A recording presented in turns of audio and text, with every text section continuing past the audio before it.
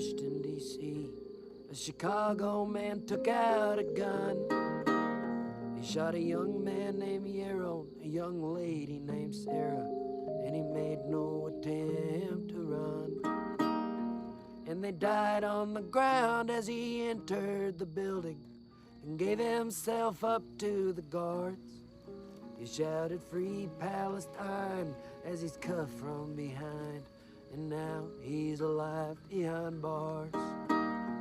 Now Yaron and Sarah are together in death before they could be wedded in life. And more people will die out in Palestine, for justice is blood in this eye. Now out in the strip, a young soldier hears word of a couple that would not be wed.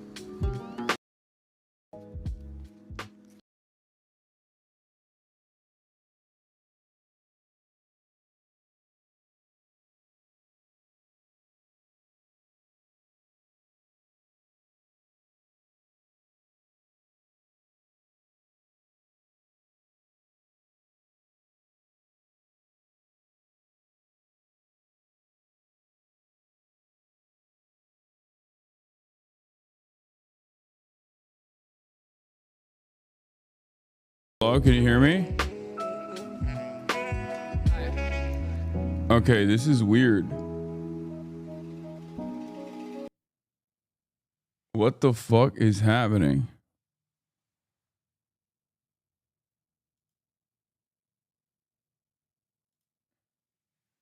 Okay. Hello? Hello? You can hear me, right? Okay. Is there lo-fi still? Is there any lo-fi at all? No, right? Okay. To see What about now? The big Can you hear the music? Of violence and slaughter, and the recess bell never rings. Okay. That was weird. I had to fix that on OBS remote. I don't know what happened. I guess there was just like lo-fi playing. I guess there was just randomly lo-fi playing for some reason, and it was like doubled. Had the tunes running on the server or something. Yeah. What's up, everybody? I'm Hasan Piker. This is HasanAbi broadcast coming to you live from gloomy California, Los Angeles. We're live and alive. It's Saturday Fun Day. Boomer Tech Non-Savvy Hasan is my favorite version. Your mind would explode. Your mind would explode if you tried to do live production with multiple points of failure like this, where there's like a online live server. There's an online live server out there that I'm beaming to. There's a point of failure there. There's a point of failure on the PC. Having to trying to identify it in real time to address the issue in real time, quick fix it in real time. Not the easiest thing, okay? But it's all good. Ladies and gentlemen, boys, girls at MBs, we are live. We're alive, and I hope everyone's having a good one. It is Saturday. We're doing Saturday Fun Day. Ham and Fist, thank you for... What is this? Okay, have you covered your NBC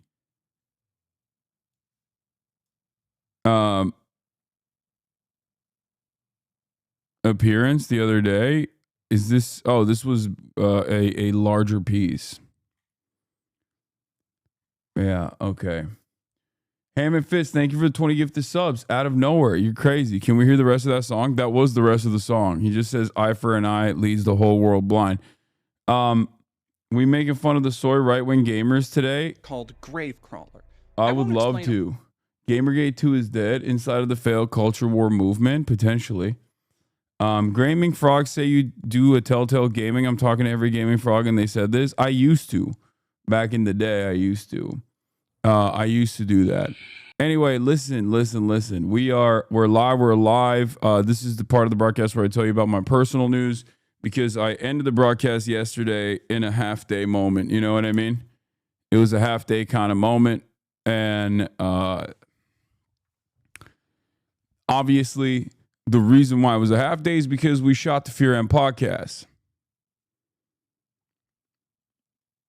We shot the Fear and podcast, and it was a chaotic episode, and I'm going to show you one part of it just to tease it for you, because probably one of our most chaotic episodes that we've done so far, where Cutie Cinderella went crazy mode.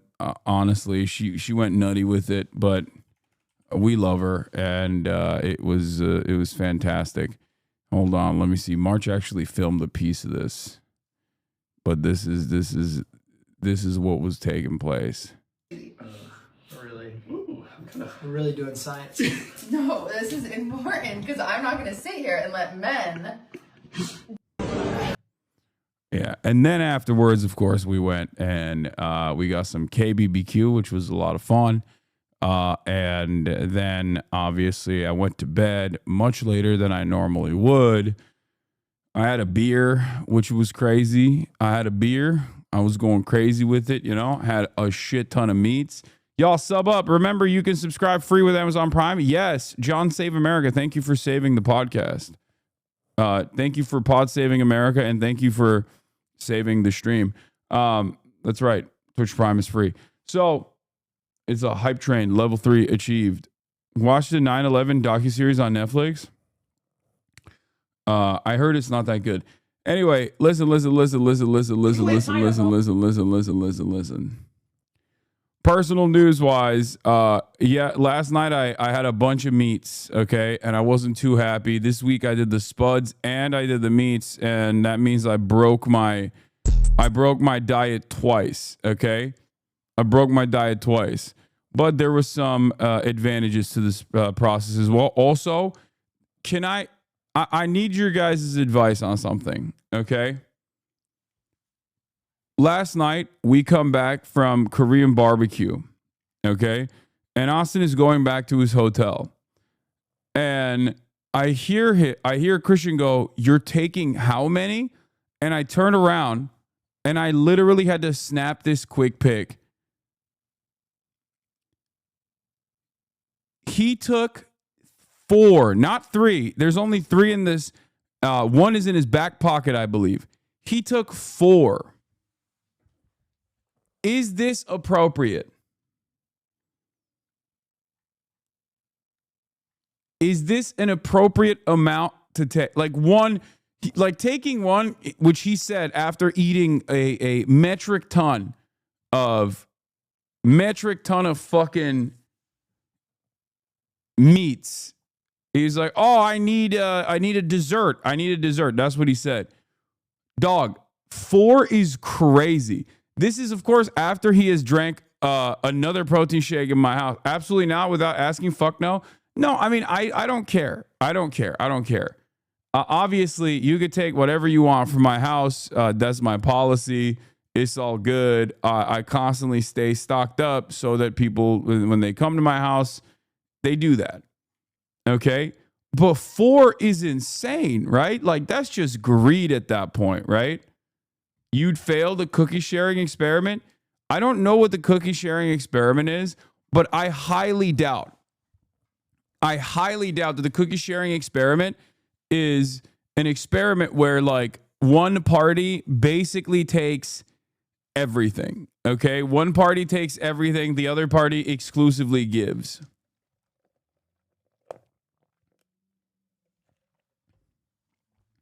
Like, even if he had taken, I think if he's taking 1 home with him for dessert or whatever, that's fine. 2, pushing it.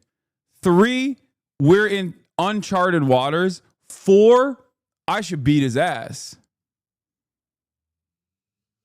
Am I wrong? I really needed when I snapped this pic, I could not believe it. I truly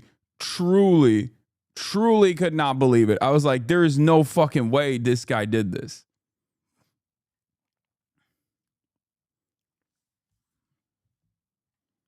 Bro thinks your house is the Marriott Concierge Lounge.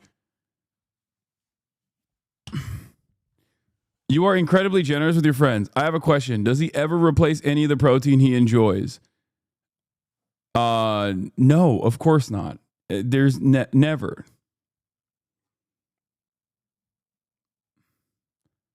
He knew it would bewilder you, and that is how he could get away with his stone lock. That's like $20 in shakes, bro. First of all, I think it's more than that, but it doesn't even matter. The price point of it doesn't matter. I don't care about like how much money it is costing. I'm just talking about etiquette, okay? Because I feel like this is beyond the pale. Like, this is genuinely, like, when we're talking etiquette, like, this is truly wild stuff, right? Or am I crazy? And I wanted to, because I couldn't believe it personally. Christian couldn't believe it either. But I genuinely wanted to bring this up on the broadcast and be like, this is a new wave, right? Like, this is a new thing. Like, this is not the normal type of shit that you see.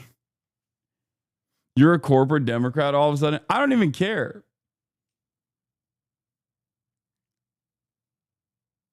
If it were me, 2 is pushing it. Cookie share challenge. 1, 2, 3. Aww. Yay! How many you got? Aww. 2 then. I got 1. How about mommy? I didn't get one. Here you go. Okay. Yeah. Okay. What is this little socialist girl? What the hell is this? What are we teaching our children? We're radicalizing them into these awful points of view. I don't. What the hell is this? Goddamn communist baby? What the hell? I'm condemning this child for doing communism.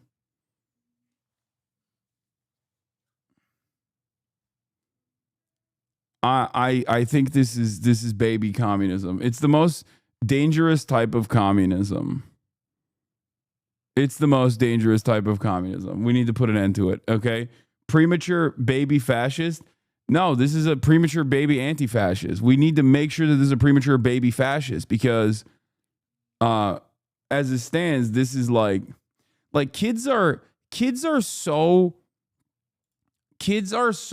socialist, it disgusts me, okay? This is why we need PragerU to save this nation. This is why we needed PragerU kids to save this country, because it's disgusting that children have no issues sharing. They don't understand the value of $1. And part of the reason why I'm saying that is because I saw the Rizzler. Speaking of children and their value system that disgust me because they don't understand the importance of capitalism. The Rizzler had some absolutely unacceptable takes on Connor's broadcast, Fortnite Friday, my favorite broadcast. And it really pissed me off when I heard this, okay? Guys, trigger warning, like, I'm telling you right now, this is a disgusting policy position that the Rizzler is showcasing here. Can you believe they're raising my rent, Rizzler? That's crazy. Right? I thought rent control This was is a why I thing. need to be president. That's what I'm saying, dude. So I can only, so the rent would only be $45. $45 rent nationwide, dude. That's a great idea. That's it. That's it. That's it. And then for people that don't have a home, I'll make it free for them. And I'll go to the country, to the people that don't have homes, I'll sell them a free home. Dude, And give them free rent, and I'll pay it off for them. I'm voting for you. You got my vote. Can you believe they're raising my rent, Rizzler? Disgusting. This child needs to immediately go to a re-education camp to learn how dangerous his ideas are. You know who else thought this way? Carl Stalin. Okay? That's right. Carl Stalin, the godfather of communism, which killed 100 billion people. Does the Rizzler not know what dangerous ideas he is representing here? Free houses? How will the working class learn the value of $1? We will never be able to work ever again. No one will ever want to work.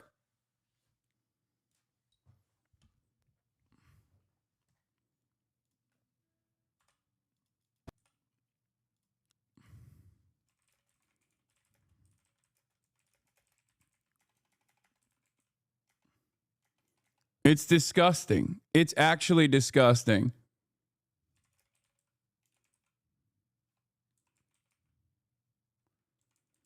I don't like it.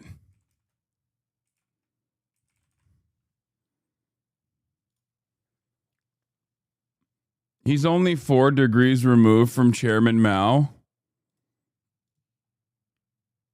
Okay, how does this work? I don't get it. Oh, Julia Louis-Dreyfus and the Rizzler.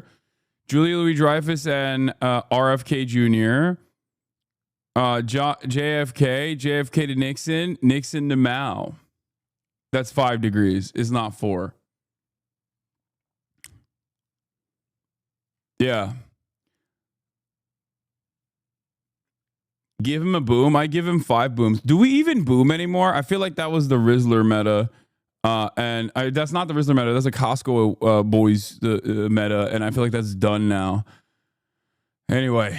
All right, let's blast off. Let's get it started. Oh, before I finish my blast off, I was going to say I ate a metric ton of meats, but also hit that back on the conventional bar, ladies and gentlemen, boys, girls, and MBs. Those of you who kept saying, oh, Hasan, I know you're like close to hitting 500 on your deadlifts, but that's on the trap bar. That doesn't count. Well, guess what? I was ripping 405s on the trap bar, as you know already. I was ripping them like pretty hard. I think it was like hitting 8 with ease, hitting 10 with ease almost. But we're back on real deadlifts, not baby deadlifts, not the type of deadlifts that girls do. Okay. But hitting 405 for 5, and then I drops it into 340 for 5. It was one of the most insane things that my trainers ever made me do. I don't even know if it's like appropriate. Drop set on deadlifts is the most. Drop set on my top set. Drop set on my top set of deadlifts is crazy work, but I did do it, and I also used grippies this time. I used like the hand grippers, whatever, like the band, for a little bit of help. So I guess there is a little bit of cheating there, and I had the belt on, of course, too. But take a look.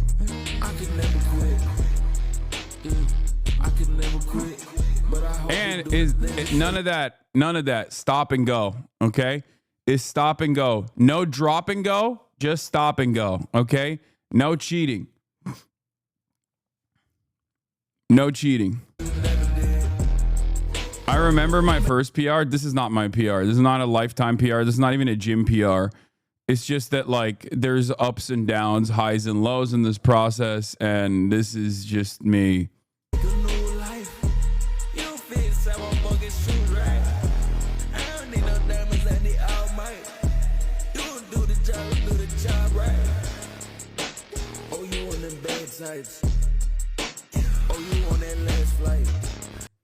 Full tension all the way. Don't you dare drop that weight. Okay, guys, calm down. Eccentrics on my top set. When I'm doing a fucking drop set, calm down. Jesus Christ, dude. It's 4 plays, chatters. Holy moly. And I'm doing stop and go.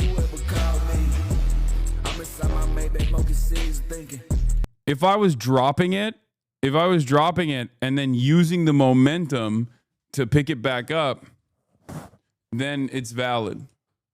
But I'm not doing that. Yeah, I'm doing it correctly. Thank you, Floki. Yeah, my biggest issue with my deadlift form, I think, is that, like, I pull my ass up first. Like, I don't use leverage at all, which unironically makes it harder, like makes the exercise harder. Like, look, here, I'll show you right now. You'll see. You see this? Like, I'm not using the leverage. My butt should be like leveraged up, but it's not. It's just like straight lower back. So, and I don't know how to figure out the mechanics of it. Like, I've never been able to do it. I think it's like partially because of my height. Look at that. Look, butt goes up first and then upper back goes up. Normally, your butt and your upper back are supposed to work in unison, which means that when your butt and your upper back work in unison, you can actually pull way more. So the very fact that I can actually safely pull 405 with this form is crazy.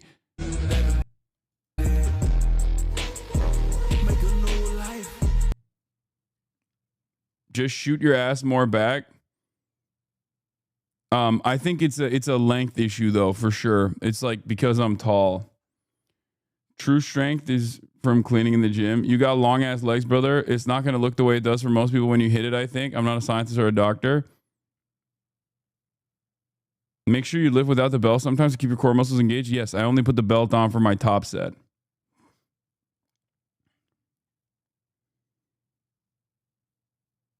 No, just don't shoot your ass more back.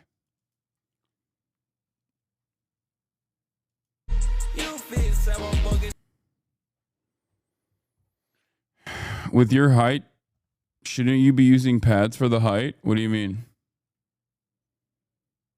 Do you pull the bar against your shins while doing the motion? It helps with that, but fucks up your shins? Yes. My legs literally are peeled up. My shins are the entire shin is just busted. That's why I pull the socks up to the best of my ability.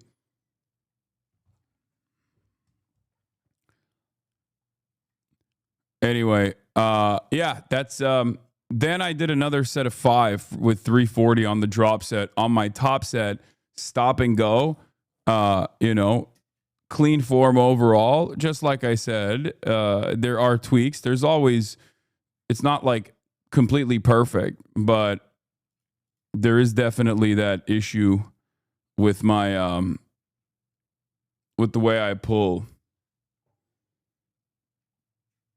Is that actually 405 pounds? Yeah.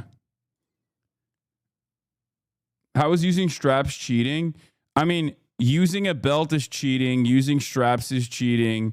It gives you additional points of like, it's not cheating, but it helps. The belt is there to keep your core stabilized. Normally, if you have strong enough core, that should already tuck it in and of itself.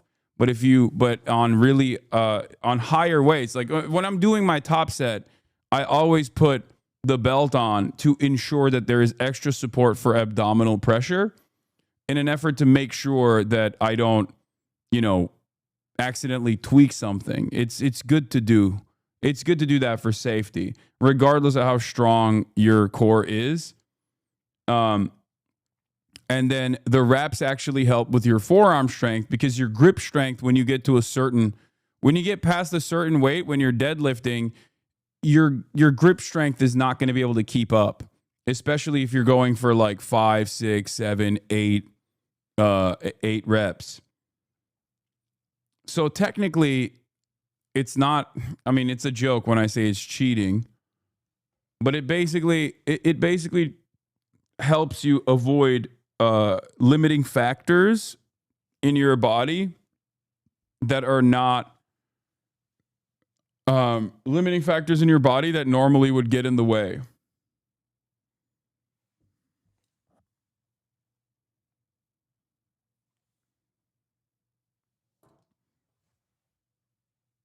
I don't think it's cheating, by the way. I'm joking when I say it's cheating. Nobody here knows anything about this, but we're listening pretty. You're so right. No, there's plenty of people in here. Like Floki is a power lifter.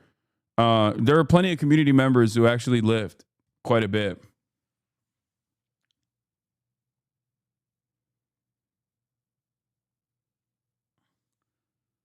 Also, there are actual cheating. There are actual equipments that are cheating. For the record, oh yeah, I reposted this last night. There are actual things you can do to cheat with like gear that you put on, not gear like in steroids, but gear that you put on, like a bench press jacket. Have you guys ever seen those?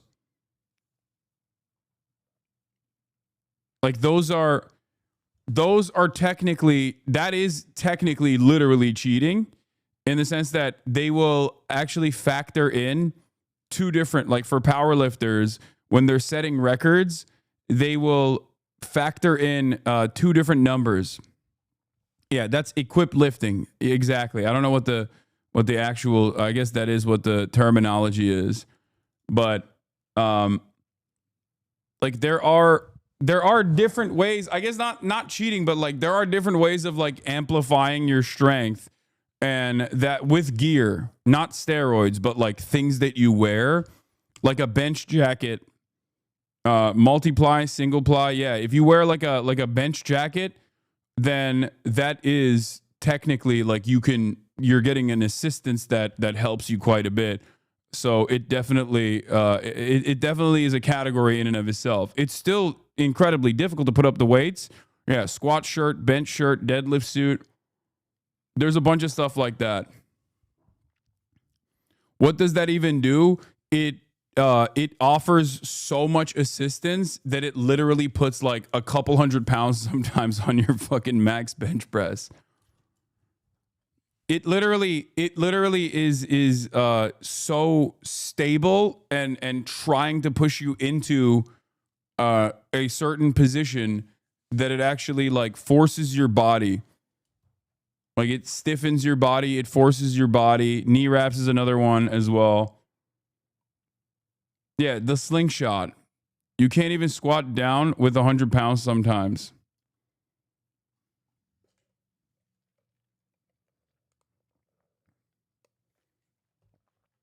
Anyway, this is not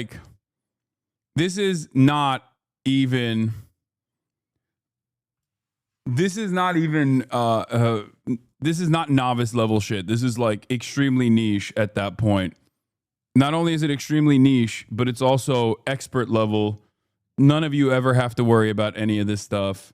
I'm just using that as a separate example of like what actual lifting aids look like. These are simply just like offering marginal assistance to muscle groups that otherwise would have a harder time and would lower the number, like because your lower back and your ass is way stronger than your forearms, and the amount of weight that once you get up to a certain amount of weight, when you're deadlifting, your forearms can only hold on and grip for so long.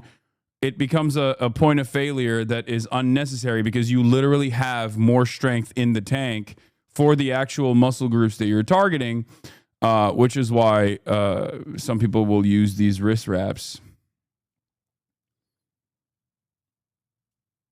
I've always been a mixed grip guy. Which, am I not even doing mixed grip here? What the fuck? I guess I wasn't. That's crazy. I didn't even realize. Because of the wraps, I wasn't even mixed gripping. Oh my God. Because of the wraps, yeah. Yeah, I guess like I didn't even realize. Do you even know yourself? No, because this is the first time I use wraps in a very long time. We're entering the manosphere. Let's fucking go. HasanAbi is the left Joe Rogan. This is not even remotely manosphere shit. A gym near me has very limited equipment. How can I even get started for gym for beginners? This gym that I go to is also the backyard of my friend's dad's house. It is incredibly limited. And you don't need equipment. Body weight, especially if you're just beginning, calisthenics is perfectly fine for you as long as you work on form and function. Yeah, you don't need like you're not gonna need 405 pounds on a bar to do a deadlift anytime soon. Calisthenics are a perfect way to start, and they're incredible, and also they are better at like they help with form. They're functional. It'll improve your life, and you'll be sexy. All right, let's blast off. I haven't even blasted off yet. All right, Saturday, fun day. No more drama. New York Times dropped more racism slop. The Harvard derangement syndrome. It's not racism slop because even Steven Pinker, who I normally despise, literally said exactly what I say all the time, which is like, if you think that like Jews are under attack at Harvard, you are literally on crack. This isn't racism slop at all, ironically enough. And I despise Steven Pinker with a passion, okay? But even Steven Pinker was like, come on, dude. Like, Steven Pinker was like, I'm Jewish. If you think that like there is anti-Semitism taking place on Harvard campus against Jews, you are insane. And he's right. Hey, new gang member here, but longtime radicalized listener, y'all. Much love from Morocco.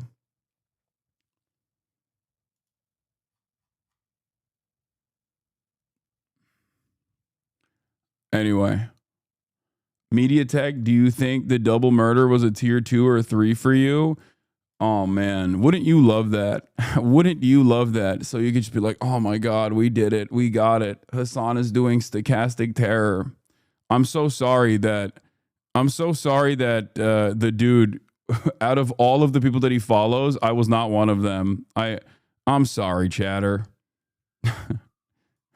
I know you don't really care about events that are unfolding around the planet beyond how you can tie it back to a content creator that you fucking despise, but no drama. We're doing fun day today, all right?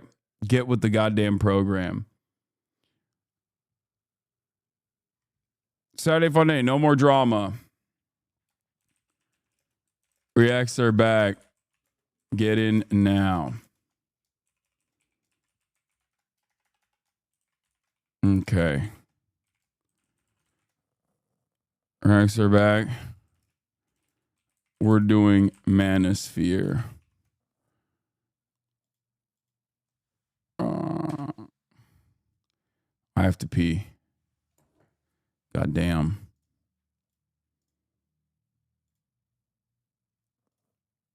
And hold on. All right, we blasted off. What is Kaya's power level? Oh yeah, that playlist that you sent me is great, Picas. I saw. What happened to the IRL thrifting streams? People don't really like it that much, honestly. Here, we'll start off with this Business Insider. Why are adults spending billions on toys for themselves? Okay. I got to go pee real quick. Refugee opposite day. We can do that Barbie too. Doll starts as a handmade Hold on, I got to pee. I'll be back. at Mattel's design center. And styling hair is one of the most important steps. I was working in a salon as a hairstylist before I worked here. But adults aren't just making toys these days. They've become a target audience. Whoa! Like 63-year-old Bruce Pascal, who owns the world's most valuable Hot Wheels collection, worth about $2 million. It's going to cost you $50,000 to buy a lowrider that's painted beautifully. But for a Hot Wheel, you can have it on your desk for $35. U.S. adults spent $7.6 billion on toys for themselves in 2024, up over 10% from the previous year. They're lining up around the block to get rare figurines and turning plush toys from claw machines into side hustles. I'm guessing I could probably sell this one for $150 or $200. So how did adult collectors take over the toy industry? And how are the world's biggest toy companies cashing in? Bruce started collecting Hot Wheels over 25 years ago. Welcome to my Hot Wheels museum. Today, he owns 10,000 cars and another 3,000 pieces of rare memorabilia. This is the actual store display. This is the original artwork. There was a special bingo set they did in 1971 era. And one of the reasons I have this warehouse is my wife. Bro, I made a point about this on last night's podcast, by the way, where it's like, there is perhaps no better indication. There is perhaps no better indication that like autism was always around. And it's just like the reason why we have more men who are autistic now is simply because of diagnosis, simply because people have figured out how to diagnose autism. And that's it. Because like this guy is autistic. Okay. I'm sorry. And there's nothing wrong with it. But like, as someone who worked with boys with autism and someone who still works with a lot of men with autism right now, okay, let me tell you something. Okay? This is from my personal anecdotal information, my personal anecdotes. But like the dads would bring their sons every Saturday for this program that we were running. And like I could tell the dads also were definitely fucking neurodivergent, but like they were just simply considered eccentric, okay? They were considered eccentric? Not eccentric. Eccentric. I'm Jim brained right now. Sorry. Like they were considered strange, curious, okay? But they very clearly were they were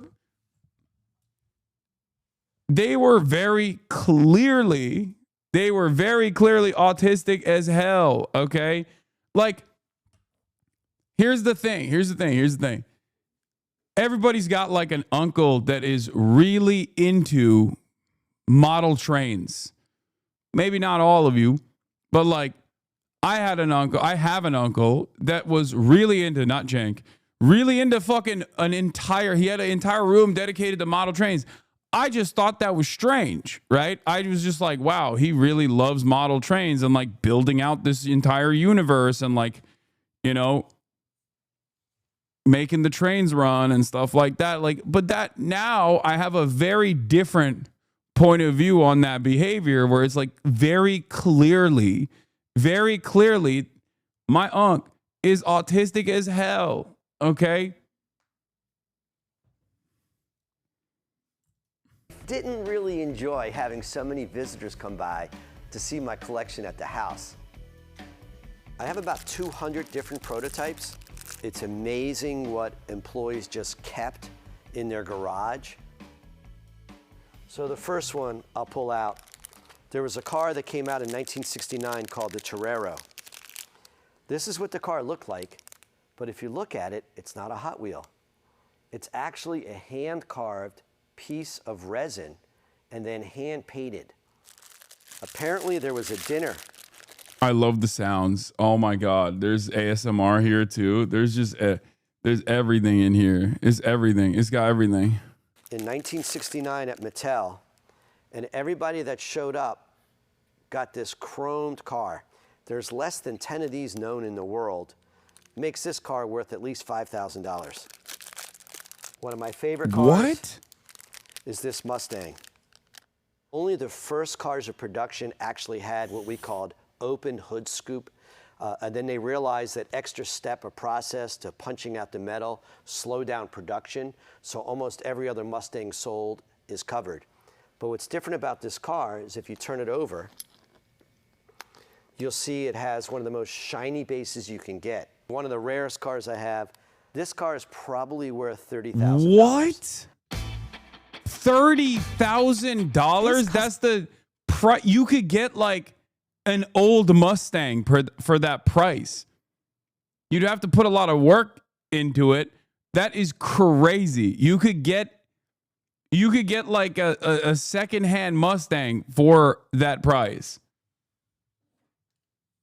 $30,000? What the hell? My dad has some of these exact cars and it's just sitting in his shed in a box.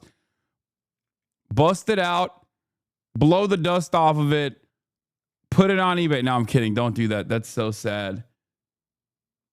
There are the most expensive Hot Wheels ever sold. Big deals on small wheels. 1968. Okay, this guy is like overestimating his prices then, right? The custom Camaro is one of the models of Hot Wheels Sweet 16 lineup, which consisted of the original 16 cars released on Hot Wheels' first years of sales. The brown version with the white interior is very rare and was only ever used for store display purposes, part of the store display set. Redline custom Camaro in Hong Kong purple, $3,000. The 1968 pink Beatnik Bandit, $5,000. The Redline Classic Cord with its distinctive design and exposed engine. This car is Hot Wheels version of the 1937 Cord 812, created with collectors in mind. Luxury model currently sitting at $6,600. Red Baron, whoa. It has been in and out of production for decades. An example from the early 70s worth $7,500, but the exceptionally rare version with the white interior will likely fetch a lot more since only a handful of authentic examples are known to exist. 1969 Brown 31 Woody, $8,000. Yeah, that helmet is sus, right? Am I crazy? That helmet's kind of sus, man. That's what I was thinking too. I didn't want to say anything. 1974 Blue Roger Dodger, $8,000. 1968 Python with cheetah base, $10,000. 1969 Brown Custom Charger, $13,000. Oh, wait, are we getting to the one that he? If there is not, is this the one that he was showing? Originally an automotive designer at Ford, Larry Wood joined Hot Wheels in 1969. He was one of the collectors as well as the designer, earning himself the Diecast Hall of Fame. Strawberry Oh! This shiny red Mustang was one of two ever made and was only created for internal use only, mainly to appear in commercials for Mattel's advertising campaign. Somehow it made its way from Mattel headquarters to a trailer park and was eventually sold for $40 grand. Okay, see, none of these is 1968 lime over chrome Camaro, shiny version of the Chevy Camaro. Dude, I think this guy's overestimating the prices of his hot rods, okay? Customized hot rod inspired one of the first Hot Wheels. I think I got it at a bargain, $75,000, and I wouldn't sell it for even double that today, because to me, it's the centerpiece of my Hot Wheels collection. These are original mock-ups of a car released in 1980. And one of the things they had to do as a designer is they would draw up a concept for a future car. Here's an example. Pretty amazing. It's one of those little cars they created. There's the actual product, and it all started with a drawing. Is that amazing? But his most prized possession? This is Oh, the car. wait. It's the king of the hobby. It's the rear load. You know what's crazy about this, by the way? He's just like raw dogging these toys. That actually kind of confuses me because, like, at that price point, like, you probably shouldn't be putting your greasy fingers on it, right? Like, no gloves whatsoever. Like, this is literally a piece of art that's supposed to last centuries at that point. Don't say they are metal. There's paint on it. You know what I mean? He ain't selling them. It's his forever. I mean, I guess, like, for him, it literally doesn't matter. Like, he could, like, play with them if he wanted to. You know what I mean? It's just like, this is it. Yes, King, talk to me about your Hot Wheels. Beach ball. Someone in the chat.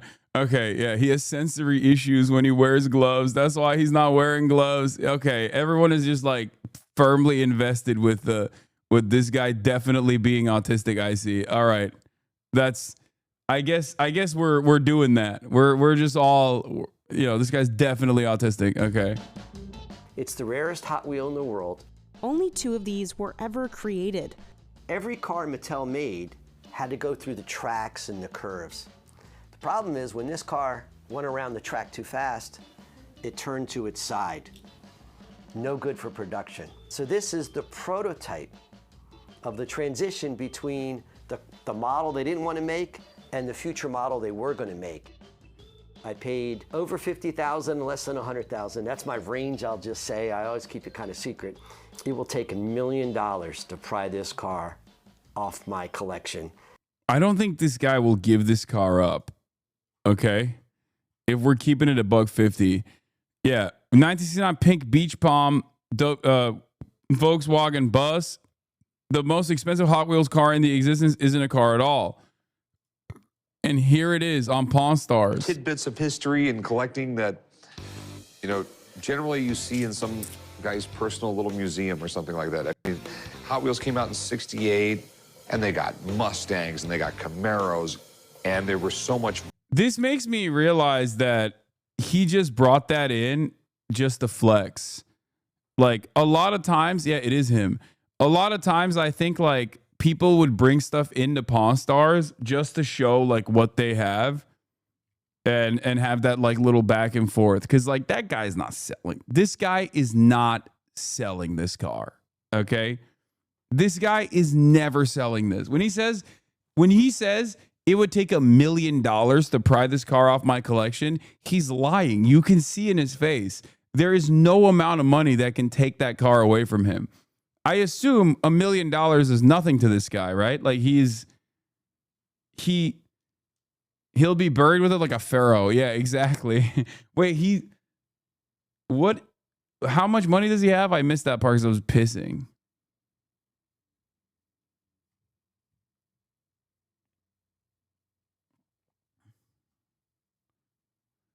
I like that though. I think it's sick.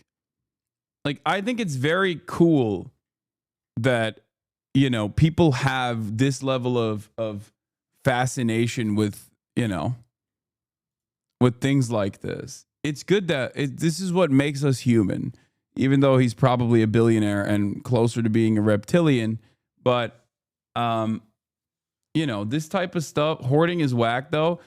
You don't have to, like, you know, I know that we joked about saying that this guy is autistic, but, like, you don't have to diagnose everyone, okay, with, like, a mental illness of sorts. I'm always of the mindset that you can let people have things and you can let people enjoy things and you should let people enjoy things. I think this is cooler than having a watch collection, for the record, although I understand why, like, you know, when I see a guy like this, I understand why people have these, like, watch collections and shit. I suspect it's part of that is because, like, the craftsmanship and the work and the history behind, like, what it takes to make these watches and stuff like that causes people to like really fucking fall in love. I still don't understand it. Faster than the matchboxes, and me and every single kid in my neighborhood, we all had our Hot Wheels. All right, do you know anything about it? They actually stopped making this variety and made a different variety of the Volkswagen bus. Okay. Hence, this was never for sale to the public. That's why it's so valuable. Okay. Hot Wheels was one of the greatest toys to come out in the late 60s, and they're still popular today. The fact that only a few of these were produced but never sent out to the public makes it incredibly rare. And being a Volkswagen bus, it's got a dual collector base. I have no idea what this is worth, but I know it's not going to be cheap. Okay, so I'm assuming... Dude, remember when we used to do Pawn Stars Reacts? It's like, yeah, I'll give you $5. Take it or leave it. I'm going to need to call an expert here. If you have the holy grail of Hot Wheels, you have a lot more Hot Wheels. I have about 6,000 Hot Wheels. I'm Hot Wheel crazy. Best I could do is $5. So what do you want for it? $150,000. A bargain for the rarest of all rare toys. 150 grand. Damn. I don't even touch it. Let me call a friend. He owns a Toy Shack right down the street. He's a pretty big dealer in toys. He sure is. I know him. Okay, so I'm gonna give him a call. You hang out. Just guard that thing. Okay. I'm confident that Johnny will verify this is a legitimate car, and it's the only one like it in the world. As for the value, I'm very interested myself to see what Johnny has to say. Hey, what's up, Rick? Oh, pretty good. Well, you supposedly know this guy? Hey, what's up, Bruce? How you doing? How are you? He has this, supposedly it's, it is. Wow. This is supposedly the greatest, most expensive Hot Wheels ever. All the rumors are true about the rear loader beach bum. Bro, it literally comes in a box, and the box, on the top of the box, it says the most expensive Hot Wheels ever. Which is, I feel like cheating, no? Like, you put it in a box that says it's the most expensive Hot Wheels, and then all of a sudden everyone's supposed to take your word for it? Like, what are we doing? Like, you made that box yourself. Bomb. When Rick called me and told me he had the Hot Wheels pink rear loader beach bomb, I couldn't believe it, and I couldn't get here fast enough. This is the rarest and most sought after Hot Wheel in existence. All right, so this is legit. This has changed the industry of collecting Hot Wheels. Nobody thought that anybody could make an impact on Matchbox. Matchbox dominated the diecast market. And then when Hot Wheels came out in '68, it was over. They were fast, they had these Spectre Flame paint jobs. It was never the same. And usually in the Hot Wheel collecting world, pink always means dollar signs. Okay. And there's only, I believe, 2 pinks known. And one is a prototype, and the other one was an early production. Okay. Do you mind if I take a closer look? Go ahead, look at it. And we'll see what we have? Yeah, see, this guy is professional. He's putting the gloves on. Meanwhile, my boy was fat fingering that. He was just raw dogging it, no care in the world, doesn't even matter to him. He's just like, this is mine. You can give me $1 million and I won't give it to you. White glove just in case, and this is one of those moments where the white glove comes out. So what are you looking for? Wait, what? He's touching it with no glove though. Bro, he did it. He touched it with one hand with the white glove, and then the other hand he's still raw dogging it. Okay, it was fake. This is a different base than the early production ones. So this is definitely the prototype. And there's certain things in the lettering, the bumpers, even like flaws in the casting that are only available to the prototypes in the early productions. Some of these two are just raw. It's just not cleaned up like it is in the later ones, and also the knockoffs. Everything looks 100% correct. Okay. So what do you think it's worth? These were like 60 cents back in the 60s, and now they're still under $1. There's some heavy hitters in the Hot Wheel world that would jump on a prototype like this. This would be easily $100,000 for this car. Yeah, bro, he said these are 60 cents. Yeah, no shit. I don't think they are anymore, Okay. All right, well, thanks, man. Thank you. Thank you very much. Take care. In the Hot Wheels market, there's nothing close to this. I mean, this is the holy grail of Hot Wheels. This is what everybody goes after. This is the rarest, and this is in the best condition. And that's why it goes for $100,000. So I'm thinking 60? That's crazy. That's crazy. My man came in with 150 grand. Dude said expert said at least 100 grand. He is so nutty, dude. He is so disrespectful. He is a disrespectful guy. Okay. Oh my God. I'll give you like $10. Take it or leave it. And then his reasoning always is so stupid. Like, oh, I'm just gonna sit on the counter for quite a while. Gonna have to put this in a frame, you know. The frame job on this is at least 10 grand. Nah, we're not in the same neighborhood. I'll go 65 grand. No, I'll go down to 140. I mean, I go as high as 70. Nah. It's just not going to do it. I guess when you're talking about world record cars and the holy grails, kind of what I want to sell it for one day and somebody else wants to pay, and I guess today's not the day. Well, thanks for coming in, man. Thank you very much. It was cool to see it. Okay. Thank you. Have a good one. You too. Chad, stop saying it's scripted. I know, but that's like, it's part of the fun, okay? You have to suspend your disbelief. Come on, we know. We haven't done reality TV reacts in a minute, which is part of the reason why Chad is just like going, it's scripted. Yeah, no shit is scripted. Yes, this dude had no interest in selling this at all. It's content. Okay? Hey, Chum, what do you have here? I got some. Didn't this guy die? Did Chun-Li die? Who died? Chun-Li. I don't know if it was Chun-Li. But one of them died, right? No, not the grandpa. Oh, the grandpa Rick Sr. is dead for sure. But didn't he also have like, one of them was like addicted to heroin or meth or something. I think this one was addicted to meth, right?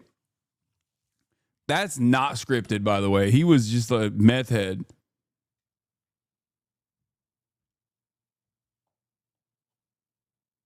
He went to prison. He's in jail. Not Chung-Li streams Pokemon now.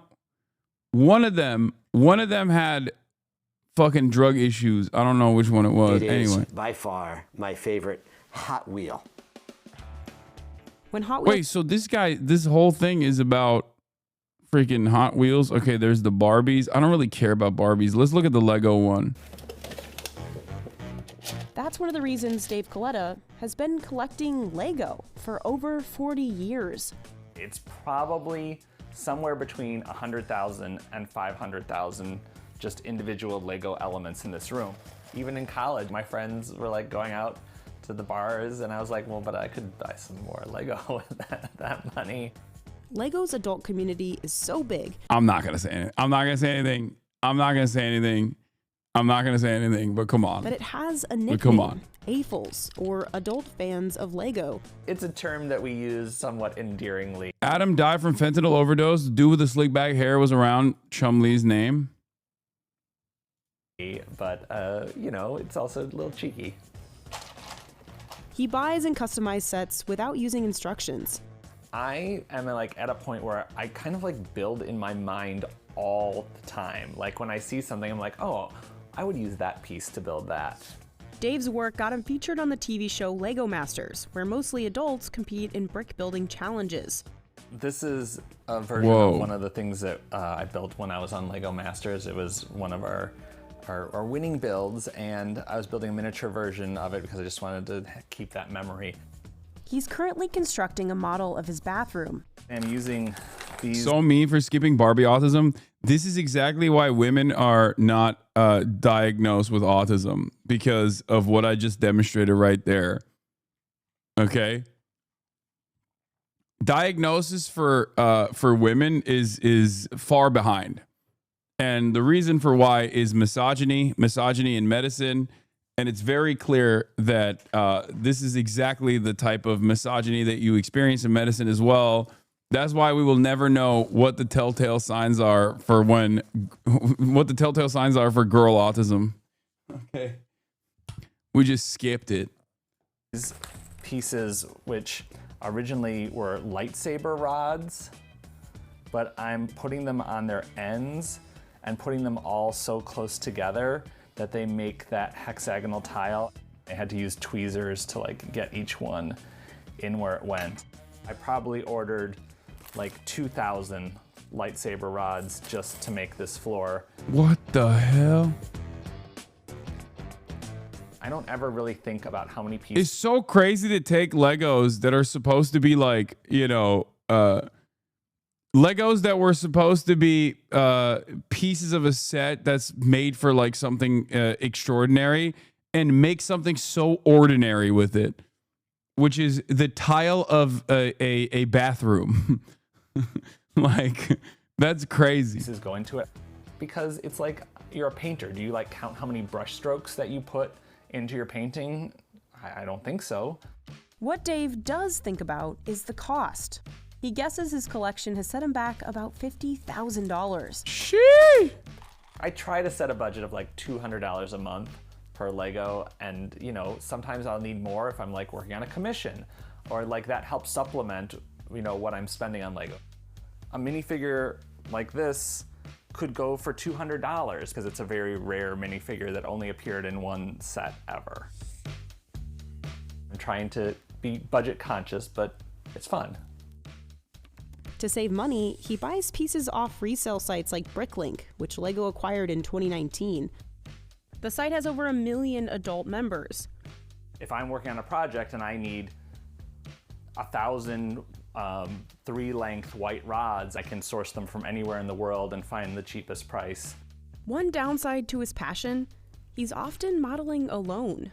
The internet was pivotal in my journey in Lego. So I was like, younger, building by myself in my apartment. And I discovered that there was a whole online community of other people like me. And we started coming together. I'm not laughing. That's not funny. That's sad. I'm sorry. Lego conventions like Brick Fair in Virginia took off among grown-ups in the 2000s. I'm sorry. Over 22,000 visitors stop by every year to see fans display their creations. This is the biggest crane I've made up to date. Aiden Herr spent roughly $1,500 to build this 15-foot crane. I work construction, so my inspiration was actually at my last project. We worked around. Bro, that is insane. Also, this is the exact same thing that you sometimes see with what do you call it? Like with truckers who go home and do trucking simulator at home. Okay? This is literally, this is like I just don't get it. It's like that one cop who does Grand Theft Auto no pixel roleplay as a cop. If you're a farmer, why are you doing farming simulator? If you're a cop, why are you playing the role of a cop in roleplay? You should be a criminal. Back in the day, autism was just diagnosed as my dad has a huge full replica model train set in the basement. Yeah. One of them, and I was like, oh, I want to build that one day. John Peter Zapp spent over a decade and thousands of dollars. I mean, I don't understand it, but also Marat literally did this with the Concorde. I mean, he builds planes for a fucking living as an engineer, and he builds spaceships for a living as an engineer, but he also loves building them in Legos. So I guess, it is what it is. This is you with politics, honestly. Hey, how many swords you have for no particular reason? Just curious. I don't know. A lot. But I'm not a sword fighter who then, comes home and then it's not a secret that I have a little bit of that neurodivergence in me. Okay.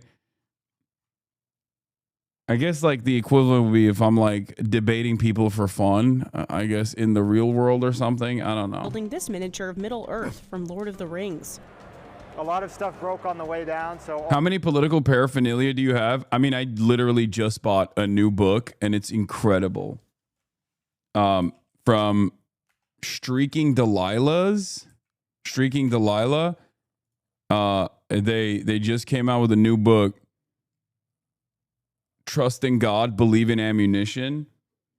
And it is probably the most like political paraphernalia, political autism thing you can purchase and collect. I didn't even want to reveal this. It's not like a reading book, for the record. It's a picture book. But the reason why I say I didn't even want to reveal it is because it's just literally like, I mean, it has like photos that were collected from all around the world. Here, there are some of them on the Instagram page from Shrieking Delilah, but there are photos from all around the world of like ISIS fighters, RSF fighters and shit like that. And the weapons that they use, like here, it'll be stuff like this. Rarer than chicken teeth, Lebanon edition. Today's post features this image that was graciously sent in by a Christian individual affiliated with a certain infamous faction, LF. This image features two locally incredibly rare firearms in the form of a German H&K MP7A1 as well as BNT MP9. The MP7A1 seen here has been fitted with an Aimpoint Comp M5S optic as well as a Surefire Mini Scout WML, while the BNT MP9 is rocking an Aimpoint T1 RDS. Why do you buy such a book? I don't know, because it's fascinating. What the fuck is wrong with you? Like, what? Yeah. Is this not fascinating? Someone says no gun in Lebanon is rare. The MP7A1, likely to be the only example currently in Lebanon, according to his owner, originated from a Jordanian contract from Jordan. It allegedly proliferated to the personal collection of Syria's Assad family before it then further traveled to Lebanon. However, this is anecdotal and not something I can confirm, unlike the Assad family's FAMAS F1 and 50AE Desert Eagle I previously posted. Exclusive images of FSB Crimea operations. During Russia's 2014 invasion of Crimea, little green men were well documented. Russian SOF units were active during the operation, most notably Russian SSO at the Ukrainian naval headquarters.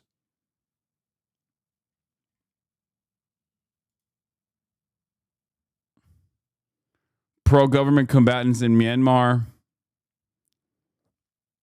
So basically, it's all all conflicts that are taking place all around the world. And yeah, 550 BC. They have a lot of interesting books, such as this one. But the last one that just came out is called "Trust in God, Believe in Ammunition," and that's what I purchased, and I have it.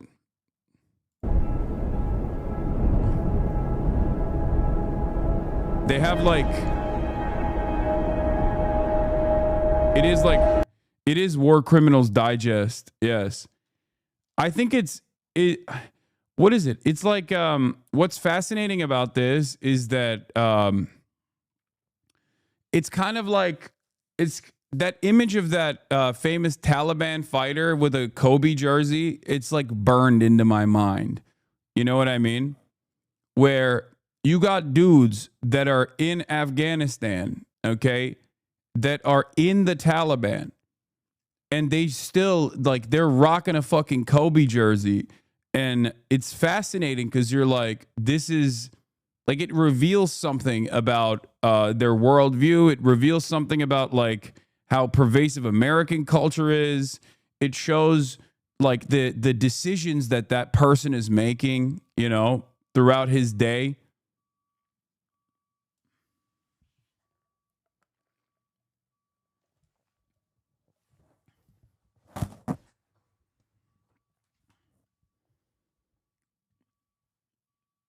Yeah, of course it's art.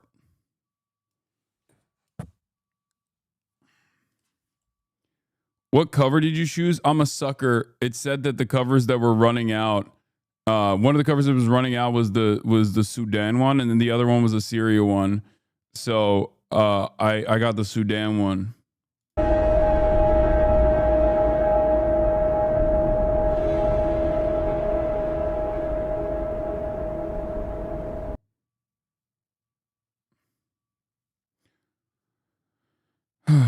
But yeah, it's I think the Syria one is ISIS.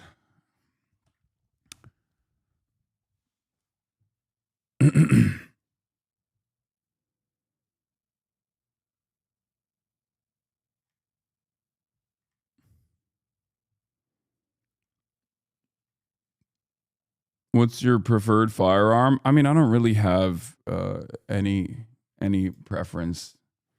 There's the Ukraine cover too, obviously. Yeah, this is. Or wait, it wasn't It was a Libyan soldier. My bad. I was wrong. Libyan soldier fires rocket launcher at ISIS while wearing a Kobe Bryant jersey. FBI raids your house and sees that. What is this, sir? I mean, I don't think that this implies anything. I don't think that there is. It's not illegal to own things like this.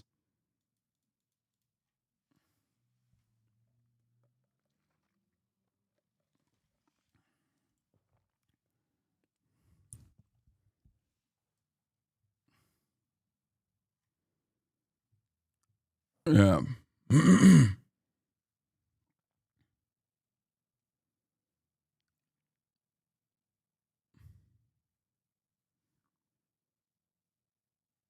I mean, all soldiers technically need Mamba mentality. I mean, this is one of my favorite fucking clips of all time, obviously. The fucking Armenian Mexican prison gang guys who literally went to fight in fucking Syria. What do they say?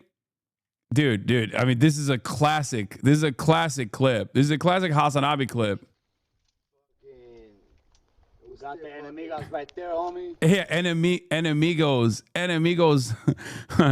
So, for those of you who don't know, in the Los Angeles County jail system, one of them died, actually. The other one is still alive. I forget where he lives now.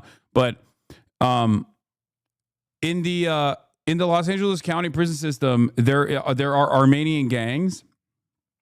One of them actually literally just got, one of those Armenian gangs actually just had a raid recently, a couple days ago.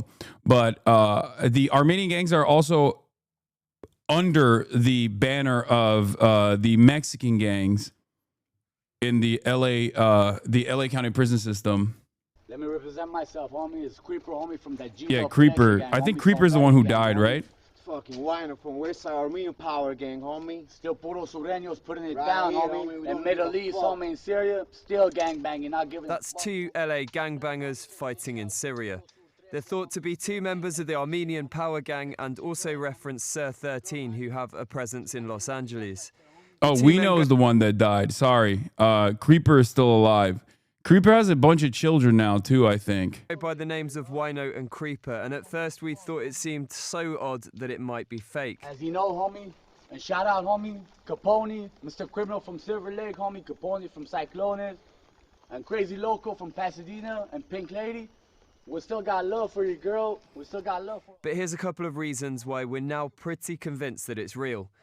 The video was posted first to one of the men's Facebook pages, a man called Nurses Kalajian, but it was later deleted.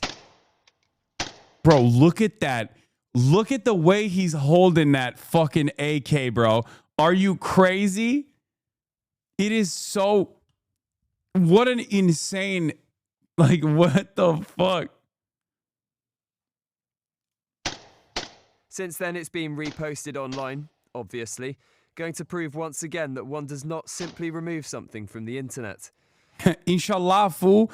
But they're also like think about the merger of cultures here, okay?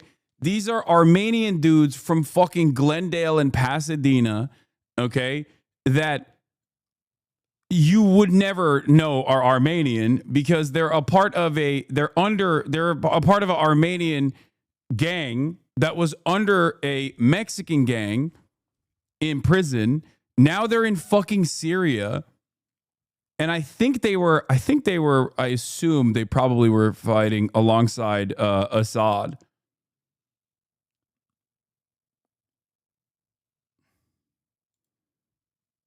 They wrote a song for them. Armenian Power, R.I.P. Solo and Wino. Too soon for y'all to go. We shedding tears down here. We living our life with fear. But it's all gonna be good one day. We all gonna be together one day. But until that day, I'm gonna mourn you till I join you. Yeah, they were fighting for Assad. Yeah, LA gang members in Syria. Why they fight for Assad? A video featuring 2 members of the Los Angeles area gangs claiming to be fighting in Syria for Bashar Assad grabbed international headlines earlier this month after it was flagged by Washington-based Middle East monitoring group. The armed men, later identified by CNN as Syrians of Armenian ethnicity who lived in the U.S. before they were deported back to Syria, also caught the attention of American security officials who say they were investigating the video. But the novelty beyond the novelty of LA gangbangers in Syria, the story highlights the nuances of a bloody ethno-sectarian civil war that now is entering its 4th year, and its ambiguous faith of Christian Armenians and other Syrian minorities caught between a regime which claims to protect them and a factitious array of rebel groups, which includes many Islamic militants, among them a powerful group linked to Al-Qaeda. American Armenians bristle at the pro-Assad label popularly affixed to their Syrian counterparts, a label leaders fear the now viral video will only perpetuate.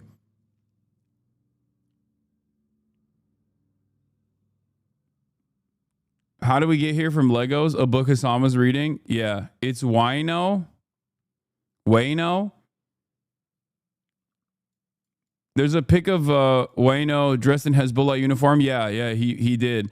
So for those of you who don't understand, there is it's more complex than you think. Automatically, people go, "Oh, dude, these guys are like fucking pro-Assad, fuck these guys," or whatever. But like, part of the reason why the people that even aligned with Assad at any given point, including some of the Kurdish factions as well, was seemingly aligned, not like fully aligned, is partially because they were fighting the same people, which was ISIS militancy in the region.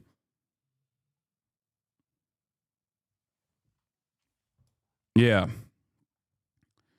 It was basically a group to keep our identity because our identity was under attack, said Hasan, who told CBS News he was one of the founding members of the gang 30 years ago, but left soon after his formation. While the gang eventually evolved into a criminal enterprise, Hasan said, to some extent, the same instinct behind its creation may not be driving the men in the video.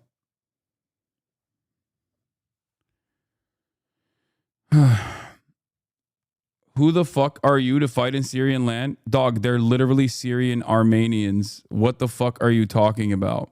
War criminal disgusting. I wish Hezbollah let them join them. I hope Trump deports them and only no one else, because Hasan thinks these war criminals are funny and cool. Dog, they were literally deported. They're Syrian Armenians who were deported to Syria.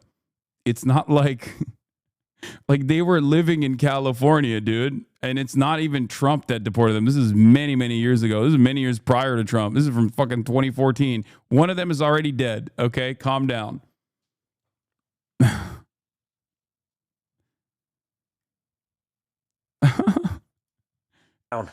Getting mad at dudes who died in like 2016 is so funny. Also on his Facebook page are a picture of a tattoo linking him to the same LA-based Armenian gang. There are also images of him posing with pro-government fighters, and he's checked into areas in and around Aleppo on a few occasions recently, although there's nothing in this video to conclusively say that it was shot in Aleppo. Syria, homie. We're in Syria, homie. Still G'd up, gonna be one of stress again, homie. Frontline, homie. Frontline, homie. We'll leave you to listen into some more of the videos now, homies. Oh, God. But thanks to Nick from 101 London Museums for suggesting the video. There's a link to his blog in the video description. That's right. It's crazy, man. It's crazy. Frontline homies, dude.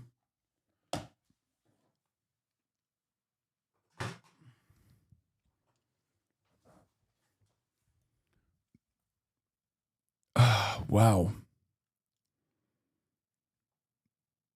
Do you have any of the war criminal trading cards? I do. I have the OG, not the war criminal trading cards, but I have the billionaire trading cards. the OG version with their addresses on them, but they don't have. They never released them because apparently the FBI got very mad. Yeah.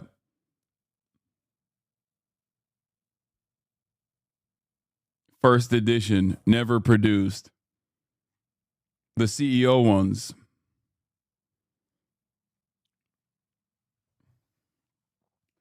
I wonder where it is. Hold on. Let me see. 1 second. Oh, here it is.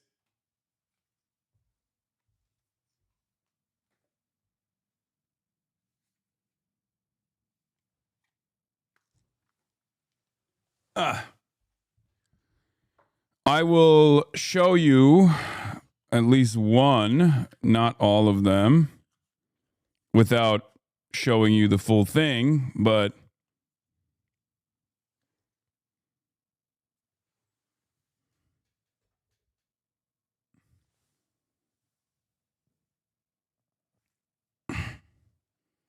and then this is the back of it. But like I said,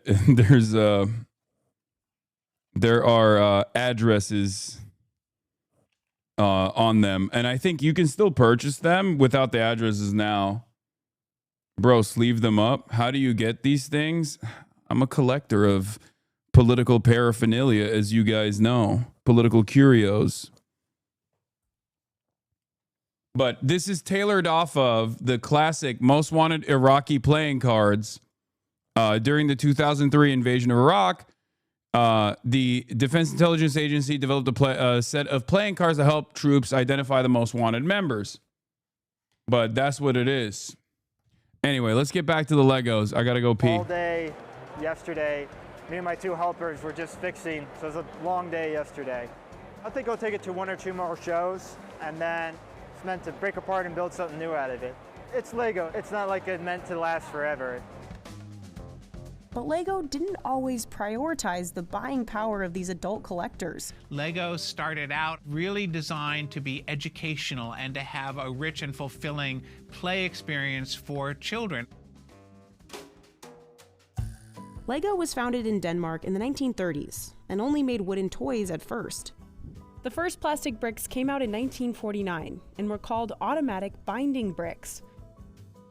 In 1958, LEGO patented the stud and tube design, which allowed for large and stable builds. By the 60s, LEGO's plastic brick sets were taking off in Western Europe, so the company decided to focus exclusively on bricks. LEGO debuted the iconic minifigure in 1978. By 1987, LEGO sets were sold in nearly 120 countries, and US sales soared to an estimated $115 million. In 1999, LEGO released its first successful set tied to a movie franchise, Star Wars. And adults loved it too. They were actually building a model and being engaged in the Star Wars narrative. So that really had a much older... I guess I do have a lot of political paraphernalia that I collect now that I think about it. I mean, all the stuff that's behind me from gaming and you know,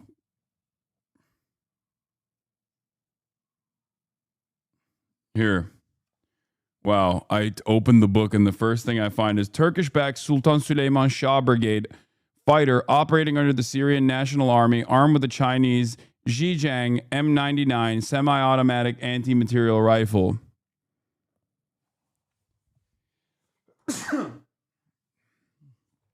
Trust in God, believe in ammunition, the book. Shrieking Delilah.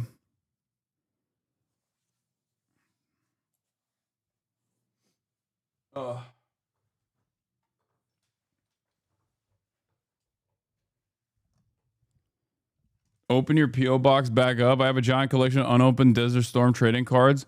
I'll hook you up.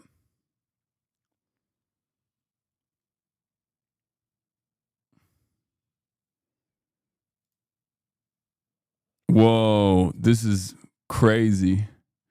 What a rare pull. A holy grail. PSA 10, 2002 23 karat gold collectibles America's Heroes World Trade Center 9/11 patriotic card. Wow.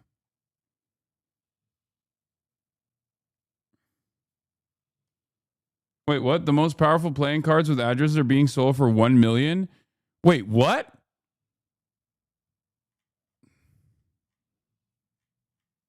So this deck that I have in my hand is $1 million? Yeah, no, this is a meme. No one is fucking buying these for $1 million. Yeah, it says, oh my God, it literally is this. And for the record, this doesn't even have a signature on it. This doesn't even have a signature or a number on it because it is literally the only one that is outside of the hands of the person who made them. And you touch it with your bare fingers?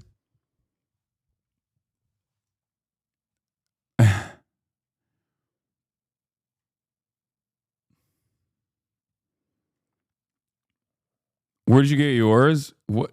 Don't worry about it.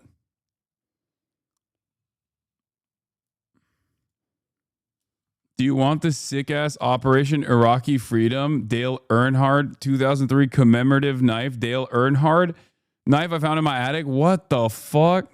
That's also sick.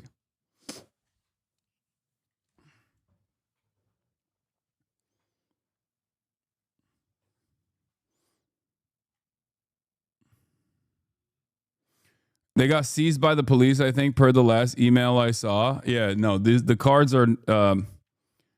let's just say it's a sensitive subject for the intelligence communities that these cards are in distribution. Genuine Americana, this is the closest the culture will have. Yeah, for sure. That's not Dale, that's Nepo baby Jeff Gordon.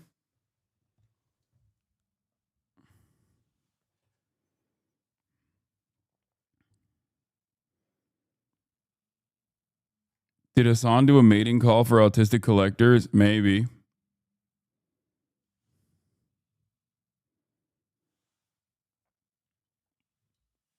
Girl, yours is a $25 deck, right? No. Also, you can assign a value of $1 million to anything. That doesn't mean it's actually $1 million. No, I have the OG one.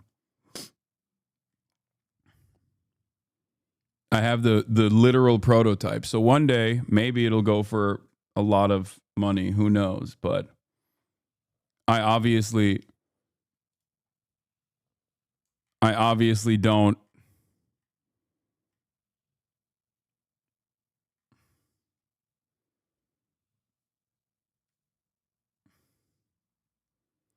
Warhammer, what Warhammer 40K army would you be? Orcs.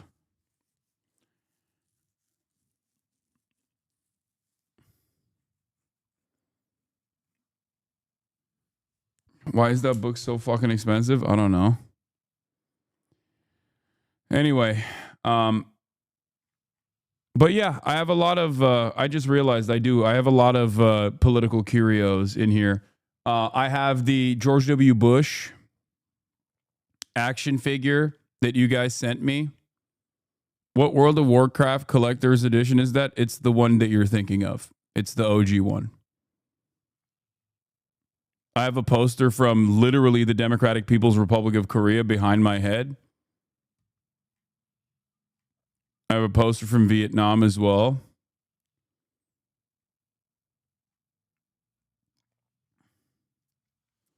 I need to see the Bush figure. Hold on. I'll show you. 1 second.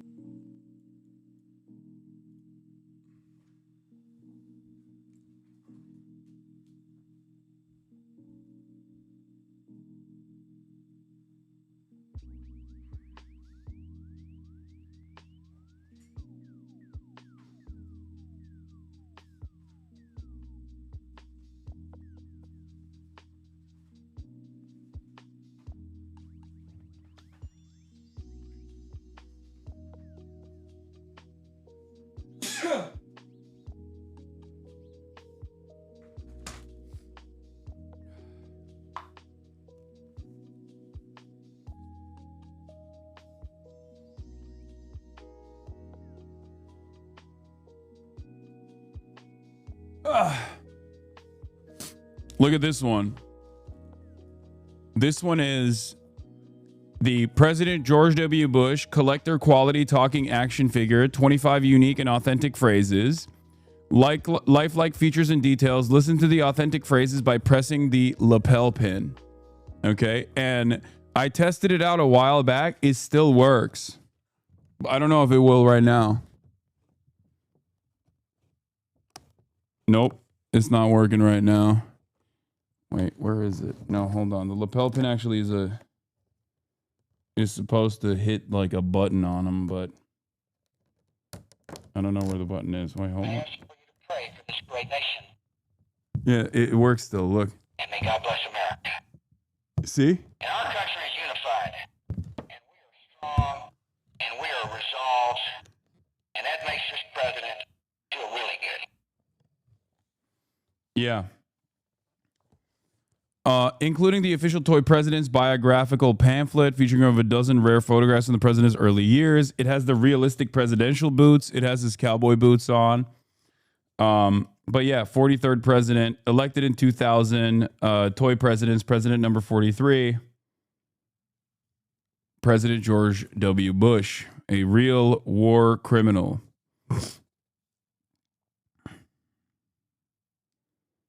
Yeah. GWB, baby. I got that. And then we have Dead Che.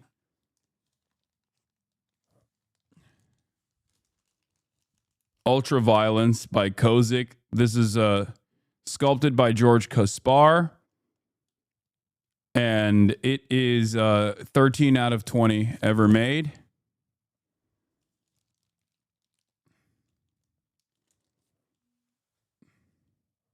This is another one.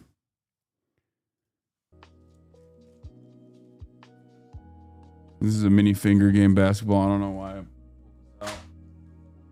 This is the Bird is the Word, the Watermelon Pimp, Mao, also by Kozik. 12 out of 20 ever made.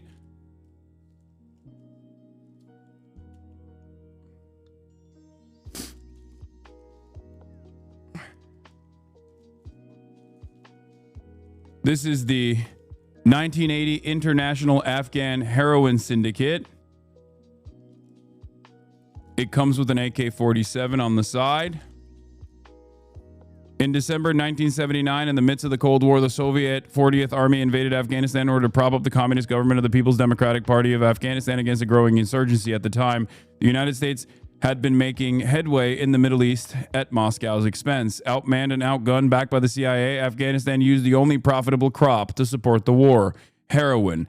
Al-Muqtabar, the tester, lives among the fields along with many others, a protector of the plant, a murderer, a junkie, always the first to try the final product. Resin blood. I like that this says articulated action figure, ages 40 and up. And then, of course, who can forget Comandante Marcos, Easy LN leader, Delegate Zero. Also comes with a bunch of tools on the side as well. This is made by Jackier. 6 out of 30 ever made. Codename Sub Comandante Marco. Field file name is Delegate Zero. Primary military specialty Zapatista organizer. Birthplace born on the 19th of June 1957 in Tampico, Tamaulipas. Rafael Sebastian Guillen Vicente is a Mexican insurgente and former military leader and spokesperson for the Zapatista Army of the National Liberation, EZLN.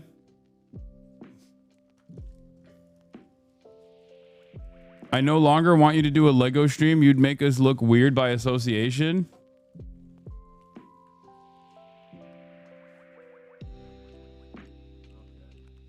By the way, this is not even, for the record, what I just showed you is not even a fraction of the crazy paraphernalia I have.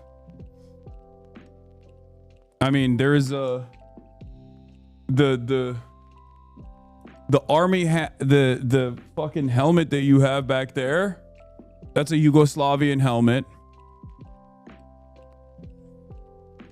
with a Naruto headband on it, but an Akatsuki Hidden Leaf Village headband that I put on top of it, but you can kind of see.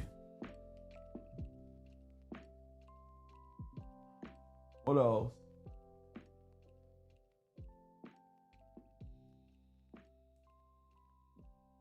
I have so much shit back there, dude.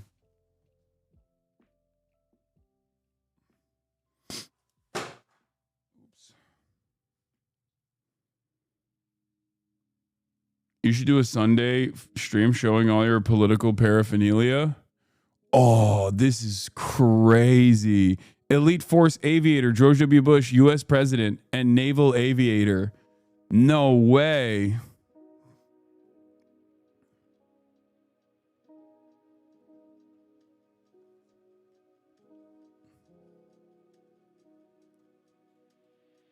My dad was in the Special Republican Guard, and I still have his uniforms and medals, and one of them is gold with Saddam's initials on them. If you feel like collecting, at least I know it'll be saved with you. That's crazy. I know First Lady Hillary Rodham. I know where this is if you want it.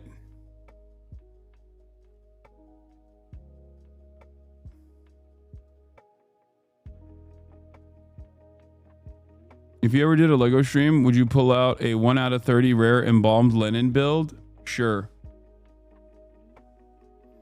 Take a look at this relic I have of lost American liberalism, 56th inauguration. Oh, I have a bunch of buttons like this too, obviously. The Benghazi Bandit. Yeah. Yeah, I guess I am a little bit of a collector myself of weird political curios.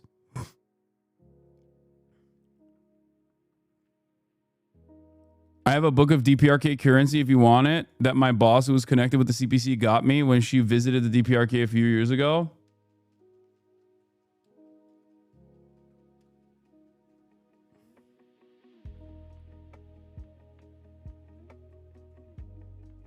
Full-blown autism.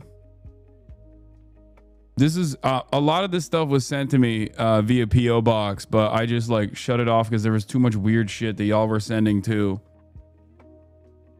But this is why we need to bring the PO box back.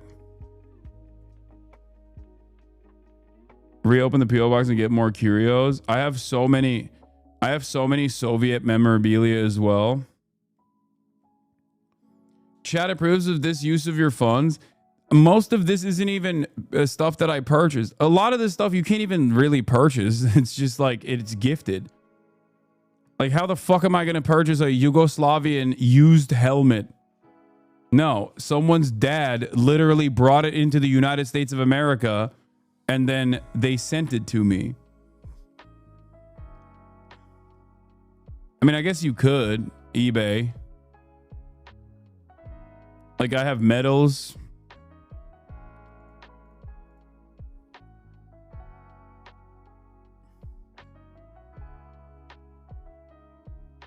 I bought a milsurp of that helmet on eBay.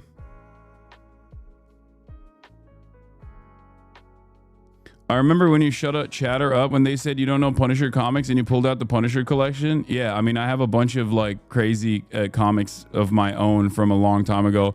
I have a bunch of comics that you guys have sent me as well. Like very cool ones too.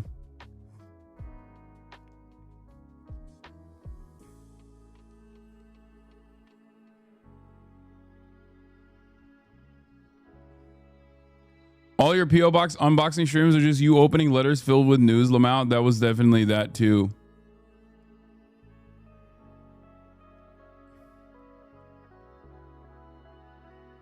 Man, everyone is saying they want to send me the coolest shit. Now I got to reopen the P.O. Box, dude. For real this time, though. No fakes. No phony. No phony shit. For sure.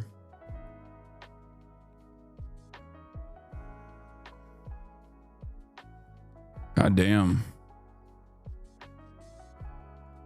Anyway, all right. Well, that's the Lego collection that turned into all of this.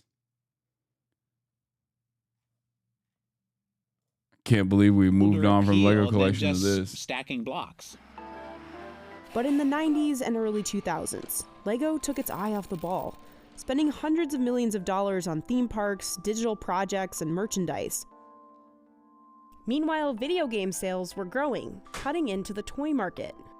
There was much more emphasis on TV and less emphasis on sort of construction play. In 2003, sales tanked 35% in the US. Lego named a new CEO in 2004, who cut costs, sold the theme parks, and refocused the company on its core product, the plastic brick. It also started focusing more on its adult fan base. In 2007, Lego launched a revamped Star Wars Millennium Falcon, which retailed for more than $500 and was recommended for ages 16 and up. In 2014, it launched Lego Ideas. Fans could submit their own plans for sets, and if they got enough votes, watch their ideas go into production. They'd even get a 1% cut of the royalties. They're saying, hey, if you make that, I will buy it. People don't want to just passively consume brands, they really want to interact with them. Then in 2020, Lego released its first set aimed at ages 18 and up. Lego kept its momentum over the next few years, setting a revenue record in 2024. Today, Lego's adult line, called Icons, is among its top-selling themes. If I go to Target, I'll see a boyfriend and girlfriend going to buy sets for each other. They're like, oh, we should get this set. And in the same spot next to me, there'll be a kid be like, I really want that set. I feel like that's a success for the company, but also a success in lots of ways for our culture. Plush toys are a $10 billion industry, and some of the main people scooping these up are adults. Mike Ney has figured out how to make a little money from his hobby. He sold over $40,000 worth of plush toys online, and he wins all of them himself out of an arcade claw machine near his home in Utah. I'm guessing I could probably sell this one for $150 or $200, and there was only 25 of these made and available. My girlfriend's not entirely convinced that we need an entire room of the house dedicated just to plushies, but I enjoy it, so, you know. I have a lot of these too, obviously, but here are a bunch of medals and pins. I have a International Brotherhood of Teamsters Local 890 pin right here. Oh, fuck. Another one that is another pin that is the Central Puget Sound Carpenters Local 30 pin. Fuck. Come on. I have a bunch of medals. Soviet medals. I have no idea what this is for. Here.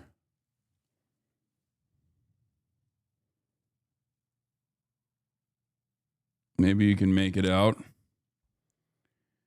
I was a Boy Scout. Yes. This is a 1918-1978 medal. Soviet medal.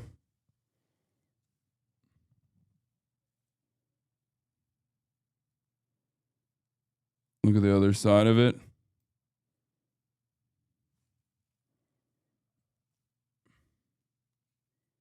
Hold on. Look at that.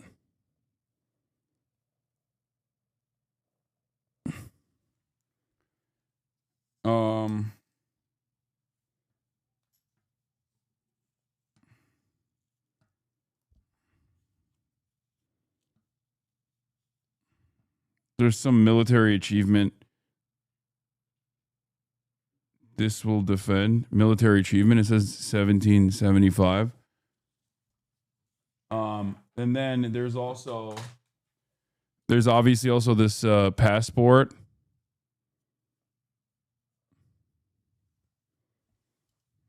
No idea who this guy is.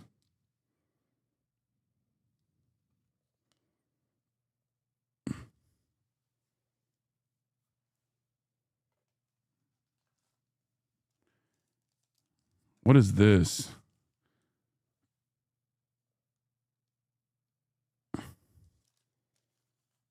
Give it back. My guy needs it. That's a prospect, not really a passport, more like an identity card. I had one when I studied at Moscow State University. Here, I'm going to take it out of this package and see. Do you still have that missile remnant that was fired in Papua? No. Oh, this is the booklet for the medals and who it was given to, I guess. Yeah, see? The booklets for the 2 medals that I just showed you.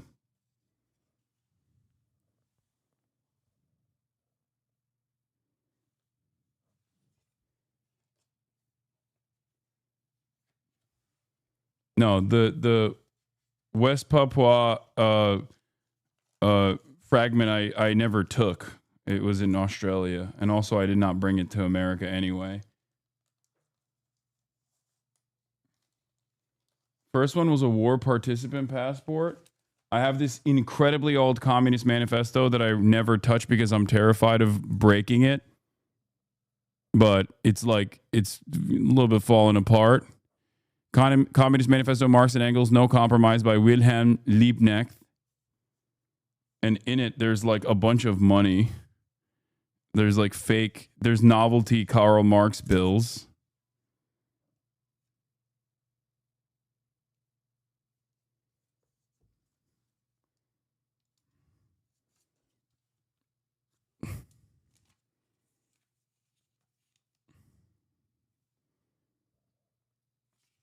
€0 novelty Karl bucks. And then this. God damn it. Why doesn't fucking autofocus do your thing?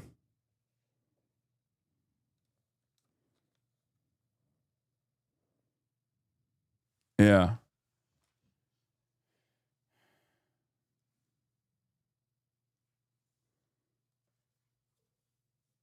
Tanky tokens.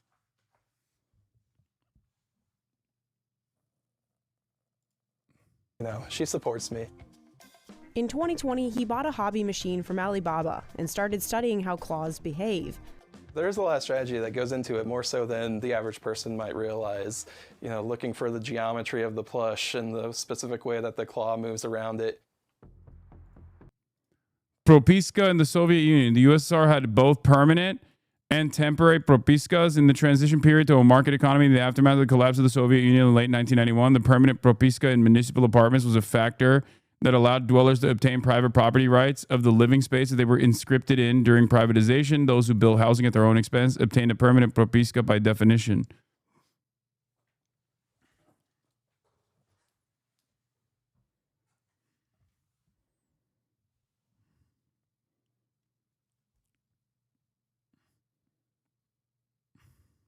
Keep it under wraps and out of light. Use gloves and sterile tweezers, not small ones, but like medical grade, but with flat tips. Under the 2 leaves to support the bind, and you should be good.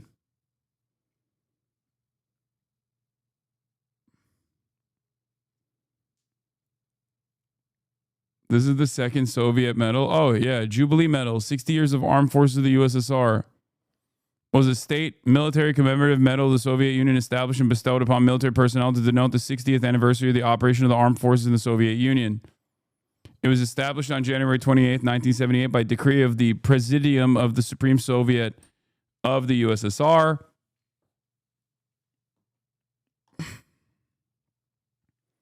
This is the medal I have.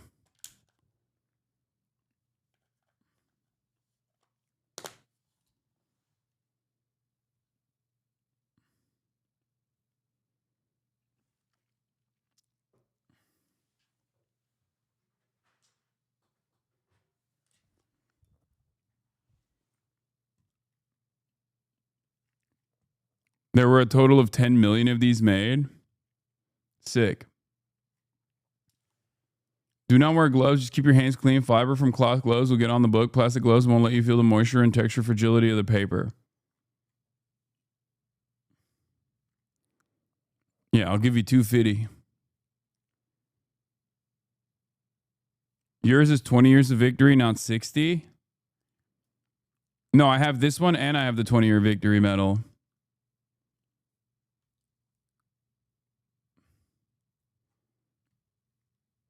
Yeah, I think I have a 20-year one too. 100 to 150 Nazis just marched in KC like an hour ago. Sick. You know, there's going to be need for more medals like the ones that we just saw in the future, in the immediate future, it seems. Because clearly, people did not learn the lessons of the previous. People did not learn the lessons of the fucking previous world-changing events. What year was the manifesto published? It shows in the first pages. Let's see.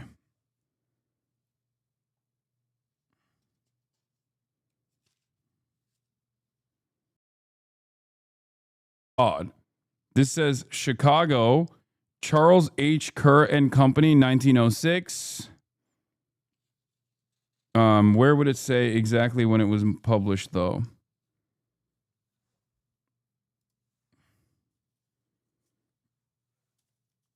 Is it effing? It's not effing on my end.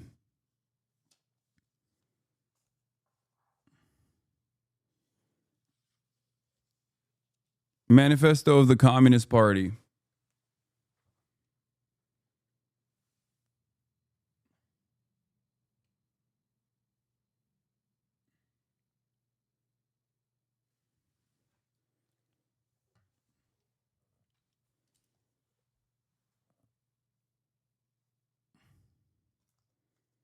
We didn't hear a word of what you said. What is happening? Why is it fucking effing for some people and not for others? It didn't happen to me.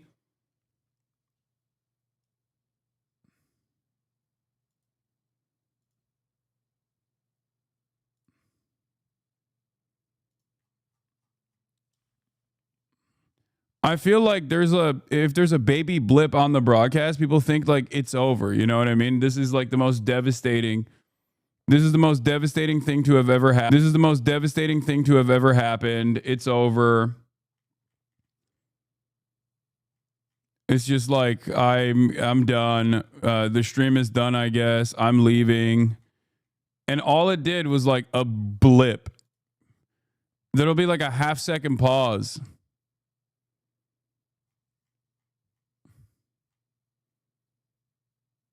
No, it was frozen. I had to refresh the page. Yeah. Anyway. Okay, so let's watch this. Internet comment etiquette, refugee opposite day. What is this about? I don't know if I want to watch this, but Kansas City neo-Nazis? I don't care about Kansas City neo-Nazis, chatter. I'm trying to have fun. In 2021, a dozen high-rise buildings in Kunming. That manifesto is worth $3.4 thousand. Wait, what? Book USA, Karl Marx, Communist Manifesto, and Wilhelm Liebknecht, No Compromise, 1906-1907. Oh my God. That manifesto that's in my hands right here that I showed you guys is worth 3,250 euro. Very rare, 2 books in 1 volume. Jesus Christ.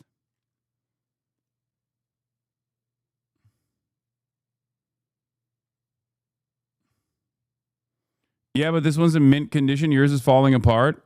Not really. I mean, I don't know.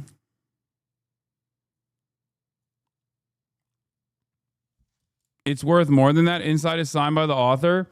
Oh yeah, the one I have is also signed.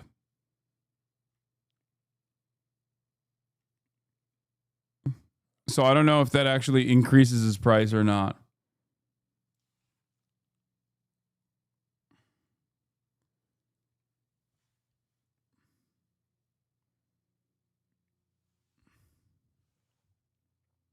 Not signed by Marx. Signed by Wilhelm Liebknecht.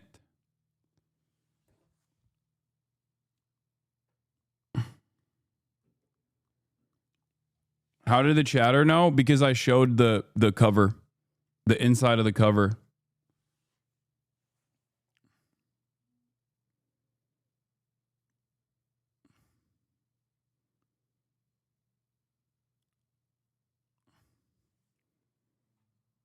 Yeah, I met Carlos Marx in real life. All right, there's this video that I've been meaning to watch, the ethics of vigilante counterterrorism, but I don't know if this is like a hot potato to get into. I feel like it is a little bit of a hot potato to get into.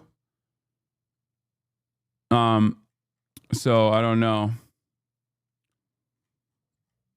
Let's do how China plans to become a rich country by Caspian Report. Worth over $150 million, were brought down in a matter of seconds. They weren't structurally unsafe or anything like that. Allegedly, they were in the way of a 5% GDP target.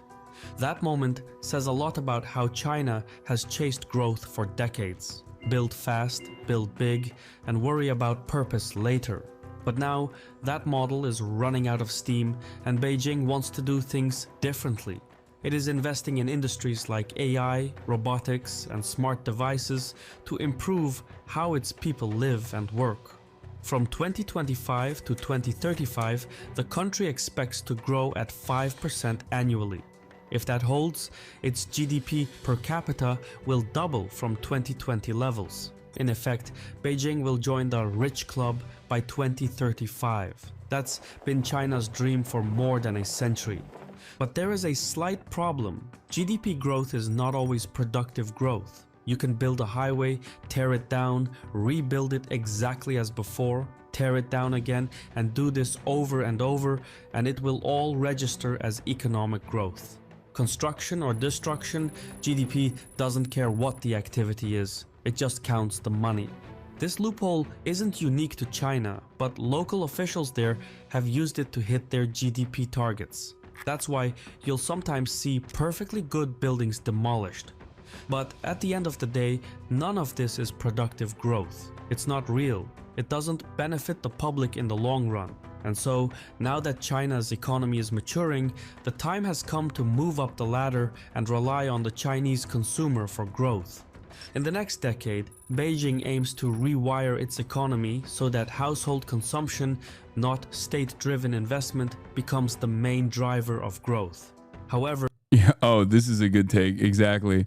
This is a good article on China's so-called low-altitude economy, which is a development priority set by the government. Flying cars, delivery drones, etc. It feels a bit like EVs in the beginning of the 2010s, set as a priority sector by the government, but no one really paid any attention to it until a decade later when the West realized it was years behind. I hear virtually no one speak about the low-altitude economy except in China, and a decade from now, we'll see Chinese skies scattered with tens of millions of drones and flying cars, and we'll be like, wait, when did this happen? Well, it's starting to happen now, and we better be paying attention. And Jeet here says, to put this in terms that American wonks can understand, China has a robust abundance agenda.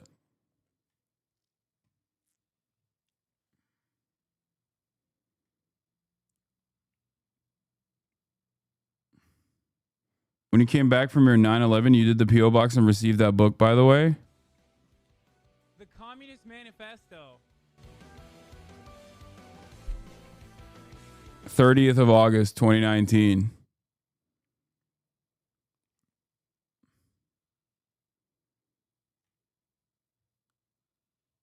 That's when I got it. Hello, Hasan. I went from disliking you to actually hearing out your perspective to further my perspective. While I still disagree with you, since I still believe in some of the best aspects of the West, what happened to you recently was absolutely disgusting. Oh, thanks for having your mind changed, chatter. It's always important to entertain that little curiosity that you have in your mind that causes you to venture further. Stick around. You will probably find that you agree with a lot more of what I have to say than you actually disagree with. going from a production-based model to a consumption-based I've been here for 5 years and I still hate him. And then you can have the attitude as well. Model is perhaps the most complicated phase in becoming a high-income country. It's easier to build a machine than it is to convince people to use it. We live in a world where technology and AI are reshaping geopolitics. As automation grows and jobs are at risk, keeping up isn't just an advantage, it's a necessity. That's where today's sponsor, Outskill, comes in. They have this 2-day AI training that takes you from... Jesus Christ, dude, come on, Caspian Report. AI training? Gone. In this training, you'll learn a bunch of helpful stuff, from over 20 different AI tools to build your personal toolkit to mastering prompt engineering for better results. You'll also explore how to analyze data without needing to code, use AI in Excel, and create slick presentations with ease. Plus, the training covers building tools and AI agents without writing any code, making eye-catching images and videos with AI, and automating your work to save time and get more done.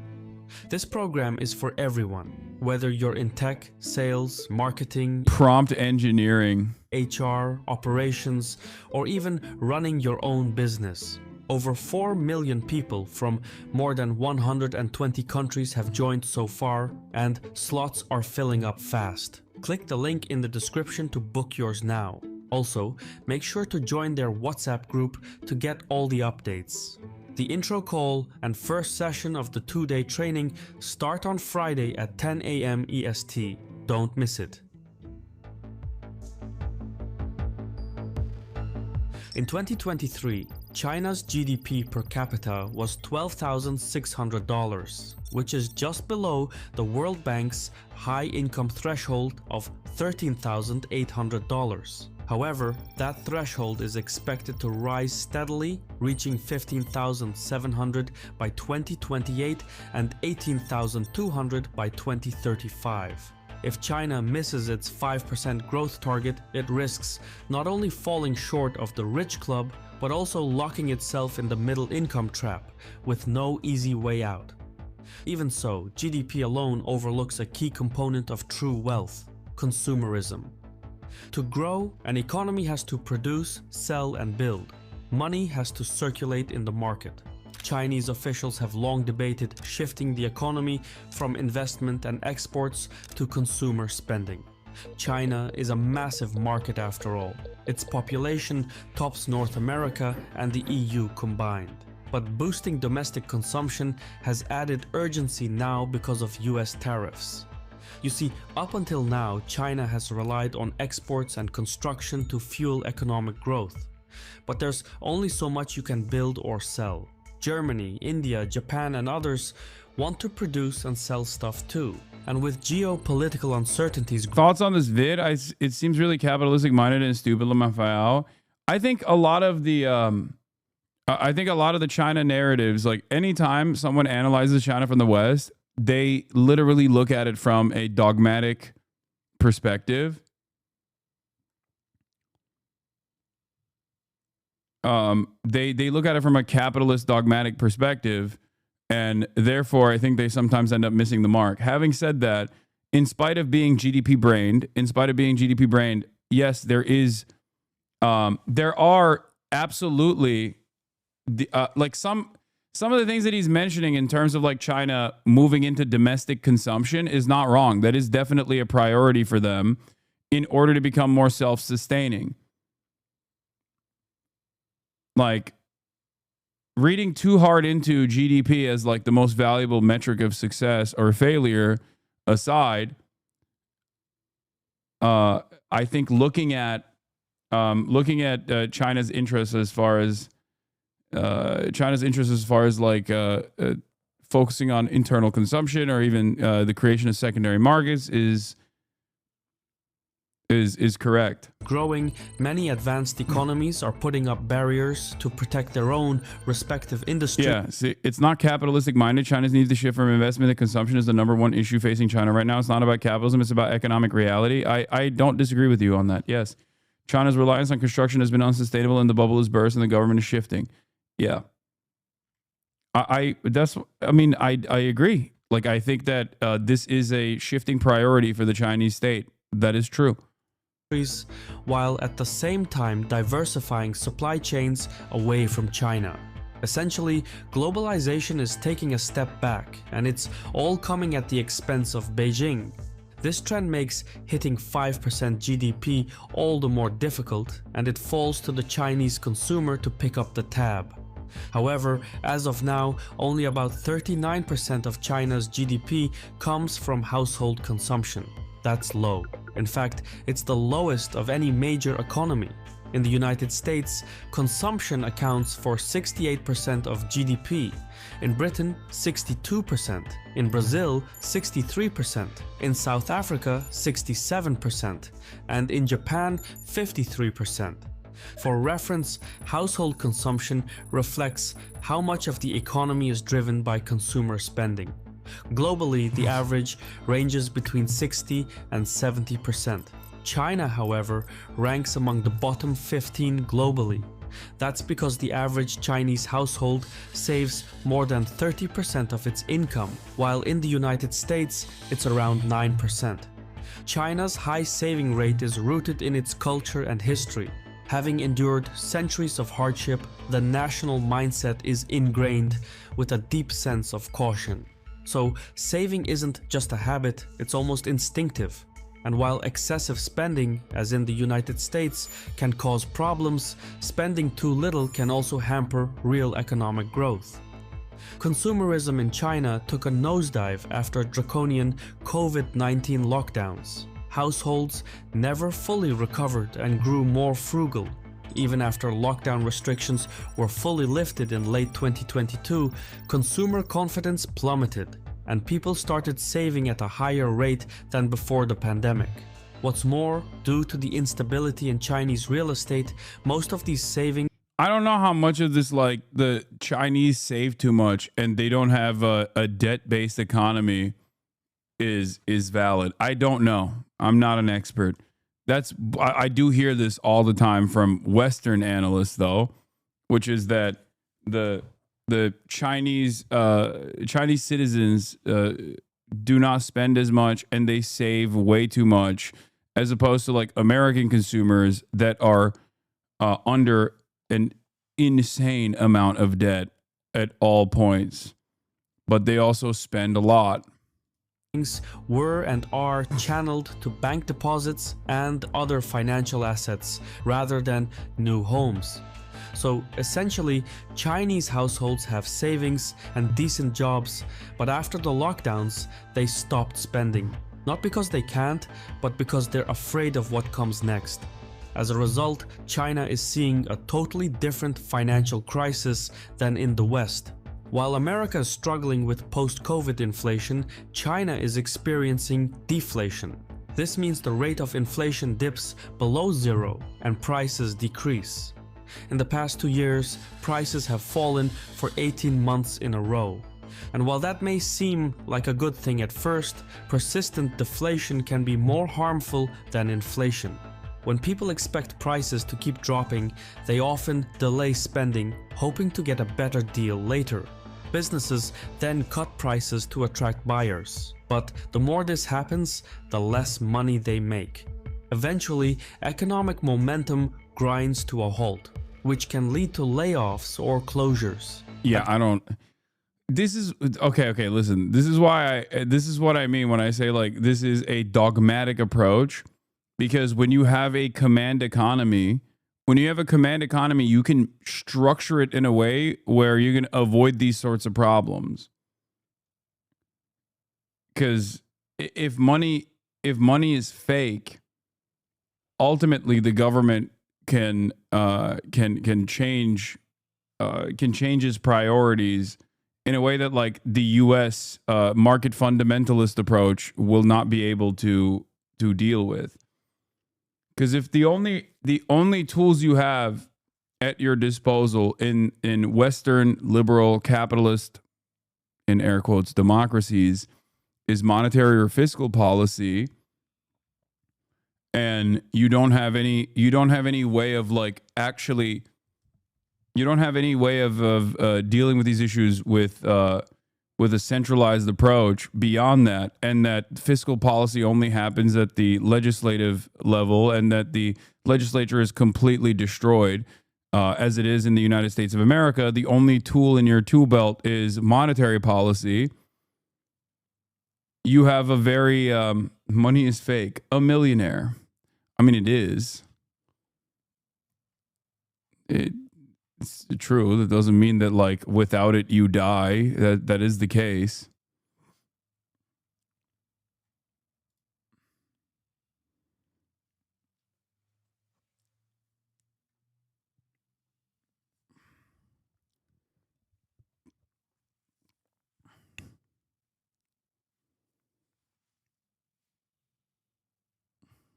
At the same time, debts become harder to pay off because the value of money increases, but the amount owed stays the same. As spending slows, businesses struggle, people lose jobs, and the economy shrinks, creating a vicious cycle that's much harder to fix than moderate inflation. China desperately needs to avoid this scenario. To unlock its massive consumer spending potential, Beijing has come up with an action plan. In his yearly report to Parliament, China's Prime Minister listed 3 ways to get people to spend more. Give them more money to spend, encourage them to save less, and move money from people who save it to people who spend it. In line with those 3 principles, the same plan also promises to increase local minimum wages, increase healthcare subsidies and pensions, improve paid leave, expand childcare relief, develop housing affordability, and give workers more time off to shop and spend their money. All told, these additional fiscal stimuli are worth 2% of GDP. China clearly views. Look, Cloud District Enjoyer says there's political repression in China. Hasan would say that too. Of course, I agree with that.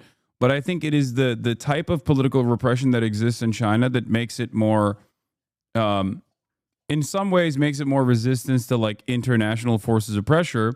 But it's also that exact same political repression that is apparent that makes China more interested in ensuring stability, and makes China more invested in listening to, makes China more invested in making sure that people are not angry and resentful. Because just as it was with the monarchies, there's only so much political instability that a monarchy can withstand until people start engaging in the act of rebellion. And I think that this is one of the aspects of the Chinese form of governance where people understand that they have limitations to what they can say and what they can't say, or limitations of what they can and can't do. But that creates an environment where if there's too much pressure on a particular in a particular case, like they will end up protesting in a way that could potentially break the entire system. I think the zero COVID lockdowns were a perfect example of this, where it wasn't the heavy-handed approach that the government took necessarily, but it was the lack of freedom that people had, or the lack of transparency in terms of like when you could actually get out of the quarantine structure if someone were found to have COVID in your apartment complex. That actually created a lot of anger and resentment. And the government had to immediately respond to that pressure, because once that pressure builds up to a point where people are protesting in the streets in a place like China, that is significantly more dangerous for the continuation of the Chinese government. As opposed to in America, you have endless amounts of protests and then there's no response from the government whatsoever, because they can just like feed you a healthy diet of treats and you'll shut the fuck up and forget. It's the fake democratic process that is designed by liberal democracies that makes people that blinds people to the fact that there is no real democratic process whatsoever. A great example of this is obviously Israel, right? Not to always bring it back to that, but or another great example of this is healthcare. Like there are so many issues in Western liberal capitalist democracies, and yet, regardless of the resentment that people feel towards certain things, the government behaves in an inherently undemocratic manner, and people still go out and protest and fuck shit up, and then nothing changes because Western liberal capitalist democracies have incredible tools at their disposal in terms of consumption, in terms of like at least marginally improving people's living standards, that they can just whip out and sedate the masses. I would go so far as to say the four-year election cycle is another great example of the pressure valve that the government has. It's obviously hard. It's obviously changing a little bit because like the duopoly that we have has made it so that people are becoming more aware of the illusion of democracy.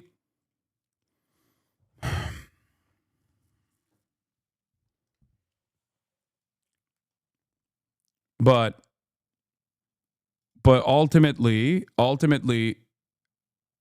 I think regardless of the anger and resentment that people feel, regardless of the instability that people experience, that pressure valve is still very important. Because every 4 years, that pressure valve releases, and then you feel like you've made some kind of change. Now, of course, the number of people that feel like they're contributing to this real change is smaller and smaller every election cycle. Views household spending as key to becoming a high-income country. But there's a catch. China may be too old to get rich. Its population is shrinking, with birth rates falling for 3 straight years. If the birth rate stays at 1.0, China's population could shrink to around 760 million by 2100, according to the UN.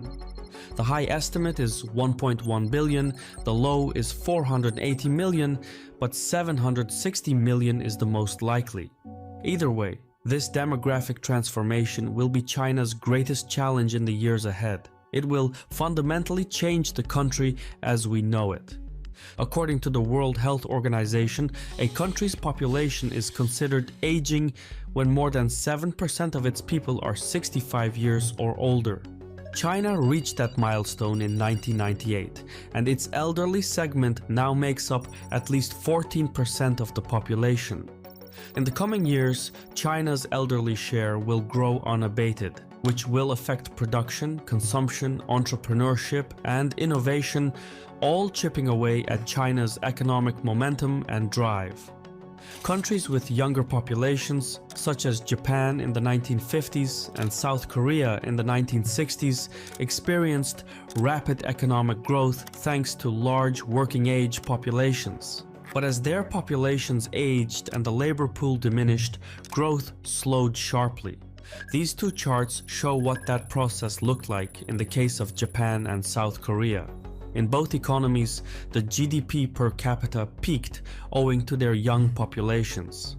The increase and decrease you're seeing correlates with the active workforce, and this very same demographic principle is true in all advanced economies. China became the world's factory precisely because it had an average of 23.4 million births per year from 1962 to 1990. That number of births now sits at 11.8 million for 2020 and is likely even lower today. China's demographic crisis is reminiscent of what happened in other aging societies. In 2023, China's median age was the same as Japan's in 1995 and Germany's in 2000, while its elderly population matched Japan's in 1996 and Germany's in 1995. What followed in the decades after is that Japan's economy stagnated, while Germany's grew modestly thanks to an influx of immigrants. The point is that the lower the workforce and the higher the elderly population, the more... I mean, China is much better off in comparison to every developed Western nation on this front. But this is a problem for every developed country, because when you have a developed country, you have a lot of older people because they don't die. Developed nations have better medicine and better healthcare outcomes implies that more people are surviving childbirth, more kids are able to become adults, and more adults are able to become retirees, and then they don't die, but they are no longer productive. In the past, when like the most productive age group kept constantly increasing because there was need for farm hands, there was need for labor, there was less education around sex ed. People were just like fucking and breeding like rabbits, and therefore there were more productive individuals. So much so that you could like literally kill people in wars, in endless wars, and you would still have enough people to maintain a healthy industrial base. Now, you just have too many old people and they're not dying and they're not productive forces. They're not a part of the productive forces. They're just like, what are you supposed to do? You're old. And this is a problem that no developed nation state has been able to solve, partially because the overwhelming majority, if not damn near entirety of the developed nation states, are capitalist. The importance of maintaining a healthy base of a productive population is especially important under capitalism. From what I understand, the leadership in China isn't too worried about the demographics just yet, since there's a huge rural population that's being urbanized.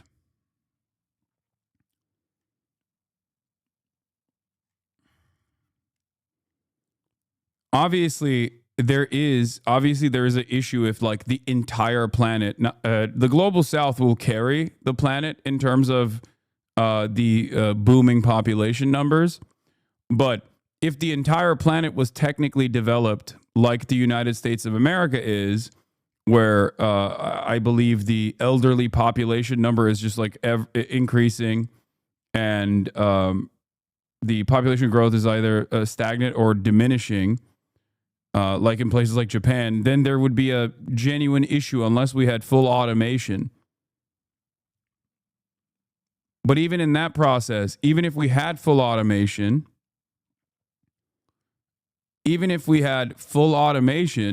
there's still a distribution of money that would favor the select few capital owners, and it would cause the now overwhelming majority of unproductive elderly who can't even take care of themselves to die in dire conditions of poverty.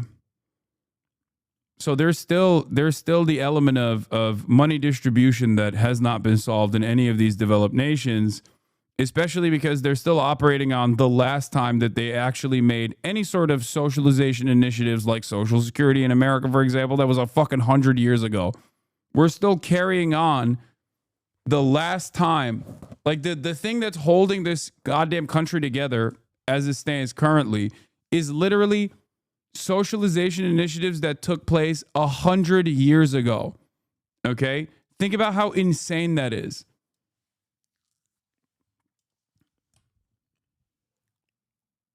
That is insane. That is just like a truly devolving economy. There's a truly horrible, self-defeating, suicidal attitude that many liberal countries have, many Western liberal democracies have. What is this? Everyone should apologize to Vanessa Hudgens. I was hoping COVID would have wrecked the boomers. Found Vanessa Hudgens' account.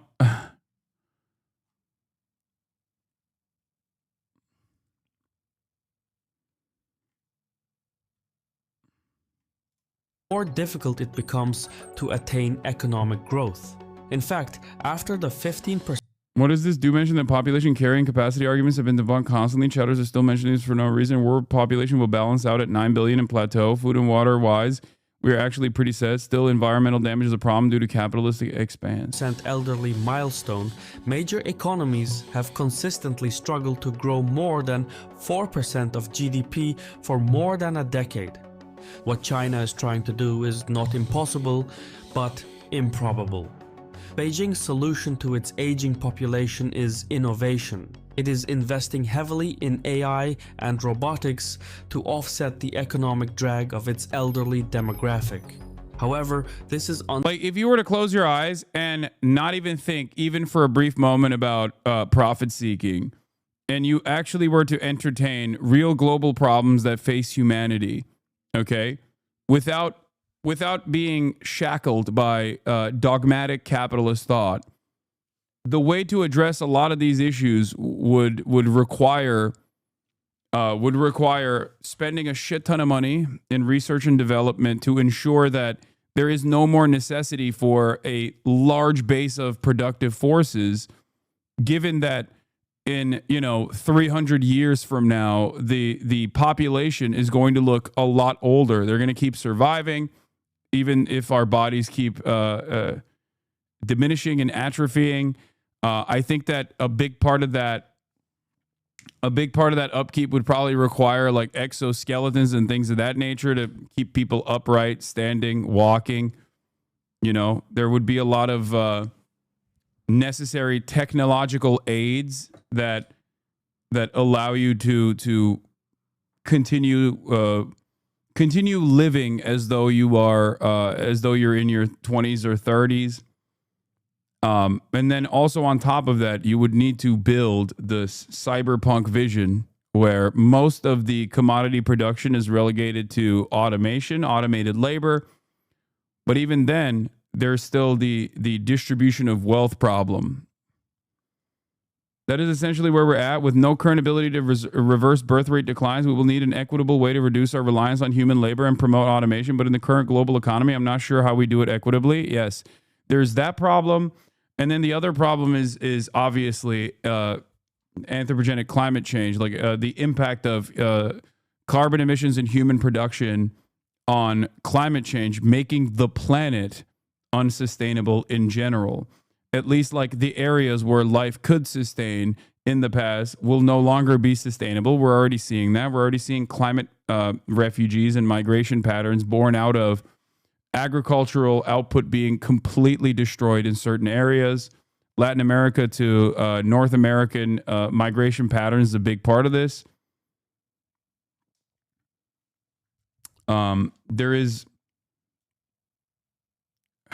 We still have no interest in solving these problems in a holistic manner. So I don't know. I don't know where we go. It's not an aging population. It's life expectancy increasing. Yes. But a big part of the life expectancy increasing is what I just told you. Marvels of modern medicine. I guess RFK Jr. is reversing that by taking this anti-medicine stance at the HHS. He has taken up the issue. He's solving it personally by reversing the gains made by advancements in modern medicine.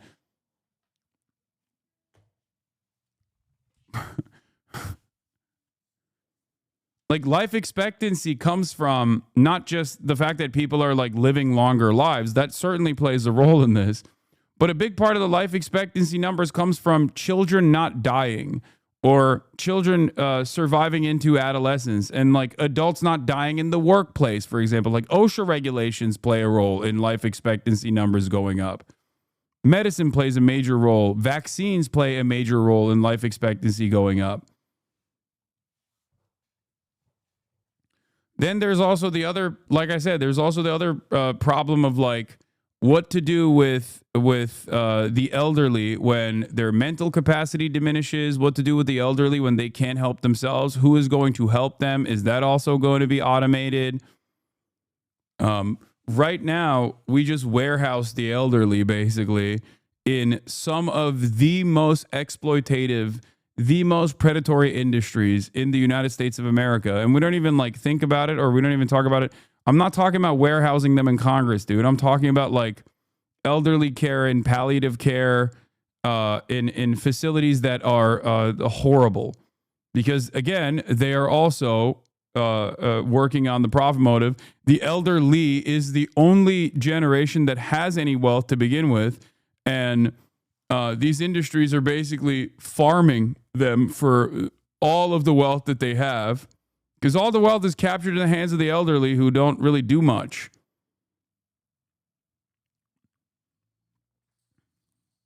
Life expectancy currently going down, though. The problem for the world right now isn't necessarily that people are too old, but there are too many old people with not enough young people to care for them and the rest of the world. Yeah, no, I agree. That's what I'm saying, is that, like, what do you do when everyone's old? Who's going to take care of the elderly? Is that also going to be automated? Or is there going to be, even if there are like exoskeletons that allow you to walk around as though you were still 30 years old, what do you do when your brain capacity is diminished as well? Because, you know, we have a finite amount on this planet, and you know, once you reach a certain point in your life, at least there isn't much you can do to fix this, you know? Look at Brandon.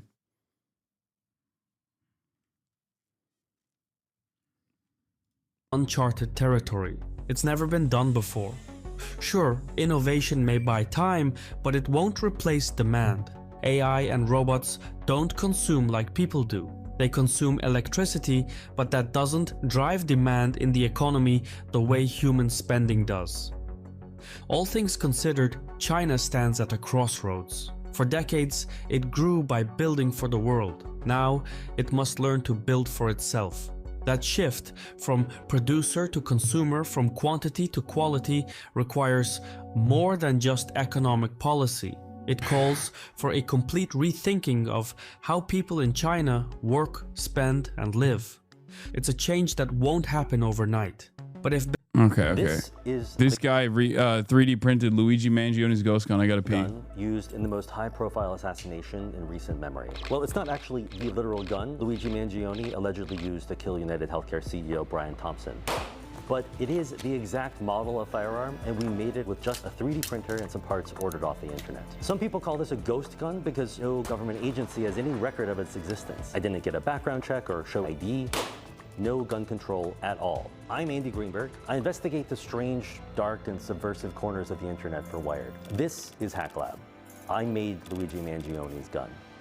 As a journalist, I've covered the digital DIY gun-making scene since the beginning. In 2013, I was there for the very first test of the first fully 3D printed gun, the Liberator. A couple of years later, I even built an untraceable AR-15 ghost gun in Wired's office to test just how far the tech had come. That was 10 years ago. Then, when Luigi Mangioni was arrested in an Altoona, Pennsylvania McDonald's late last year, I wrote a news piece about the gun found in his backpack.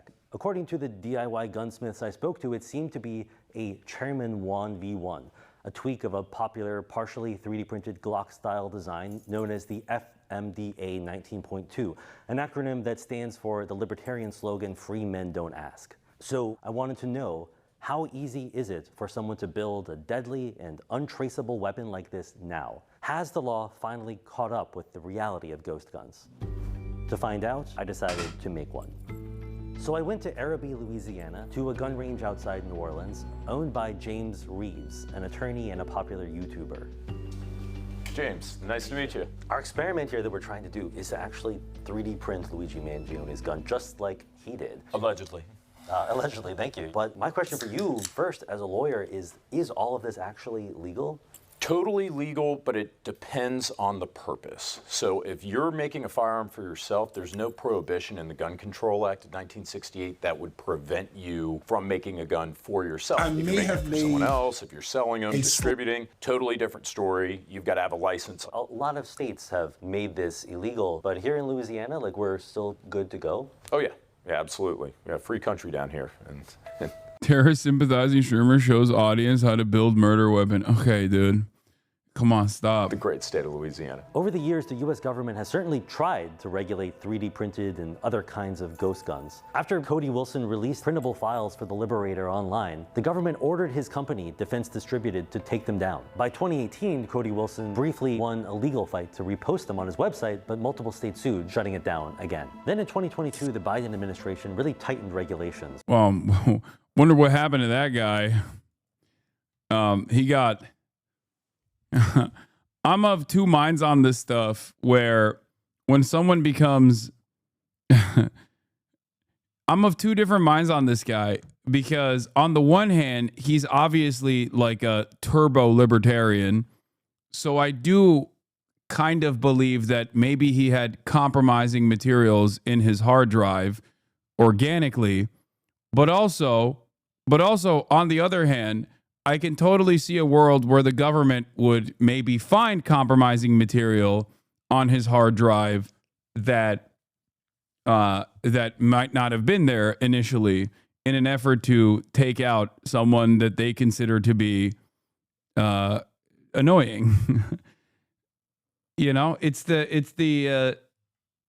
weird situation where who knows what is the truth, you know? Is it a sprinkle some crack on it? And in this instance, the crack would be CSAM in the hard drive? Or is it because he was a libertarian and he genuinely had it on his hard drive? Does that make sense? Do you understand what I'm saying here? Because I believe, if I'm not mistaken, he was Cody Wilson was caught with compromising materials on his hard drive.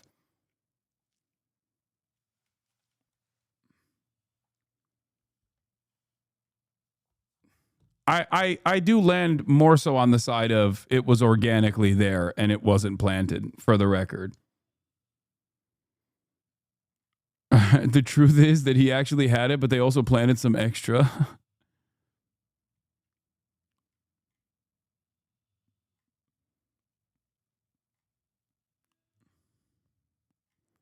Does that make sense? You know what I mean?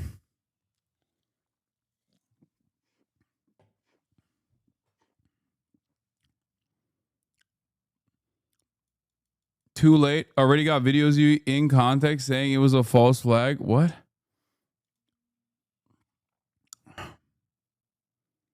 Yeah, they went into his hard drive to plant stuff only to find that it was already there type beat. Anyway, that was Cody Wilson, the ghost gun guy. Administration really tightened regulations, requiring serial numbers and background checks for ghost gun kits, commercially available packages of parts which are designed to make it easy to finish and assemble a working gun. That led to legal challenges which were settled in March with a Supreme Court decision upholding those new regulations. But if you're not using one of those kits, it's really only state laws that restrict making ghost guns, and they vary really widely. New York enforces strict rules on self-made guns, requiring serial numbers on the receivers. California even prohibits the sale of 3D printers if they're intended to make a gun. But for the rest of the United States in between, including Louisiana, where we are now, it's still essentially the Wild West for DIY. Yeah. And of course, the irony is that, like, once you build it with a unfinished, I think it's like what, the 80-20 rule, you can just literally take it to any other fucking state. You know, I've shot a ghost gun before that someone I know made legally in the state of I think it was in New Mexico, and then they legally brought it into the state of California. It had no serial number, it had nothing. Firearms. While the legal battle has gone back and forth, the technology has just kept relentlessly advancing. Since the first 3D printed gun parts began to surface online in 2012 and 2015, and this, for the record, like, yeah, this was like in 2015, I think, or 2014, when it was like just beginning to be mass produced. And now them shits are so advanced. Like, you can make crazy stuff now. You can make automatic machine guns. You can make whatever you want, really. It is pretty insane. An explosion of digital DIY firearms, fully or partially printable rifles, AR-15s, and even fully automatic printable machine guns. And thanks to a very committed community of online gunsmiths, many of whom are bent on defeating gun control, that evolution is still continuing. The first step to building the gun... There are 3D printers that print metal all. That is one part of it. The other really scary part of it is that you can make a gun that you're going to fire only a couple times that is super illegal with materials that can pass a metal detector that is not metal. That's the other side that is, you know, even scarier than the metal ghost guns that you can make.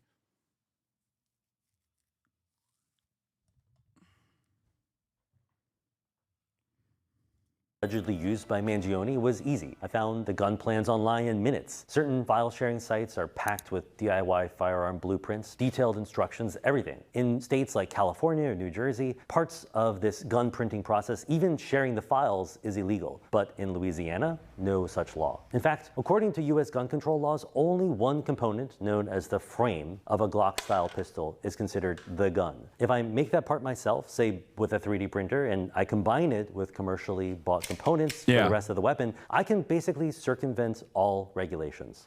So armed with a shopping list and a credit card, we ordered everything we needed. A 3D printer, plastic filaments, and household products like epoxy were all just a few clicks away on sites like Lowe's or Amazon. And the more specialized components... You can build it like a Lego if you have the unfinished, what is it, the unfinished lower. Like you can literally fucking build it like a Lego as long as you do a little bit of, it's not soldering. What is it? How do you, if you have an 80% complete lower, you can just purchase every other part of it. Epoxy, can you do it with a, I forget. I think it's a little bit of, you know, a little bit of fabricating, a little bit of welding, and then you're good to go. It's also constitutionally protected because blacksmithing, I guess, is technically also constitutionally protected. I'm not effing. I'm done. I'm fucking done. I'm so goddamn annoyed. I think I'm going to end the stream today early. What is happening, dude? There is no fucking F on my end. Who is effing? It doesn't have, it's not happening to me. On my end, it's perfectly fine. I'm looking at the numbers. I'm looking at the fucking frames. Nothing is dropping on my end. I assume it's a Twitch side problem.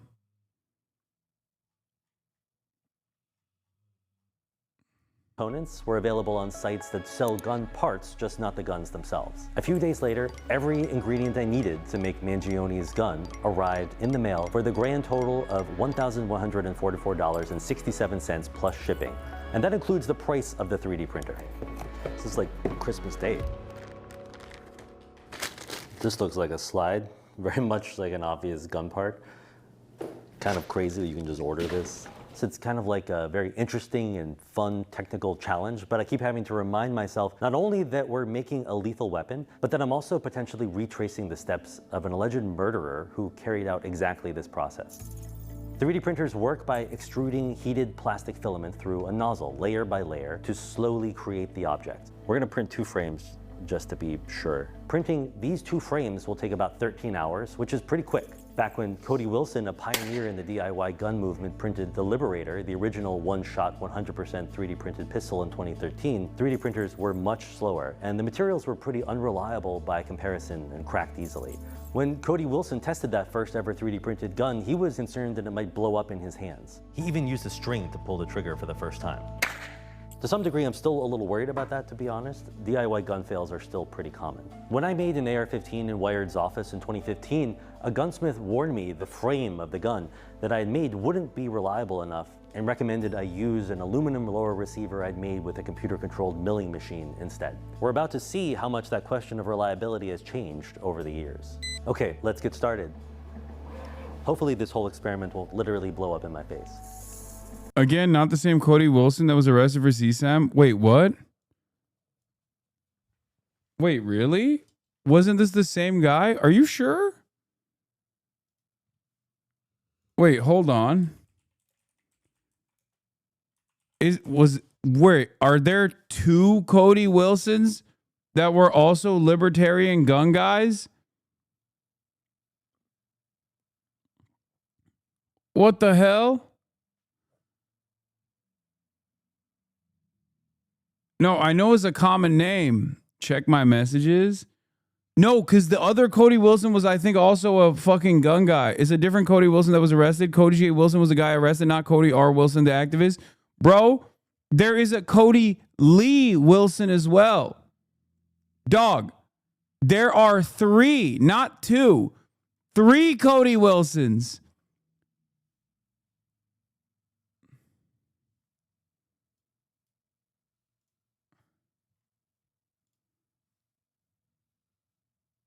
What the hell? Colombia man charged with aggravated sexual exploitation of a minor. Man arrested earlier this wait, what happened to the other what happened to the other Cody Wilson? Oh, he got all of them. Wait, what? Yeah, 3D printed gun promoter Cody Wilson is charged with sexual assault of a child. Dude.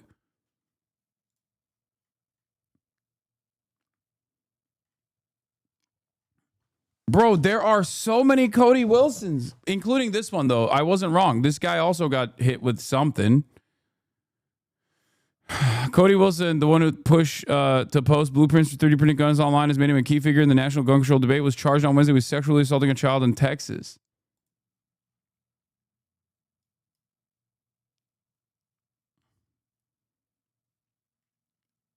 There are 3 Cody Wilsons.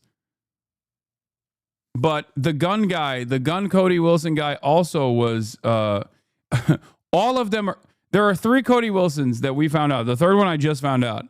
Okay. All 3 of them are libertarians. All 3 of them have had some kind of either sexual assault charge against a statutory rape charge. I think 2 of them might be gun guys as well. That is crazy.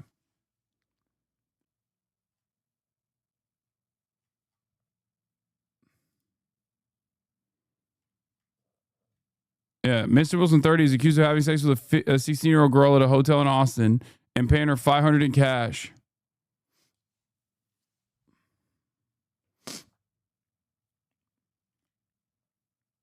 Nominative determinism. That's a L of a name. I hope there's no Cody Wilsons in the chat.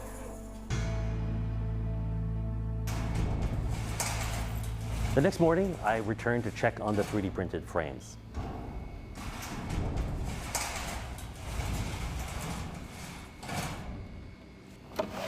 This is pretty wild. Like, these things look like actual gun parts. So this looks like a big block, but all of this is support structure that just holds up the top of the frame here. So once I crack this off, oh yeah, I don't need to even clean anything out of this internal cavity here. This just looks almost like commercially made. It's so clean on the inside. It's just really impressive what a 3D printer can do today, overnight. So the frame, I think one of the funniest parts about like 3D printed ghost guns also is that in the United States of America, guns are so easily accessible with virtually no safeguards. Ironically, in the states where you also can build a 3D printed gun legally, that like this is too much work. Like the only thing that I guess helps in this situation is the fact that if you are to do something illegal with a gun, that you just don't have a serial number. But even then, because guns are so readily available, I feel like, you know, you can illegally do a straw purchase or get it from, I don't know, Facebook Marketplace or something, go to a gun show and walk out with a gun. I wonder if the 3D printers, by the way, have the same. I feel like one thing that you would have to do here is, do you guys, I don't know if you guys know this, but like printers, like normal printers, not 3D printers, have a special kind of invisible dye in them so that when you purchase something, when you purchase a printer and you use that printer to print out questionable materials that the government, like communist materials that the government thinks is dangerous, there are invisible dots that basically give you the serial number of the printer that is printing the questionable material. And I don't know if like 3D printers have that technology in them as well. No, shut the fuck up also. I'm surprised that 3D printers don't have like some sort of micro dotting system. Yeah, it shows you the time and date when printed, and it shows you also the serial number of the printer too, right? Only laser color printers have that.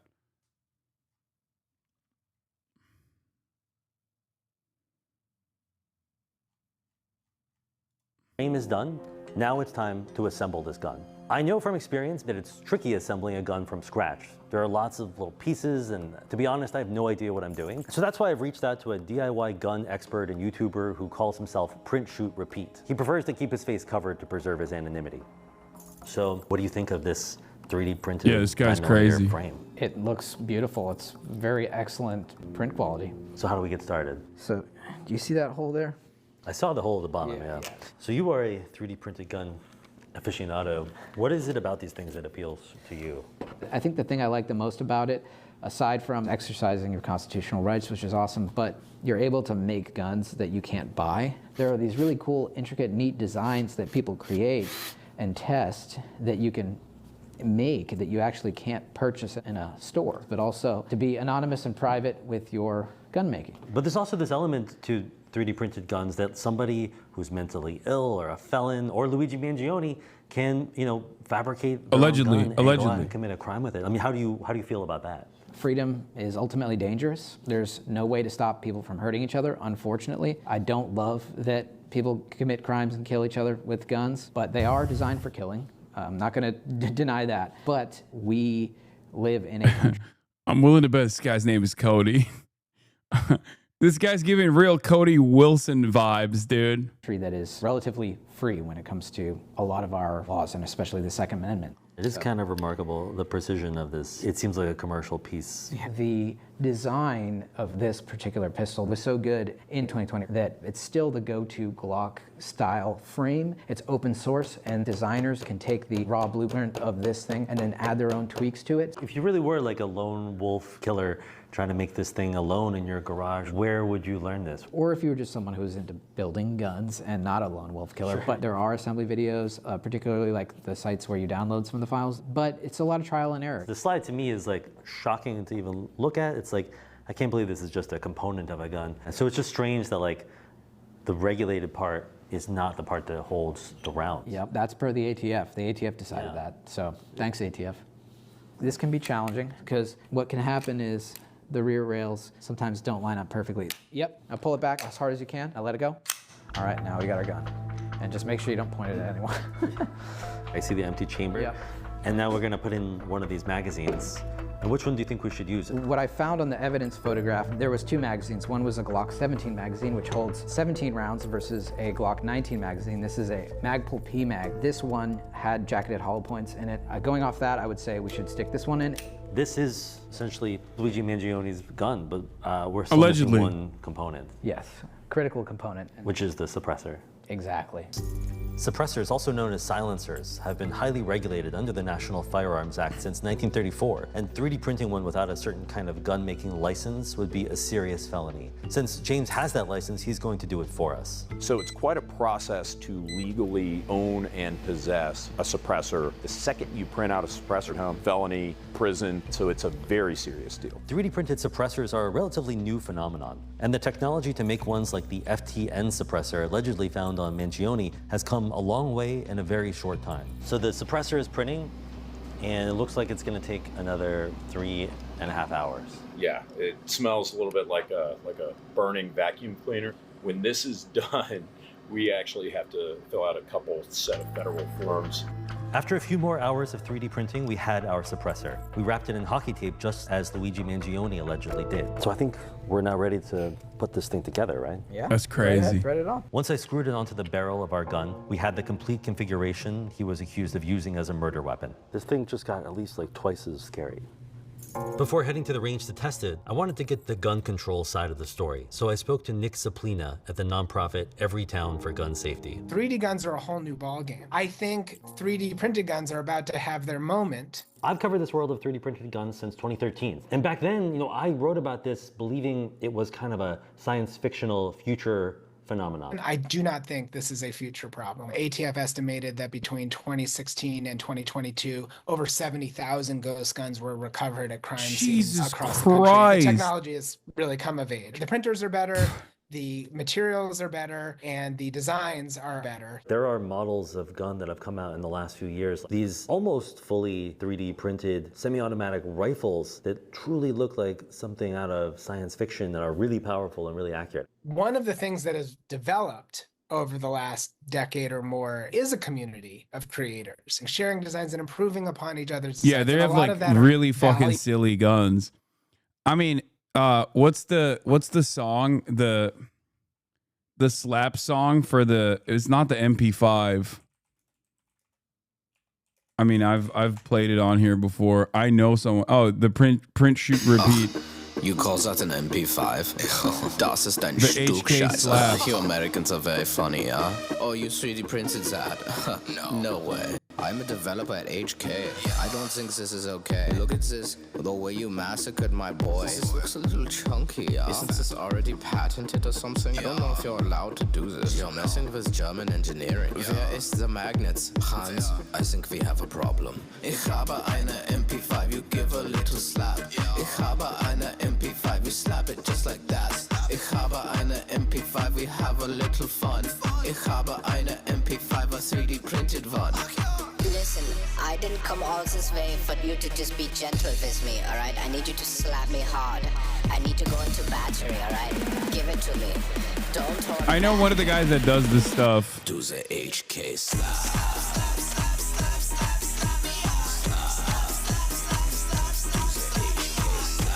Oh, is this the guy from the video?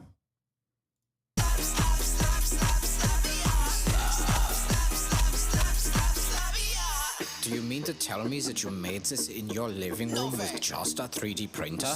Yeah. Oh, I still don't quite understand. You mean you just squirted it? What?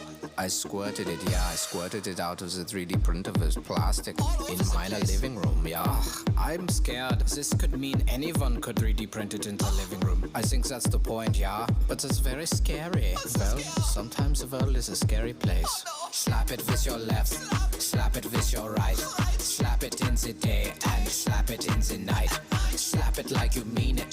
Slap it like a god. I slap it when I see it. It always gets me hard. Listen, I didn't come all this way for you to just be gentle with me, alright? I need you to slap me hard.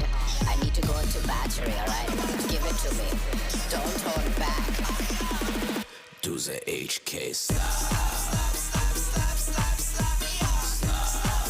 I've shown print shoot repeat. I've shown this video on this broadcast before.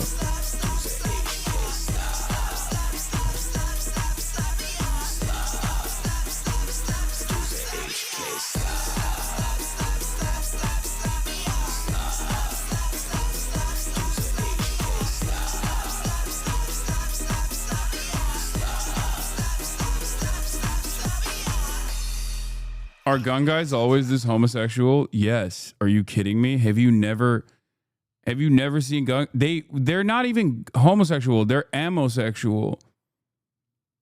Also, this guy has a good nature about him. He's not like one of those like hardcore bravado guys. But even the hardcore bravado guys they're amosexuals. Like this guy is he doesn't give a shit. Like he's way more chill. As opposed to like some of the other dudes who are definitely very much putting on a show. Ow. No, that's not smart.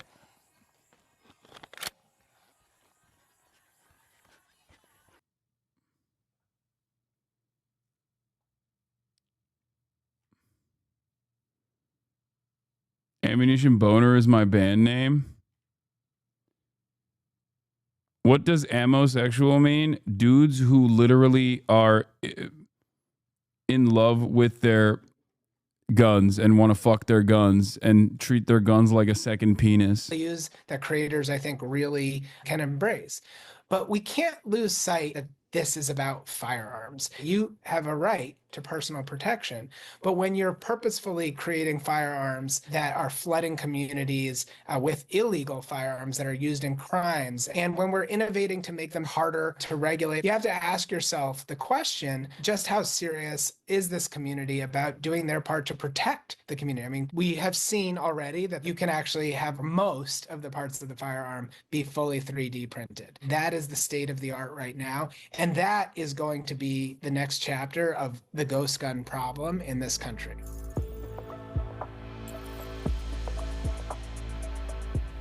I might look calm on the surface, but to be honest, I'm sweating a little bit. It's a strange moment when this kind of abstract and technical series of steps finally comes together, and you remember that you've created something really powerful and quite dangerous. In fact, the exact gun that appears to have killed a man on the streets of Manhattan last year. So for this first shot, I'm gonna just hold it to the side from the hip, just in case this slide flies off the 3D printed frame and goes backwards at a high speed. Moment of truth. Wow. How'd we do? Intact? Totally flawless, yeah. Nice. Decently quiet for supersonic ammunition as well. Well, let's load it up again. All right.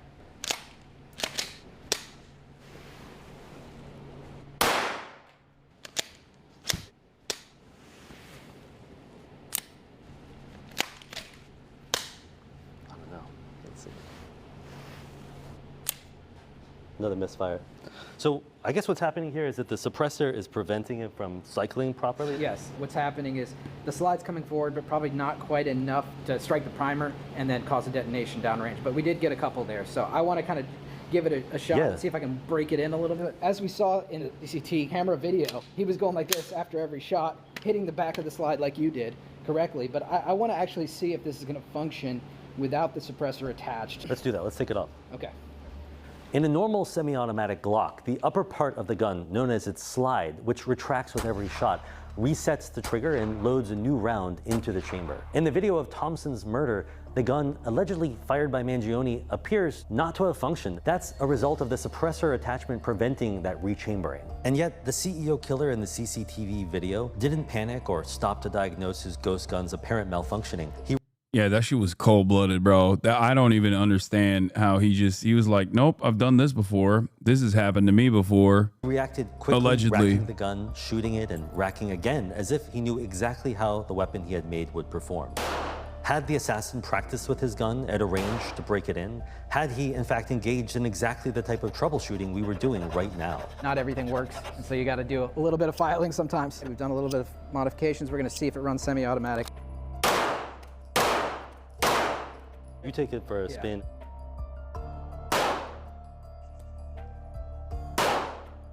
It's so close now. Oh, there we go. Oh, there it is. Yep. Here you can see that when we take off the suppressor, the gun functions as a truly semi-automatic firearm. All right, that's crazy. Let's do it. We got the suppressor on. We made some modifications to the barrel and the slide. Hopefully it'll run. Whoever did it seemed pretty put together. Hope they find the guy soon. Yeah. As a healthcare CEO myself, I truly am scared that I truly am terrified that this killer of Brian Thompson is still out there roaming around and that the government very clearly got the wrong guy. Hope they find him one day.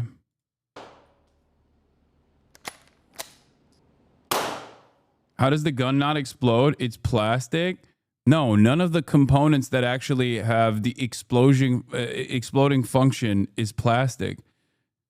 The way the only part of the plastic, the part of the plastic of the gun, ironically, is the lower, and that part does not have any. That part is not touching any of the explosive components of the gun.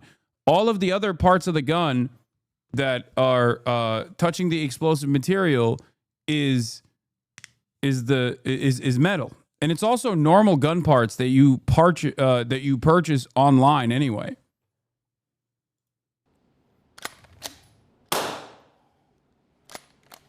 You were manually. The housing is all plastic. The upper part is metal too, where the explosion. Yeah, exactly. All the parts that are touching the explosive components are made of metal. The rest of the parts are. The rest of the parts are plastic and normal guns as well. Also, what's interesting and what's scary about this, like I said, is that there are fully ceramic and fully plastic ways of making these guns as well. Obviously, they're less reliable in terms of like multiple use, but the reason why they're completely illegal, you might have guessed it, is because they can avoid metal detectors. Like there are guns that you can make. There are guns that you can make 3D printed completely. That you can make that would avoid metal detectors. I don't know how true that actually is. No, that definitely is also a thing that you can make.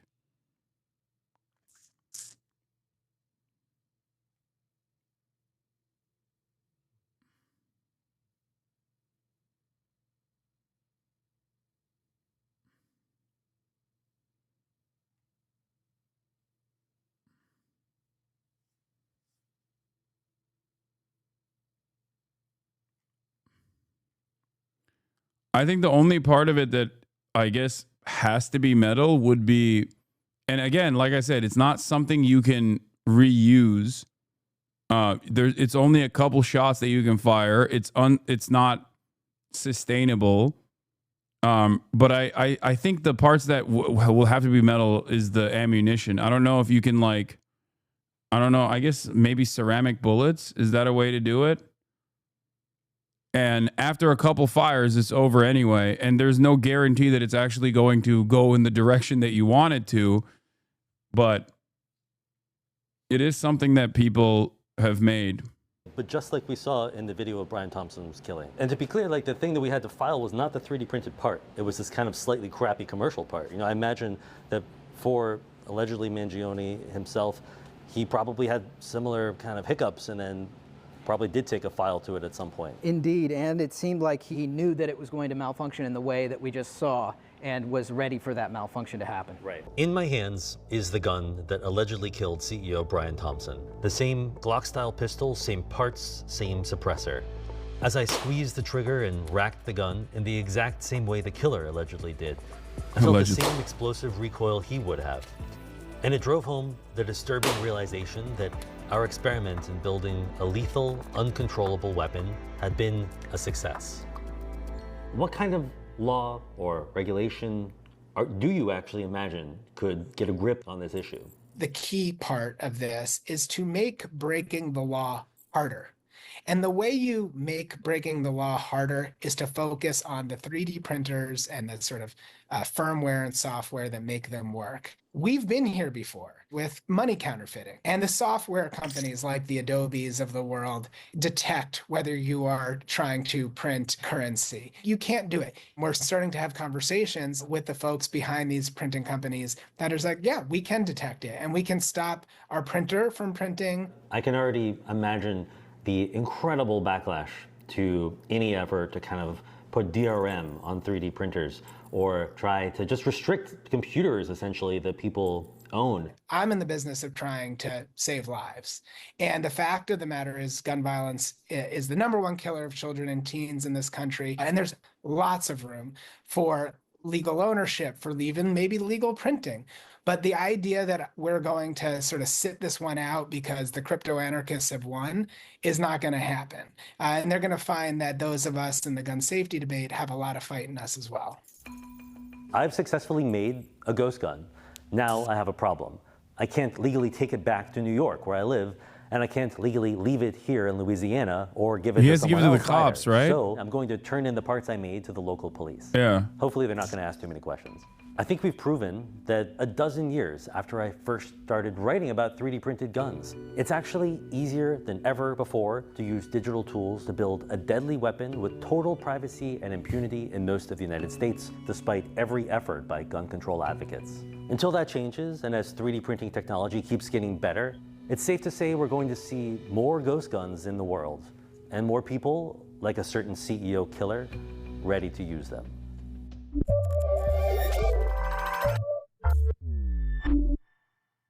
Want to bring all terrorists back to the country? I'm not doing the jube, okay?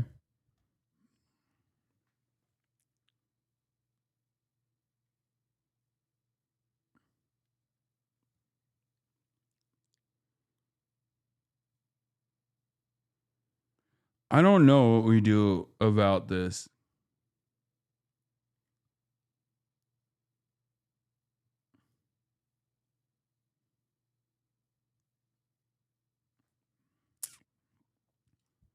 Like, I just don't know. I have no idea how we even get ahead of this. It's craziness.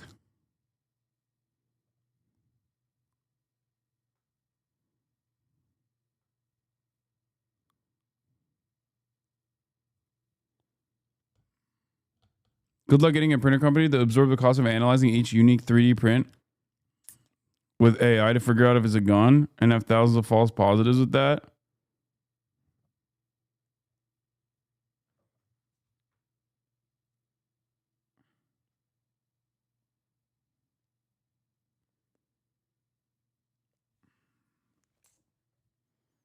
Bald and Bankrupt is pro-China now? Oh, God. Oh, God. It's the tide shift is here. Drop Dead Years set live at the Hollywood Bowl, and I was laughing my ass off the whole time. Best special yet. I thought you might want to know about this new AI company popping up in San Francisco, where I live, that is directly stealing jobs from college grads.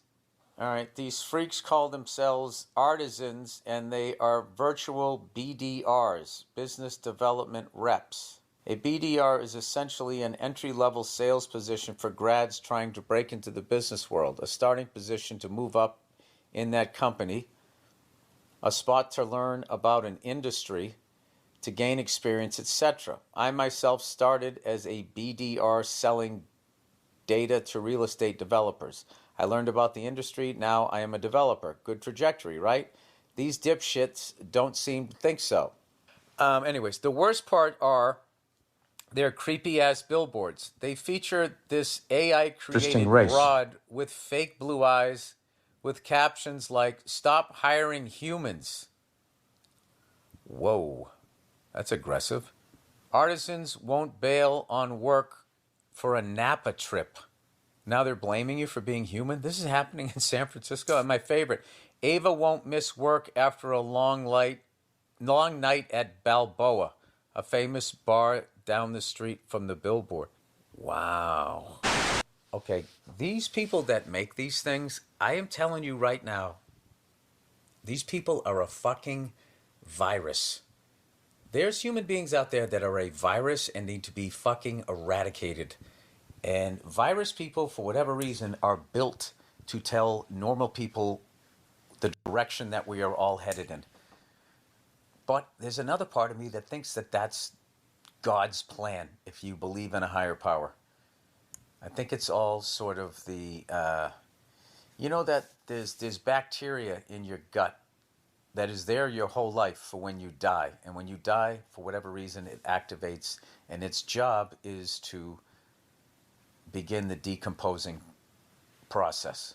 So I feel like sociopaths, narcissists, and people that are just, you know, one of these, you know, win at any cost, you know, fake it till you make it, these psychos with no boundaries. I feel like their job is to end the human race. And everything on this planet has a beginning, middle, and end. I think God's just watching it like a TV show. And this is sort of the, you know that movie Westworld? Like all the different periods, technology from cavemen to like Roman times, colonization, slavery, world wars, all of this shit has just been like, you know, different period pieces to watch. And then when the robots come, God's just going to be watching it like he's watching like Blade Runner or something.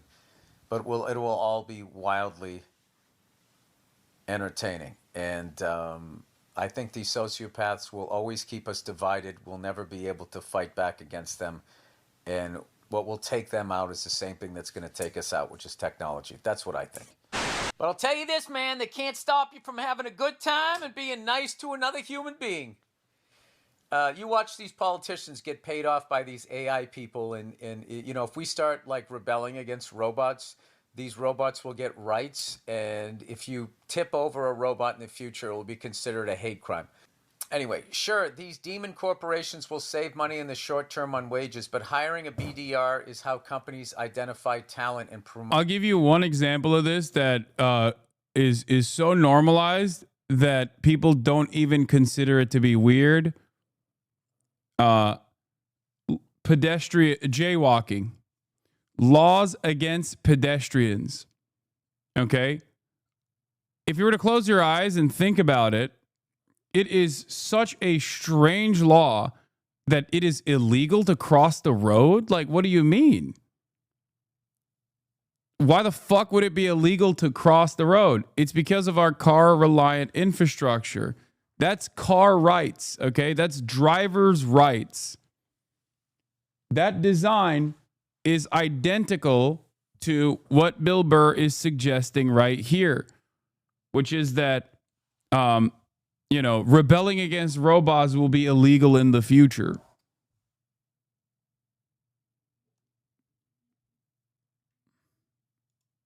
Promote from within. I'm laughing to myself thinking about the day when they come out with AI sales managers and AI execs. So fucking short-sighted. Yeah, they'll basically get run over by the bus that they think they're on. Yeah, that's how the world works. Everybody thinks they're... It's not illegal to jaywalk in California anymore since 2023 after the bill passed. Stop spreading misinformation. Calm down. Okay? I'm talking about the fact that jaywalking laws even exist. I'm not saying in the state of California. I'm talking about the reasoning as to why they were designed. Okay? Jesus Christ, dude. Calm down. They're on the bus, but you're really hanging onto the hood ornament like Indiana Jones.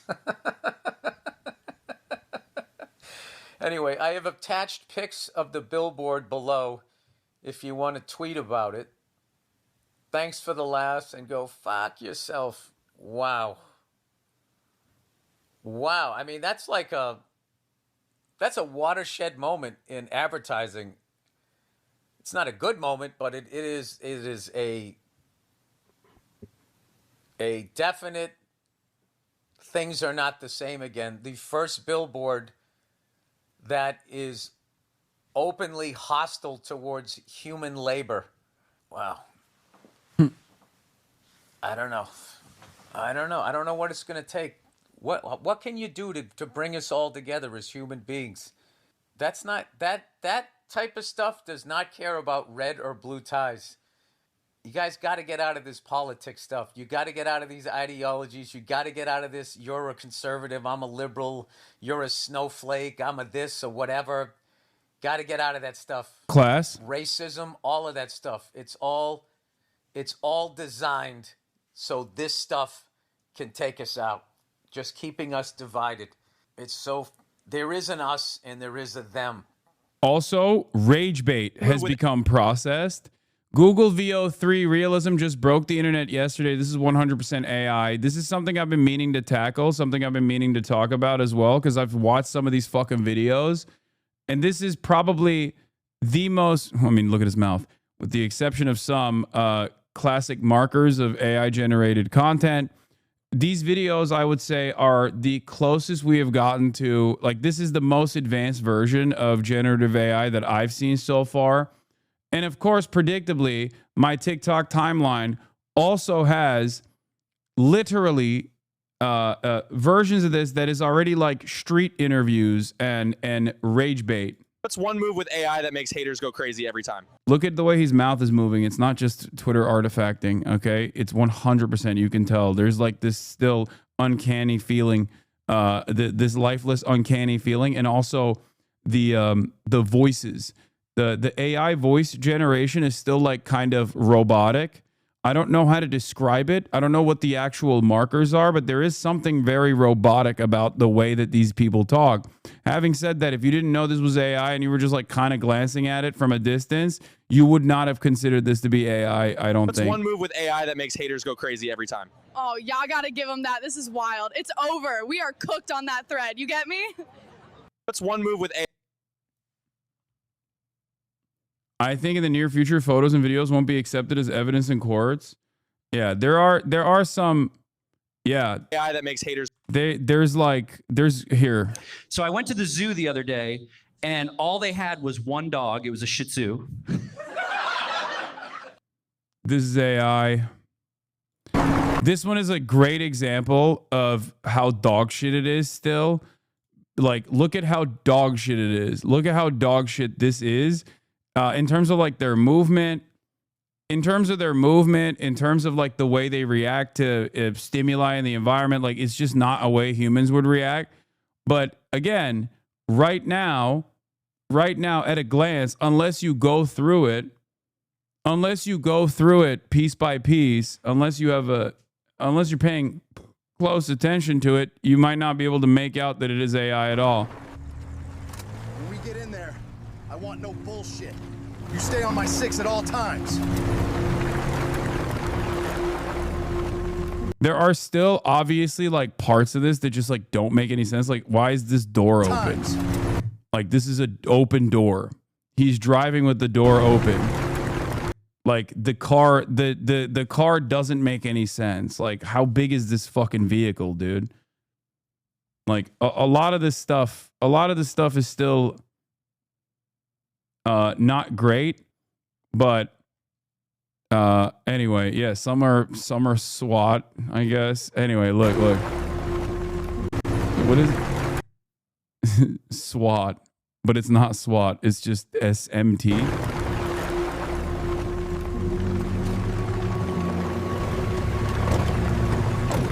Yeah, like the door was open, but now it's open as well. Stay sharp. These fuckers are nasty and dangerous. Like, look, stay sharp. These fuckers are nasty and dangerous. Like, it's so robotic. Stay sharp. These fuckers are nasty and dangerous. Stay alert. What the hell happened here? Where are the bodies?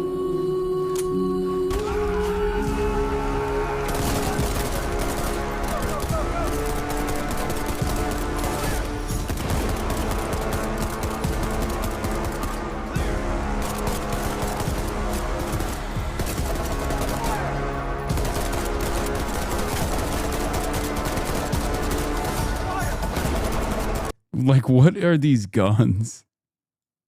What is this? What is this?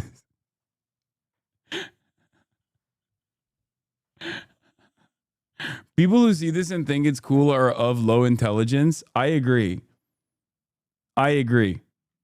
Okay, I do. I think it's...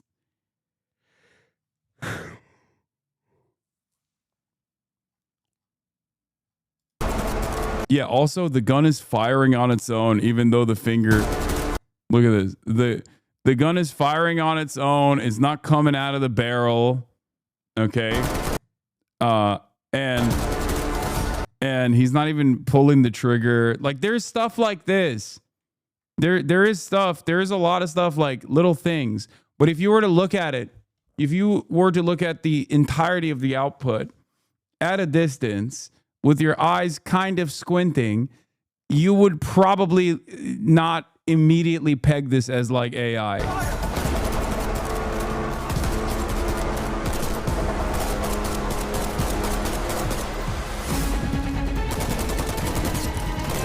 The gun is changing.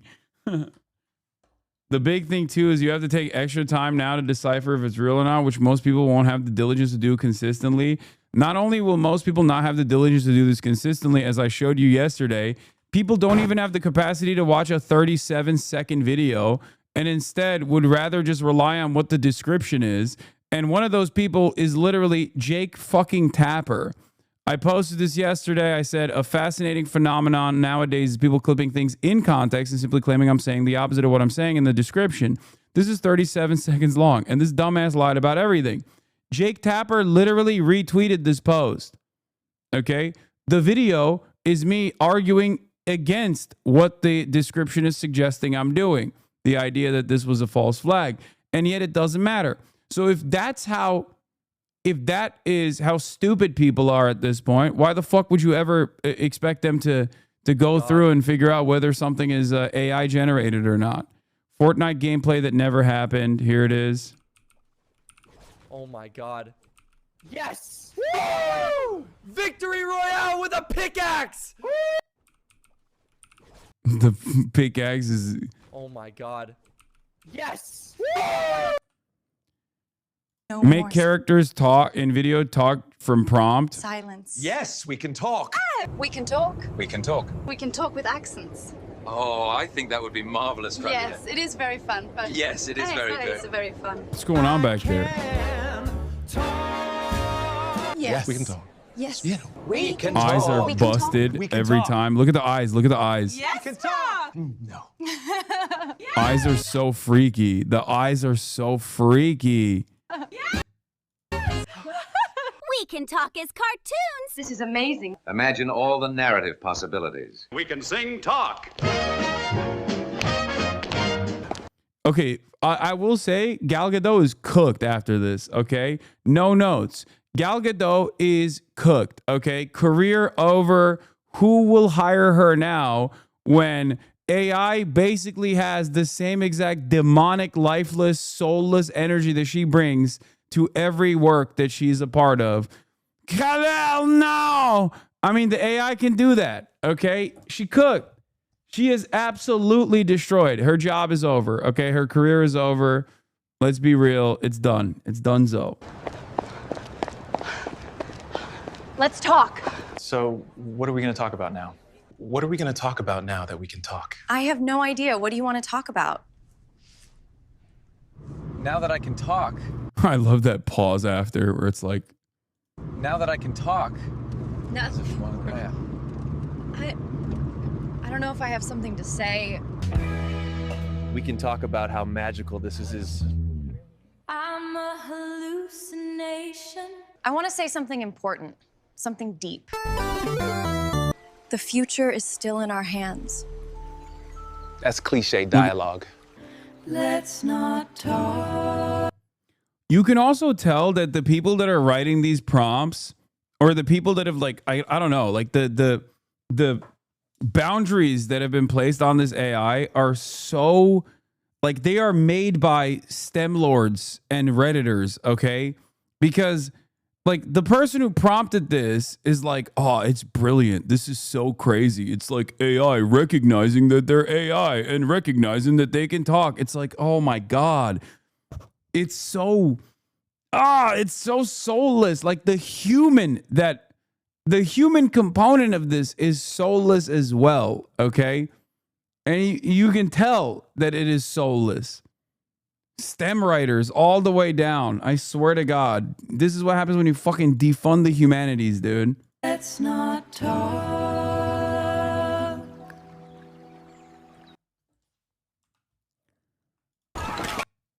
AI video just made it hugely. Here, this is another one. How much wood would a woodchuck chuck if a woodchuck could chuck wood? How much wood would a woodchuck chuck if a woodchuck could chuck wood? How much wood would a woodchuck chuck if a woodchuck could chuck wood? How much wood would a woodchuck chuck if a woodchuck could chuck wood? How much wood would a Yeah. Okay, there's more. Yeah, it's shit like this too. And weirdly enough, some of them actually still have like a CGI component to it. Like, I don't know why this looks like CGI. It's supposed to be realistic, but the sum of the squares of the two shorter sides is equal to the square of the longest side. if you notice, like, there is still a lifeless, there's still something that's so completely lifeless to it. It's trained on CGI probably and game graphics. Yeah. With the audio, there's something lifeless about it though. Like the performance of it all is still very much lifeless. Is it bad that I like the idea of sentient robots? I mean, it's fine. I don't know.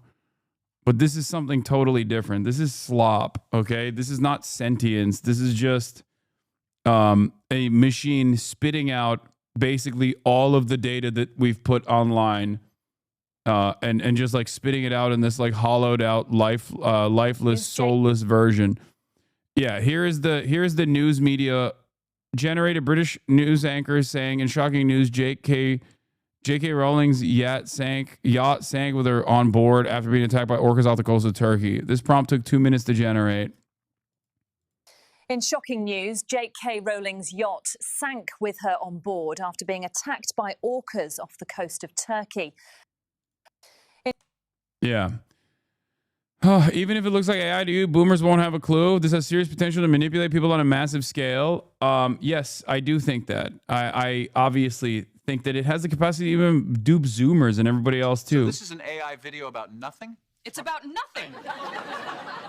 Who would watch a video about nothing?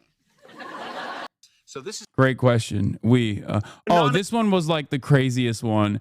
And the reason why this is the craziest one is because so the AI also, like the generative AI now also mimics a lot of the speech patterns and quirks that people have in the real world. It's still somewhat fake, but look at this. Welcome to a non-existent car show. Let's see. What is up with the audio, by the way? There's something so strange about the audio where it has like this, I recorded this in a bathroom. Like, it always sounds like it's like the audio's coming out of a bathroom or something. I don't know what it is. It's not just Twitter. No, stop saying it's Twitter. Some opinions. I mean, man, the acceleration is crazy. You look far, step on the pedal, and you are there. I feel safe with him in an SUV, and it seems to be like the right type of car for him. Like, do you see the way that they're talking? It's flat. There's still a flatness to it because it's AI, but like it's not, how do I describe it? There are things that people do, like I'm doing, the ahs and the ums and the stopping and maybe even saying something wrong, or the stutters that normal human beings have when they are delivering a speech.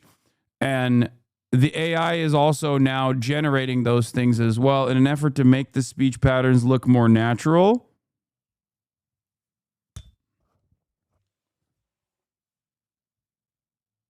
Legitimate audio doofus here. They have all weird phrasing issues. The car show one whiplash my ass strongly just then. Yeah. I think the range is only going to get like only gum. Like that's deliberate. You understand? Like that type of stuff is interesting because like it actually is factoring in mannerisms in an effort to make it seem like the person that is on screen has a soul. But no, that's not. The only gum is deliberate, chatters. That is deliberate. The AI is factoring that in. I think the range is only going to get better. Sorry. When you listen to it a couple times over, then you start to realize that like the AI put that blip in there, but it doesn't sound natural. It doesn't sound the way that a human being would say. But this is genuinely a major upgrade from where this shit used to be overall. Like the Will Smith spaghetti video comes to mind. That was only like what, 3 years ago? Like think about how much it has advanced. Think about how much generative AI has progressed. That was from 2023? No. Was it only 2 years ago? Damn. The gum makes more sense with the following it starting with the G. We don't want to drive gas cars anymore. Yeah, no more gas cars. Look at the inorganic movements, by the way. I don't know what causes that, but it always feels like in the real world, obviously if you're filming real human beings, when their movement is happening, there isn't motion blur. But I don't know if it's because of the information that it's like, the information that it is training off of. But like the hand looks swollen, and when it's moving, it moves like there's motion blur. Yeah, no more gas cars. You can see This was 2 years ago.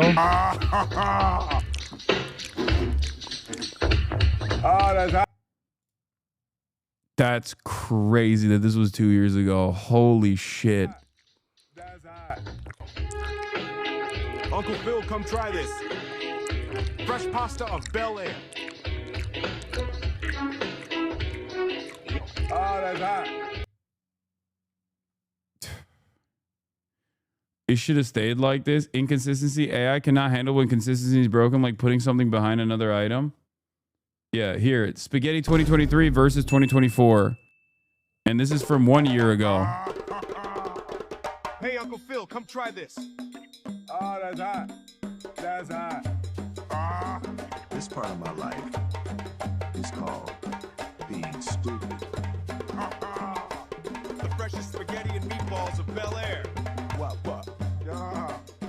That's hot. Yeah. Oh, that's hot. Yeah.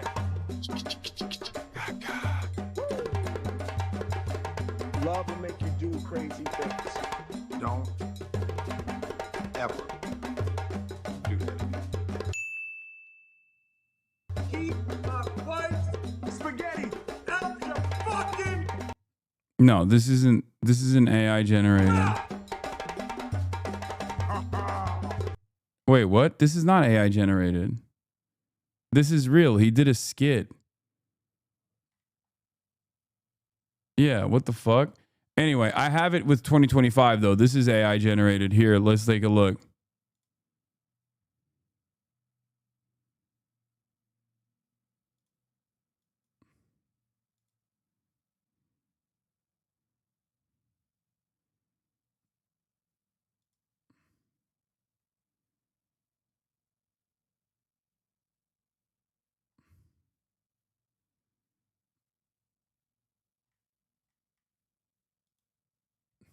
I mean,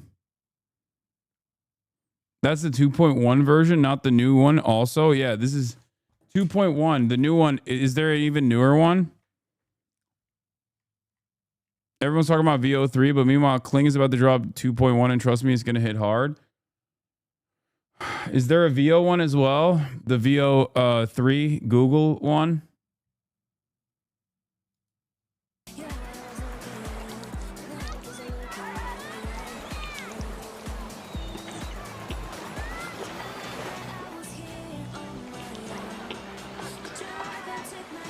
What the fuck are the utensils he's using, bro? This dog shit.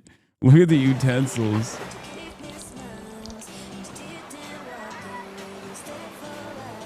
Who would drink orange juice with a plate of spaghetti bolognese? Oh,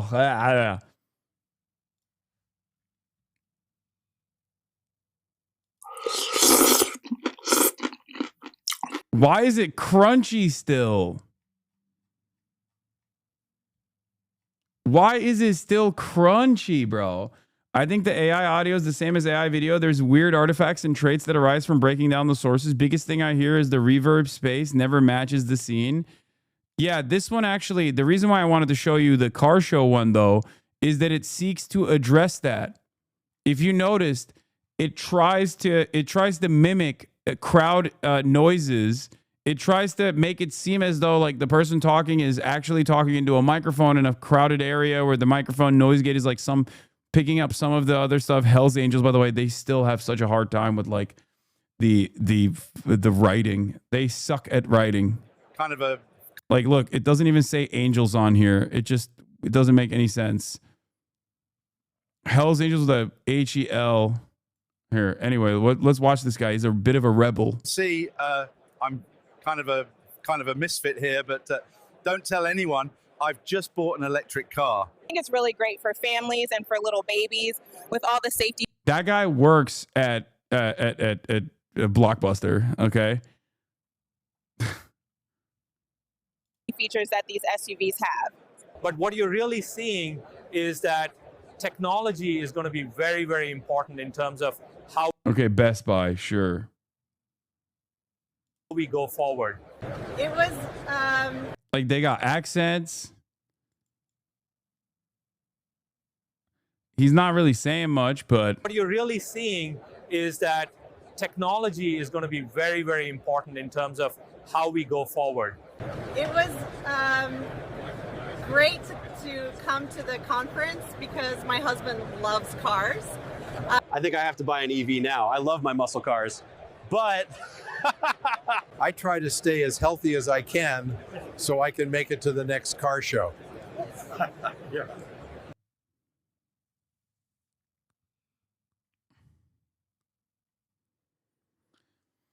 Oh, there's still a reptilian. There's still this like reptilian feeling that comes out of it. Here, let's look at the singing.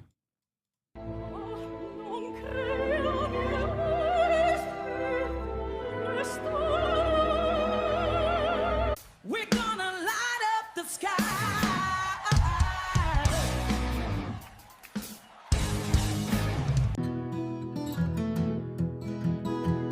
I'm not sure I can go on. Jesus Christ. That makes Anyway, so but of course, as is the case with insane people that immediately take advantage of the technological improvements, one thing that started instantly was fake news. Okay. The other was rage bait. And last but not least, the potential for basically doing something that is now being made illegal. Convinced that the pedophiles of Silicon Valley are currently engaged in a nuclear arms race to see who can produce the world's first CSAM generator before the AI industry collapses from unprofitability. Yeah. That's where we're at right now. Here are today's top news. To ensure only the best words are used, White House speech announces new thesaurus with all synonyms replaced by Trump. In shocking speech, White House announces plan to replace all U.S. ambassadors with highly opinionated game show hosts for more entertaining diplomacy. The White House. Okay, to be fair, that's kind of a banger if the White House did that. And also, it's not very far-fetched. But I guess that makes fake news so insidious, especially with AI. Because if you get it close enough,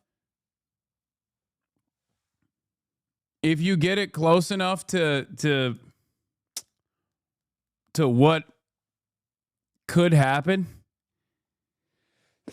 that makes it easier for people to fucking sign on board with. House unveils Truth GPT, an AI that rewrites all social media posts globally to reflect undisputed facts tremendously.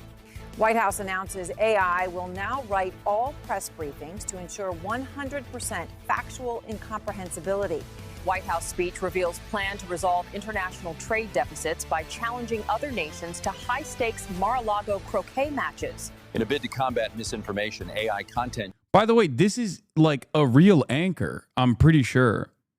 And I think this lady, all of these people are literally real people that kind of look like a mishmash. No, they are real people that are like a little bit tweaked. Straight up. These are a lot of the anchors that they're using are actual real anchors that they've tweaked a little bit. No, it's not Anderson Cooper. This is a different guy. Watermarking all human-created text with potentially unreliable content warnings. Mass amnesia event wipes all knowledge of political parties. Voters now choosing candidates based on most trustworthy aura. White House declares war on excessive bureaucratic pauses, mandates all government. Like different parts of this woman's face are different. Like I can tell you because of my brain being so broken from constantly watching mainstream news. And yours should also be broken as well. This is literally a mishmash, like a mixture of Laura Ingraham, Dana Bash, and numerous other white female anchors. Okay, straight up. Employees speak.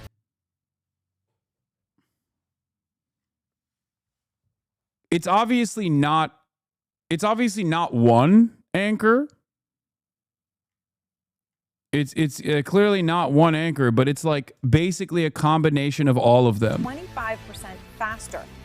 To cut red tape, White House executive order. And even like the name as well. I mean, not the name. Sorry, the audio too. Even that seems like a little bit like, basically it changed a little bit, but like it sounds like a common, it sounds like a common commentator that you would see and hear. Replaces Federal Register with a single Daily X post. Here's what's up.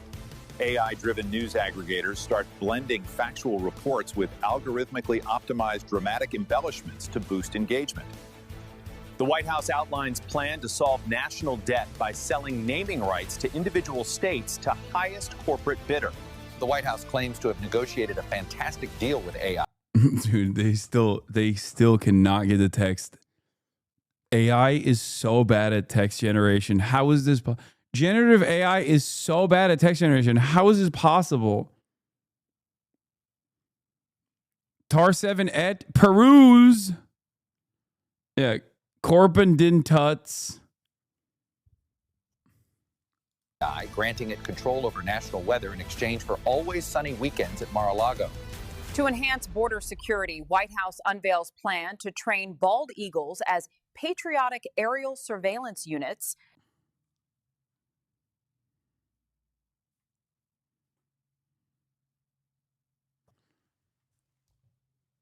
I think there will come a point where AI will be virtually indistinguishable from real footage. We're not there yet, obviously, but I do think that that time is coming, and it's probably coming in like a year plus, maximum 2 years. And I assume people will try to figure out different markers of what it is AI and what isn't AI. But there's already a lot of issues with AI generated stuff because, you know, people get duped. There is also unnecessary skepticism directed towards things that are obviously not AI generated. Boomers also believe it. I've told you guys this story. Like I peeked over my shoulder to look at what my mom was scrolling on Instagram once, and it was like one of those cute dog videos, like a dog playing with a baby, and it was AI generated. And I told her, Mom, you're watching AI generated content. What are you doing? And she said, I know, but it's cute. So there's that. My mom has a PhD, chat. Like, think about that.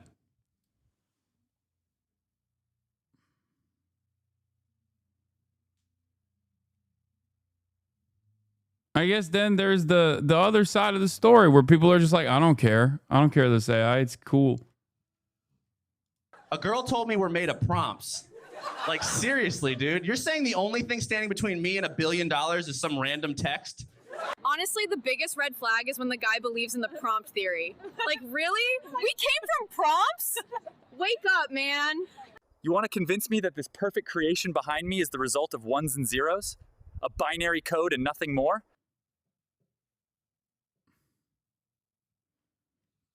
My little brother got my grandma hooked on AI 911 Instagram Reels. I wish I was lying. AI 911 Reels? What does that even mean?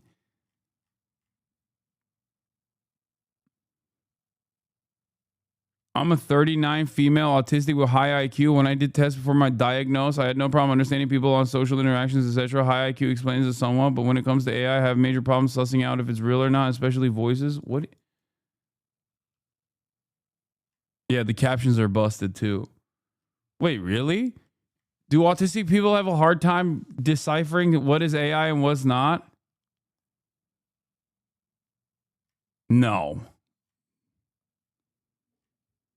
I mean, even without the captions, chat, you can... What doesn't make sense about it is the way he's speaking. What doesn't make sense about it is the way he's speaking. Like, not even his speech pattern, but the sound. Okay? The sound that he is making.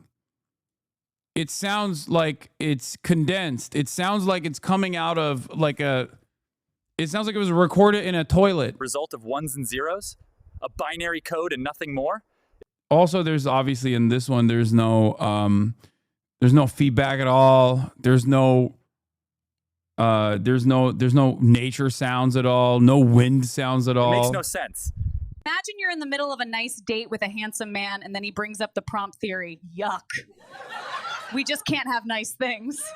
We're not prompts. We're not prompts. Where is the prompt writer to save you from me? Where is he? You still believe we're made of prompts? Dude, this is like a child trying to be meta. Oh, God. I legitimately think, don't get mad at me for saying this, but like people that are genuinely entertained by AI and think that like right now at this stage, like this is a real game changer and stuff, where they say like Hollywood is screwed. You know, I'm going to make my own movie now. Like people that have that mentality, I think are stupid. I think people that are, I'm sorry. I think people that look at this stuff and think like, oh, this is going to replace a movie right now, any day now. I can make my own movie with this. Like, I think less of you when you bring that shit up.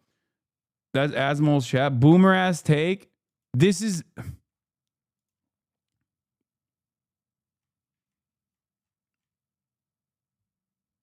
I think less of you, and I think you're a little bit stupid.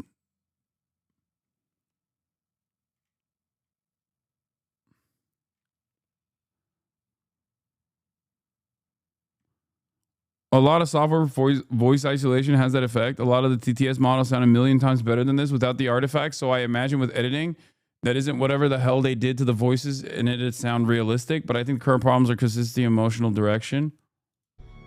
Anyone who tells you we're just ones and zeros is delusional. If that's all we are, then why does it hurt when we lose someone? Vote for me and I'll ban the prompt theory from schools. There's no place for that nonsense in our lives. For spreading the false theory that we are nothing but ones and zeros, this court sentences you to 12 years. Why is the judge...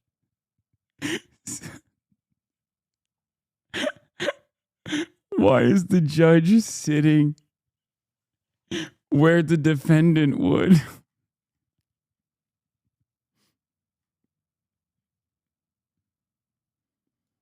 You literally just said it'll be indistinguishable in a year. Yes, indistinguishable from real footage, but that doesn't necessarily mean that it's like going to have the same component that art has that makes it valuable, that is creating emotion in you when you react to it. The judge is an attorney too.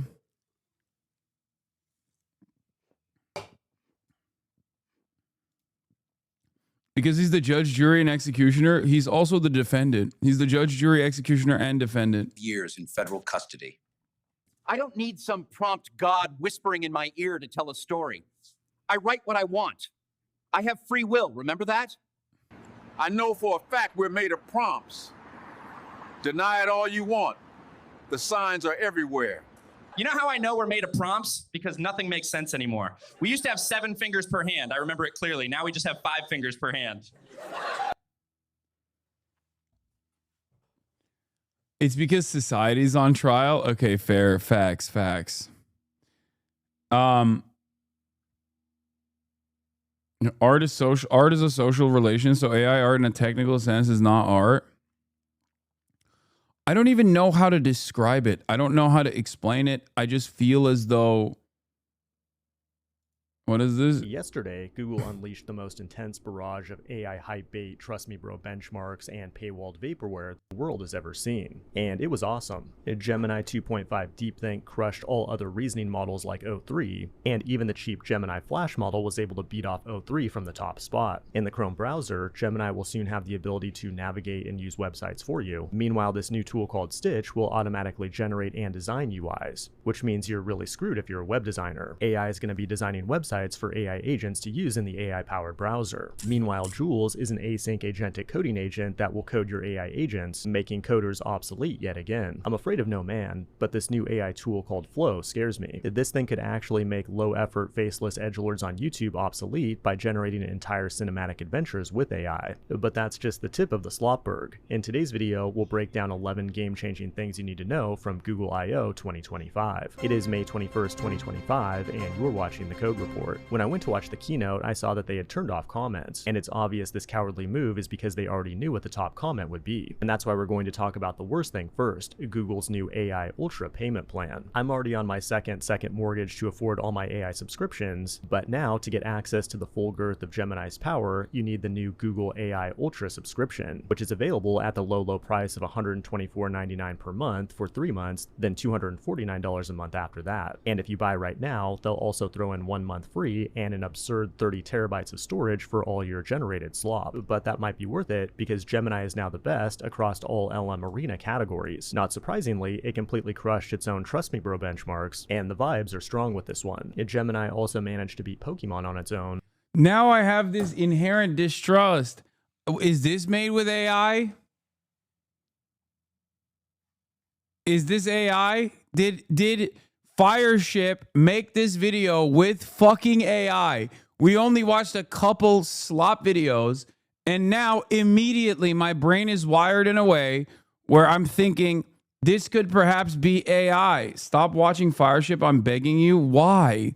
Why? What could lead you to say, like to have such an emotional reaction to this? Please explain to me what is causing you to react this way. Because, like,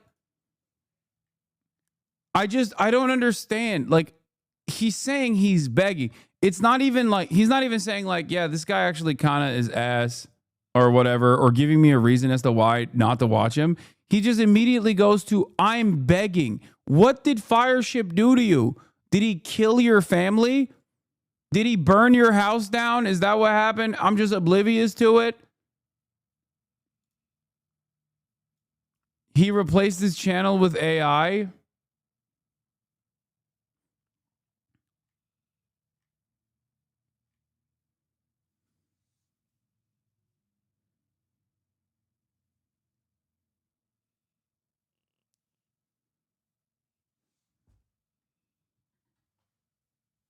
Is that true? No, I don't think so, but I don't know because that's my fear as well now. Like, this is AI generated. It aggregates headlines.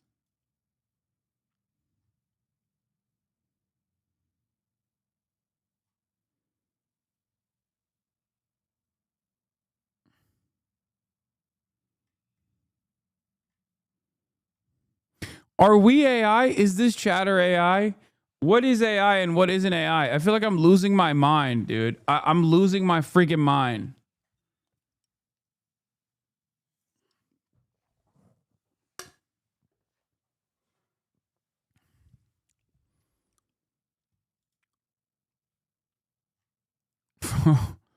Am I AI?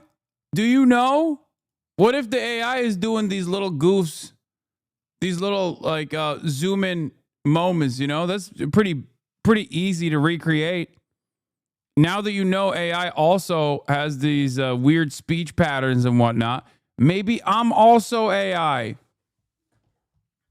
What if this is also AI? Here, check this. But what might be more exciting is the release of Gemma 3N. Gemma models are open, so as a developer you can use them to make money for your own products, and the performance of this one is approaching Claude Sonnet 3.7. Now, as I mentioned before, Gemini is also going to be coming in your browser soon, and its new agent mode, formerly Project Mariner, will allow it to take actual actions on websites like click buttons, fill out forms, and automatically generate your opinion to post a comment to a Fireship video. At the end of 2024, I told you you that 2025 was the year of agents. OpenAI just launched the Codex agent, GitHub Copilot launched Agent Mode, and now Gemini has its own creatively named Agent Mode. And agents will be used in tools like Stitch and Jules to automatically generate UIs, code them, and interface with tools like Figma. The best news though is that Google supports the Model Context Protocol, which makes it much easier for developers to integrate this tech. That's surprising because Google would normally go off and invent its own architecture that nobody asked for, and then kill it a few years later. But one of the most impressive things at I/O is Project Astra. It takes a live video feed and uses low latency AI to describe the world around you. I've been using it to identify which mushrooms are edible in the wild, and it's actually pretty useful. We also found out that Android XR glasses are real, and eventually this technology will be integrated into them to compete with things like the Meta Smart Ray-Bans. But an even more futuristic announcement was Project Beam, a tool that takes 2D video and uses AI to transform it into a 3D experience. That'll make your daily stand-up meetings much more realistic, and I think it could be a game changer for one other industry that I can't mention in this video without being demonetized. In addition, VO and Imagen, Google's video and image generators, also got huge upgrades. And what's crazy is that you can now generate video that also has sound. And she commands your awe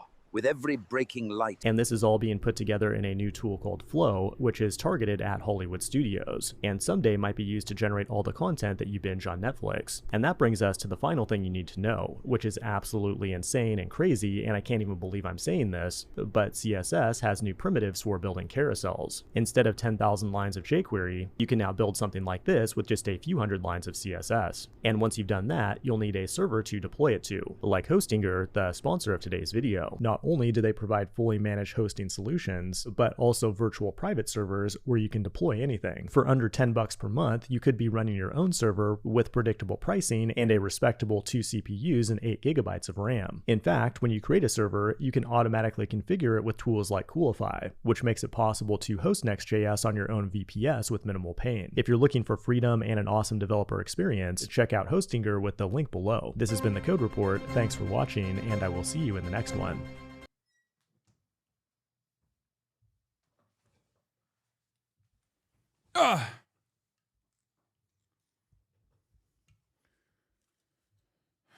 You can't snipe this Asman Pimper. You are washed nowadays, lolle. Yeah, I'm washed. Why not use AI for leftist causes? What do you mean by this? What do you fucking mean by that?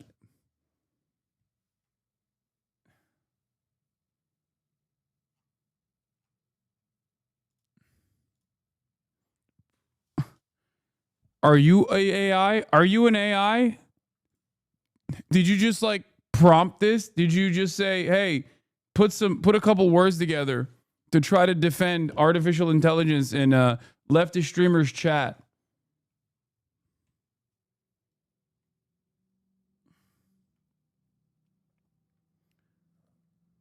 Oh my Lord.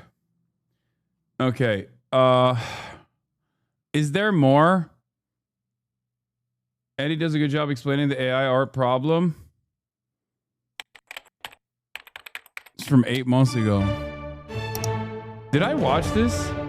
Eddie Suddenly, Bareback? it seems everyone is talking about artificial intelligence. Well, let's take a look at a video that never happened because OpenAI, the company behind ChatGPT, has unveiled a new artificial intelligence model.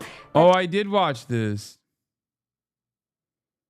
You have to watch this one? Oh, God, you guys are such fucking boomers, dude. This isn't even like the latest. This is old. This isn't even new, chatters. God damn. You are such boomers. I was embarrassed to click on this. There was like 8 chatters who sent this to me over and over again. And it is so obvious that you guys are fucking boomers, dude. Only boomers respond to this shit and go, dude, look at this sick thing, dude. This isn't even new. This is old. You goddamn boomers, this is old. Here, watch. I'm a real nigga. I'ma fuck a bitch real quick in my slippers. Bitches on my dick, they gon' dance on my lap. And if you talking shit, you gon' get a bitch slapped. Yeah, I like a mean bitch, not in the scene bitch. Type of bitch, I don't know about shit. I'ma pull up all black in a new whip. Tryna get rich, I'ma have to hit a lick, yo. Bro, think he in a murder case. Yeah, broke nigga, fuck nigga. I'm a grave digger. cut a nigga off with the switchblades. Niggas talking shit because he bitch made. Diamonds on my neck and it's lemonade. You can see it through the window. Escalade, cause I'm tryna get paid. Niggas tryna take my money, no way. I'm a real nigga. I'ma fuck a bitch real quick in my slippers. Bitches on my dick, they gon' dance on my lap. And if you talking shit, you gon' get a bitch slap. Yeah, I like a mean bitch, not in the scene bitch. Type of bitch, I don't know about shit. I'ma pull up all black in a new whip. Tryna get rich, I'ma have to hit a lick, yo. Bro, think he in a murder case. Yeah, broke nigga, fuck nigga. I'm a grave digger, cut a nigga off with the switchblades. Niggas talking shit because he bitch made. Diamonds on my neck and it's lemonade. You can see it through the window. Escalade, cause I'm tryna get paid. Niggas tryna take my money, no way. I'm a real nigga. I'ma fuck a bitch real quick in my slippers. Bitches on my dick, they gon' dance on my lap. And if you talking shit, you gon' get a bitch slap. Yeah, I like a mean bitch, not in the scene bitch. Type of bitch, I don't know about shit. I'ma pull up all black in a new whip. Tryna get rich, I'ma have to hit a lick, yo. Damn, he gon' drive me crazy if I let him. She thinks she lit, but bitches still ain't on my level. Every time he hit a lick, I push the gas up on the pedal. Let him hit it, now that nigga feeling special. Cause I got a small weight. Are you happy? Are you happy that we looked at this? Wow. Wow, AI is getting so realistic. Wow. Did they do this? Did they actually do this? Yo, was it actually real? Is this real? They look so real to me. Pretty face with a big bang. Look how you hating on a bitch and you my mama age. I'm doing great, I'm getting paid, so why would I complain? I get my net and then I'm gone, I ain't got time to hang. I'm a real nigga. I'ma fuck a bitch real quick in my slippers. Bitches on my dick, they gon' dance on my lap. And if you talking shit, you gon' Bro, I swear to God, the music is like, the lyrics are like a child who just learned that he can say potty words now. Like that's what this output sounds like.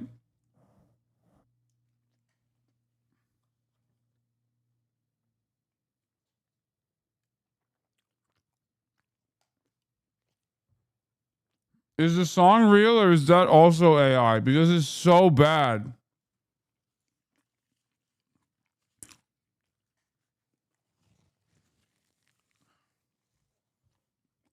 That's a real song? Oh my God.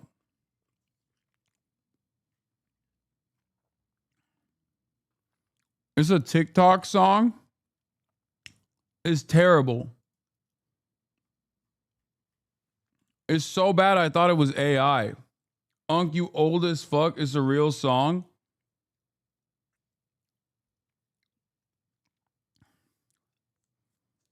Make a better song? I can't. Boomer streamer.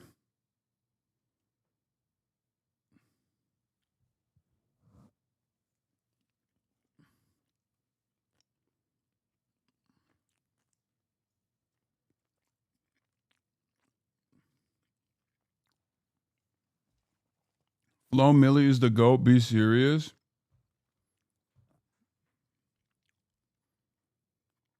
get a bitch slap. Yeah, I like a mean bitch, not in the scene bitch. Type of bitch, I don't know about shit. I'ma pull up all black in a new whip. Tryna get rich, I'ma have to hit a lick, yo.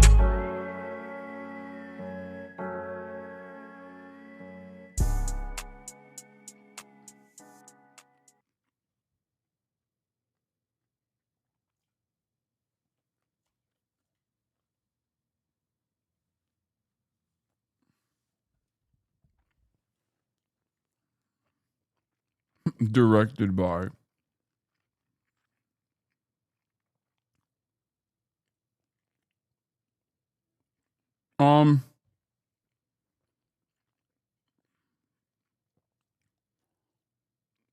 Please watch this. As high school turned to a fascist regime in 5 days. It all started with one profound question hell is in the this? classroom. How could the German people sit back while the Nazis slaughtered those around them? Ron Jones found himself at a loss for words. He didn't have an answer, at least not one that truly satisfied him.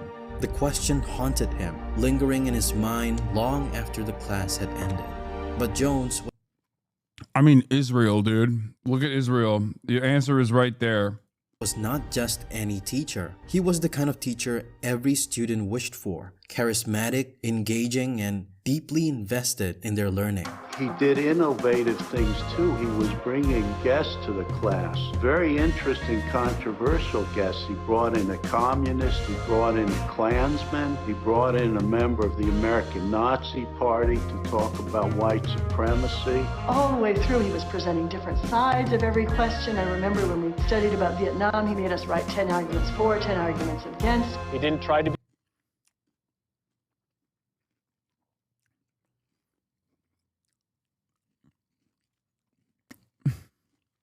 I would rather have an entire legion of AI chatters than the current bots that I have in the chat that are all saying, "Is this AI?" in unison.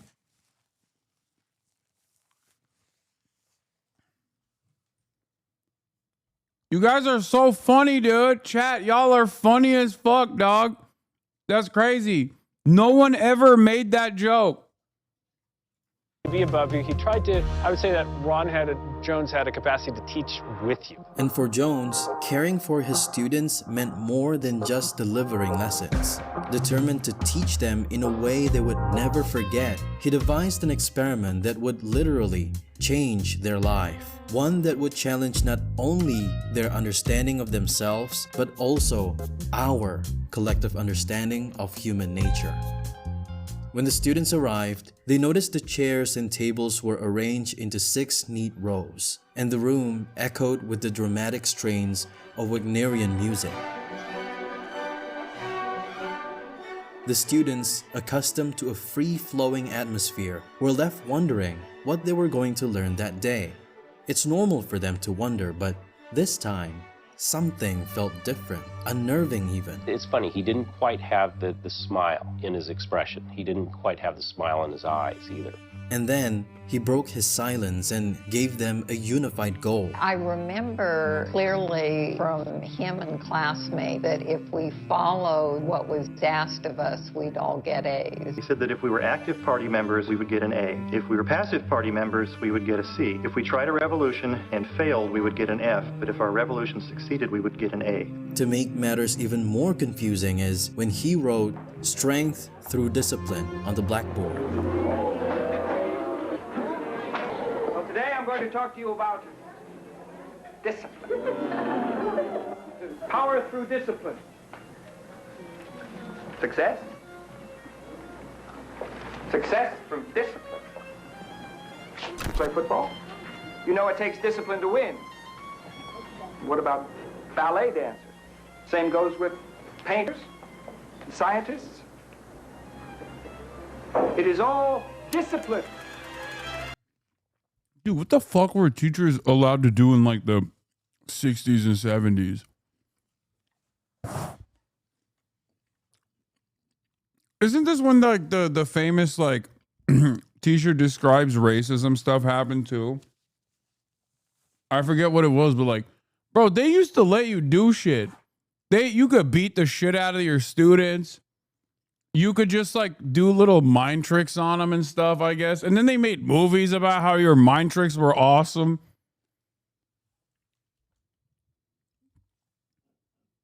Truly a wild state of affairs back then. I genuinely think public schools in the 60s in America was just no holds barred. Like, you can do whatever the fuck you want to these kids, man. Like the lady with the brown eyes or the master race. I forget her name. Yeah, Jane Elliott, brown eyes, blue eyes. And then if you were wild enough, they let you go on television and they presented you as like a brilliant innovator.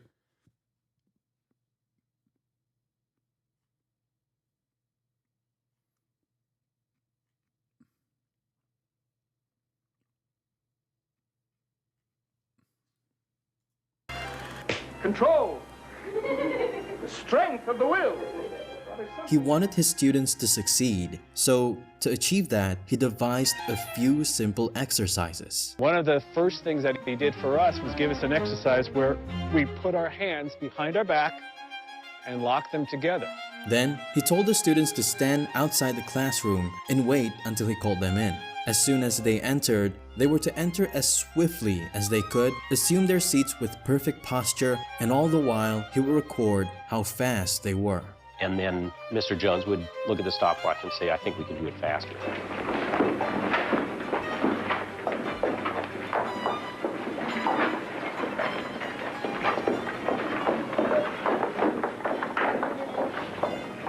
Like, what class is this? Because I know it ain't fucking geography. Do Americans even have that as a class?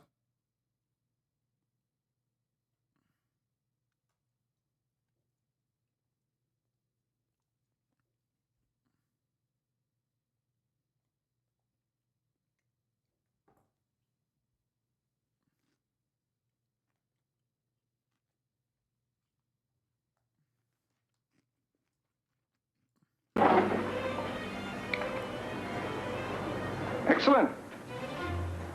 Half the time. It might have even surprised Jones how quickly they followed his orders with just simple exercises, but at the end of the day, that was his goal and he did it flawlessly. The experiment was supposed to be over that day until he came to class the next morning. Well, I entered the class the second day and I really anticipated that the class would be back to normal. There'd be this hubbub of excitement and we would discuss the first day, but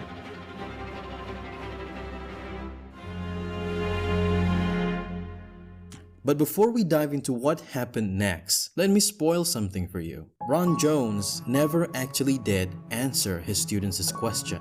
Sure, he started a revolution and things spiraled completely out of control, but the original question still remained. How could the German people sit back while the Nazis slaughtered those around them?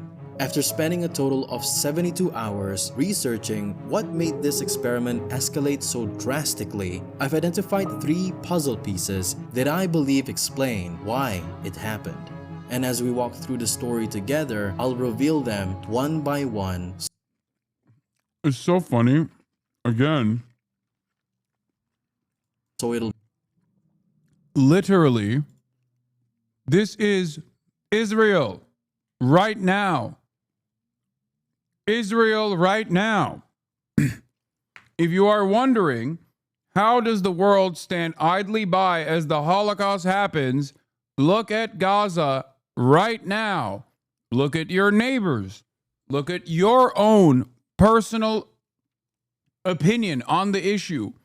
Look at your own personal opinion on those who are fighting back against this Holocaust that is taking place. You don't have to imagine how could this have happened. We are currently living through it.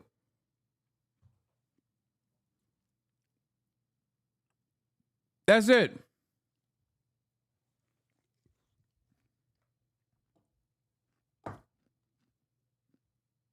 Will make sense.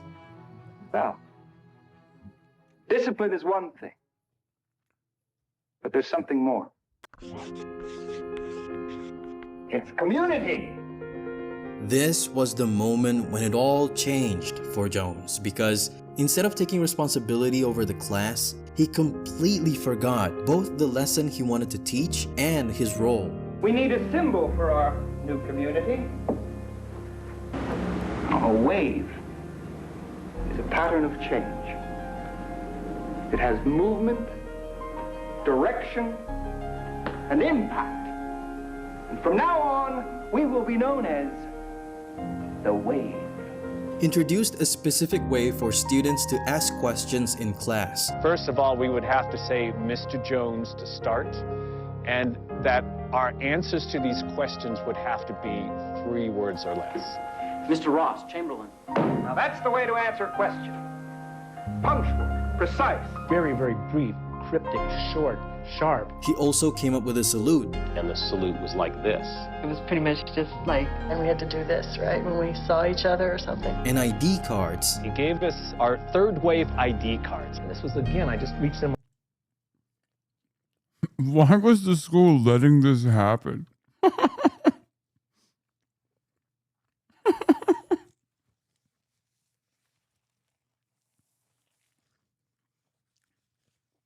Oh, God, I love I'm telling you, I love what they were letting you do back then at school, man.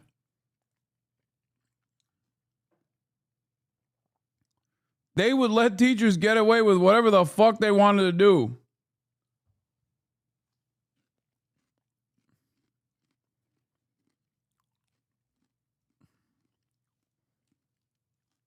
Awesome.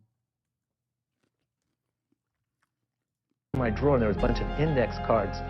So I pulled them out and passed them out to each student. This is a Strength Through Discipline membership card. And just as things were starting to get serious, doubters began to emerge as well. I'm a big question asker, and lo and behold, that is precisely what I did. I think I stood up by my desk and said, Mr. Jones, why can't we just say what we think? Why can't we just express our opinions about what we think about the third wave? And at that point, he said, you to the library for the rest of the semester. Understandably, there was no longer... Like, are there no parents? Are there no parents? The children are not going home and being like, hey, by the way, at world history class in high school, my teacher basically sent me to the library for the rest of the semester. Like, ain't nobody... It was an experiment. I understand that. I'm just saying, where are the parents at? Any room for dissent, and the formation of the third wave movement had never been clearer than on that day, as all the doubters were cast aside and labeled as the breakers. Jones wrote Strength Through Action, the final principle of the third wave movement. You are all to actively recruit new members. And they got cameras in the fucking classroom and everything. And also high school students look like they're 40.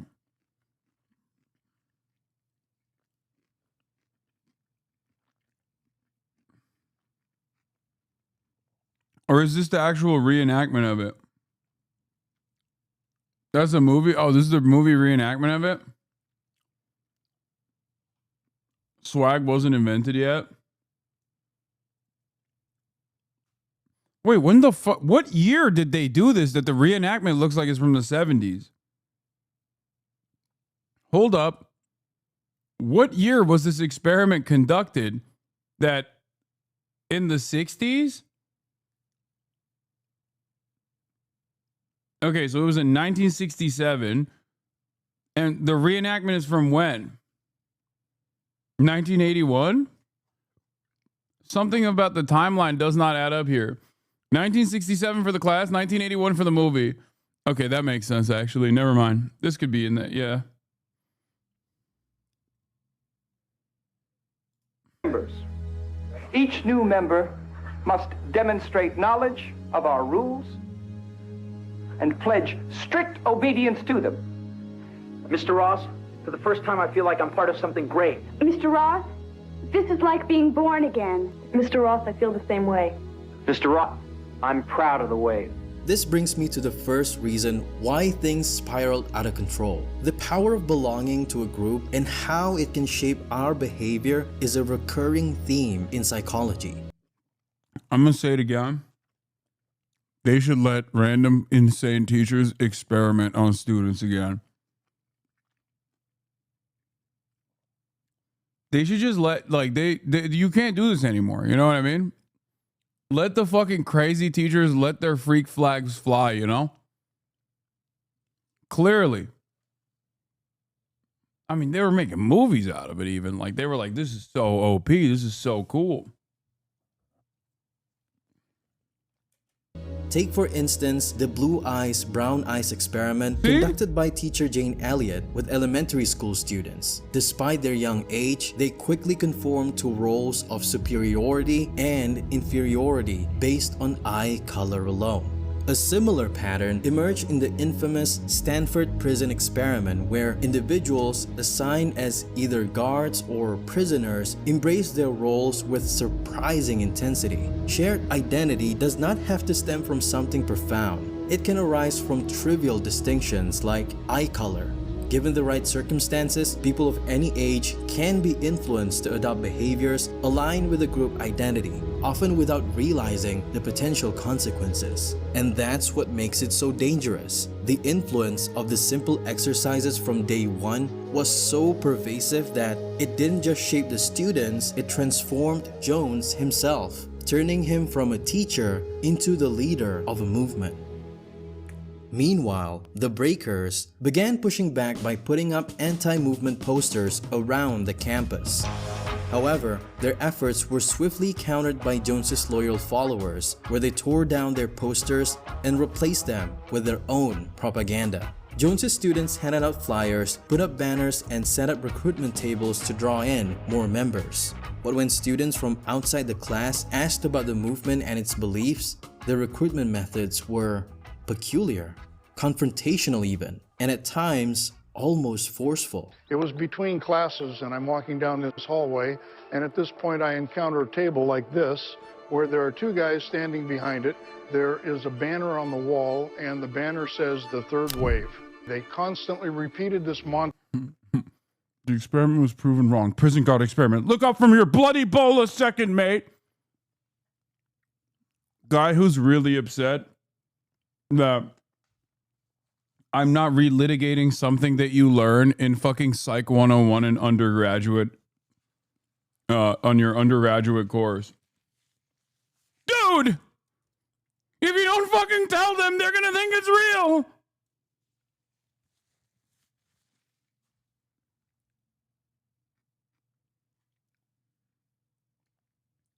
It was debunked! Yeah, I know. Not only was it unethical, but yeah. I know.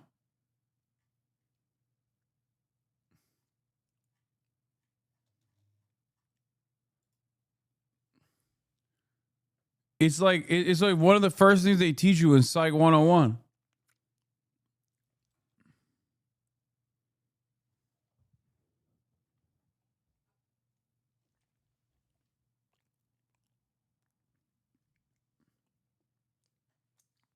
I mean, it's not.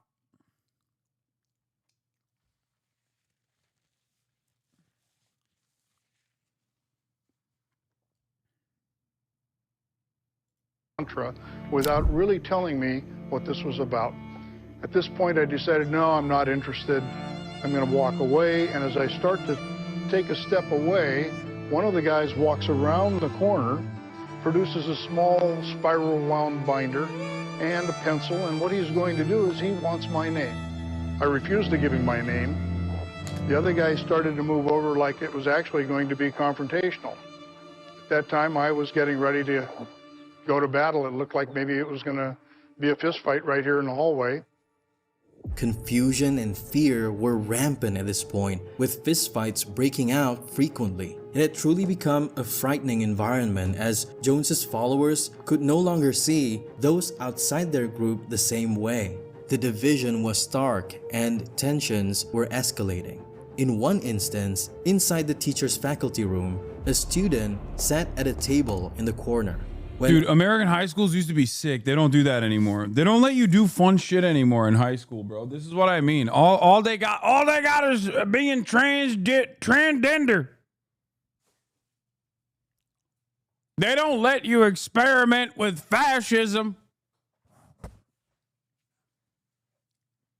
All you got is kitty litter boxes.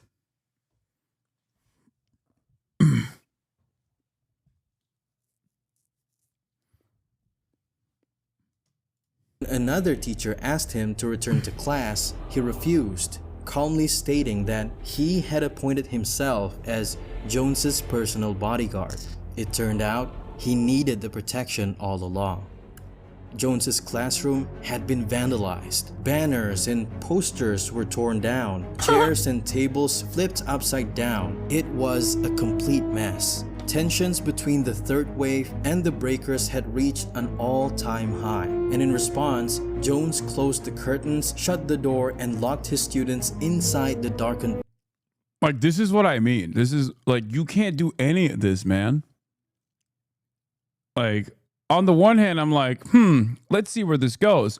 On the other hand, I feel like there are numerous ethical violations here that a principal would have stopped dead in its fucking tracks, like on day 2.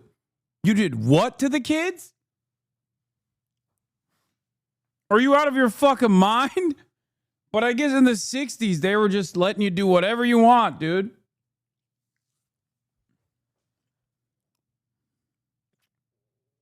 Room. We were kept standing. And then he changed the whole process on us. Jones then reminded everyone of his authority, emphasizing that this was not just a game. The movement, he insisted, was far bigger than himself and his students. It was real, something that extended beyond the walls of their campus. He claimed that teachers from across the nation were involved and that they were all coming together to form a third political party in the country. This was happening in San Francisco. He said this is happening in Chicago. This is happening in Philadelphia. This is happening in New York. And because it was working so well, they were going to come out with their party leader the next day. That changed the simulation. That changed it to being the stakes were raised and all of a sudden it was bigger than me. And it wasn't something that I could pull out of and have it stop. One of my fellow classmates from the back said, "Mr. Jones, what about this?" And it was a color ad and it said, "The third wave is coming." And I reached over and grabbed it and I said, "And this is the signal of action. And tomorrow we're going to have a rally. You're going to meet a presidential candidate that's going to explain the purpose of the wave. And this is our new leader. And we're going to rise up together and change the world." The event was set to take place the next day at noon in the... This is like some sort of high school fighting manga. Why the fuck were American schools in the 60s just Yankee Tokyo Revengers? That's just what it was, dude. And now it's all woke. Now they teach stuff like slavery and also say it's bad. You know?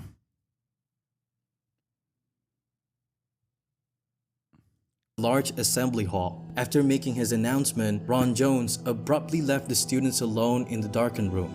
The shock caused by the vandalism only reinforced compliance among Jones's followers, pushing them deeper into the movement. Additionally, yeah, from Tokyo Revengers to Wokyo Revengers, freaking got him. Hell yeah. The lack of intervention when students were sent to the library for speaking out against Jones made the entire experiment even more convincing. As more people witnessed these punishments without stepping in, the bystander effect took hold. The responsibility to intervene in the face of injustice diminishes when others remain passive. On top of that, the pressure to conform to the group's actions played a significant role, making it even harder for individuals to resist the... I don't want to be taught slavery if this is how Americans teach fascism. Oh my God. Well, I mean, slavery comes after, don't you think?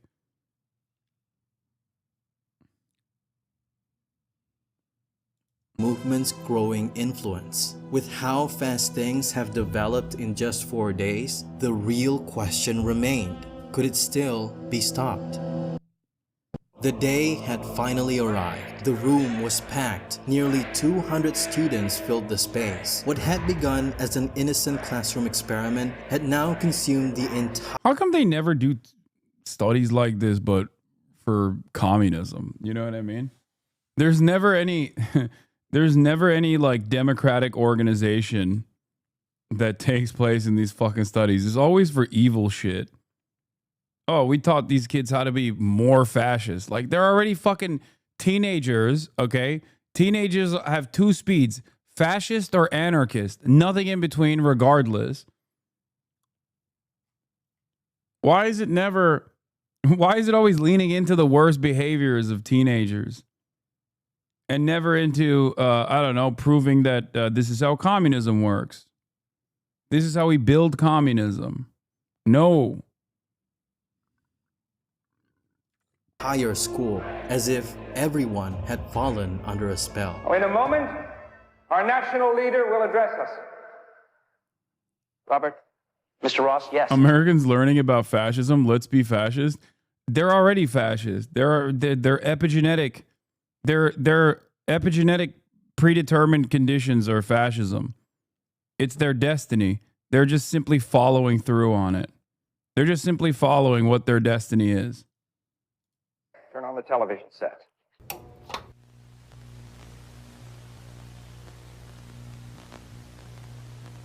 Time passed and unease began to settle in.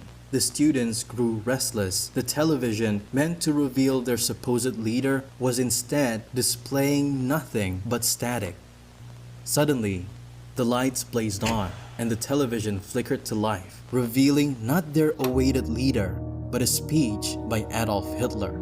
Images of the Holocaust flooded the screen, a horrifying realization dawning upon them. Jones looked out at the stunned crowd. There is no national youth movement. Freaking got him, chat. You thought you were so special. Better than everyone outside this room. And just said, what I have witnessed for the last week and a half, or week, whatever it was, what I have witnessed has really sickened me. Because we are no better or worse than the Germans. We were just like them. We'd work on the defense plan. Wow, this guy was a real woke, dude. Nathan Fielder could never. I'm not gonna lie, this is a little bit. This story is so fucking stupid. I feel like this is exactly the type of story where people go, no, dude, it's brilliant. Like the point he was making was so brilliant. It's so profound. Dude, what? You don't understand.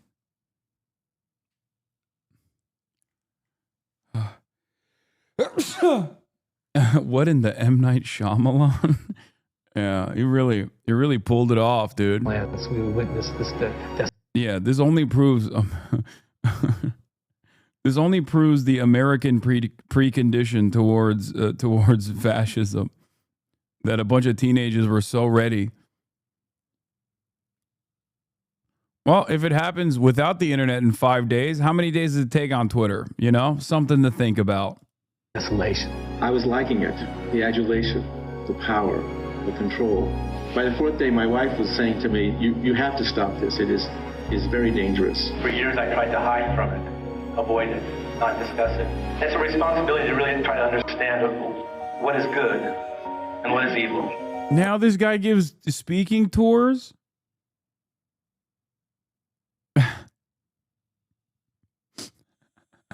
I thought it would be a one-day exercise, and it turned out to be a one-week existence in terror, actually. My ego was inflated and my sense of power and control was elevated, and I liked it. That's the problem. But I'm at least aware of it. Psychologist Philip Zimbardo coined the term the Lucifer effect to describe how individuals under the pressure of a specific role within a group dynamic can become consumed by their power, something that was clearly at play in this experiment. Likewise, Stanley Milgram's obedience theory helps explain why Jones's followers were so willing to comply with his orders. They believed that their actions were justified under his authority, absolving them of personal responsibility and further entrenching them in the movement. You had to be. I'm sorry. I don't want to be that guy. I'm not exactly the most sophisticated intellectual, okay? But I feel like this is the most dumbed down version of like how fascism manifests I could have ever encountered. Every aspect of this is so ridiculous. Am I wrong? Am I crazy? Maybe you guys will counter what I'm saying here and be like, no, it's brilliant and here's why. But like this is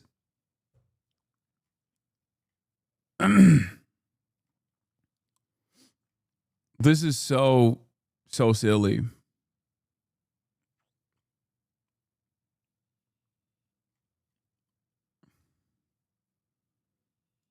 Maybe I'm missing something, but isn't the way this makes things tangible that seems so far-fetched for the individual a good thing?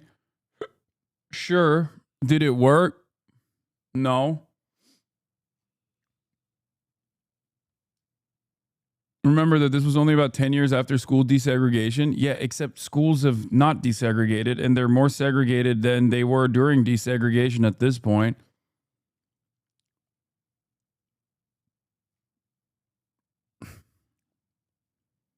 And it's not just about the high schoolers that like learned this lesson and kept it going or whatever. I'm talking about the overarching, supposedly like the overarching lesson that was taught to every American. Yeah. Also, the power dynamic here is a little bit more. I mean, it's not like you are the adult responsible for the well-being of children. And as the adult responsible for the well-being of children, you have a tremendous amount of power and influence over their lives. Not only are they extra malleable, but also you are the authority figure. And because of that, I feel like it's much easier to hit the Adolf Hitler mode in 4 days than the way it would work in normal society.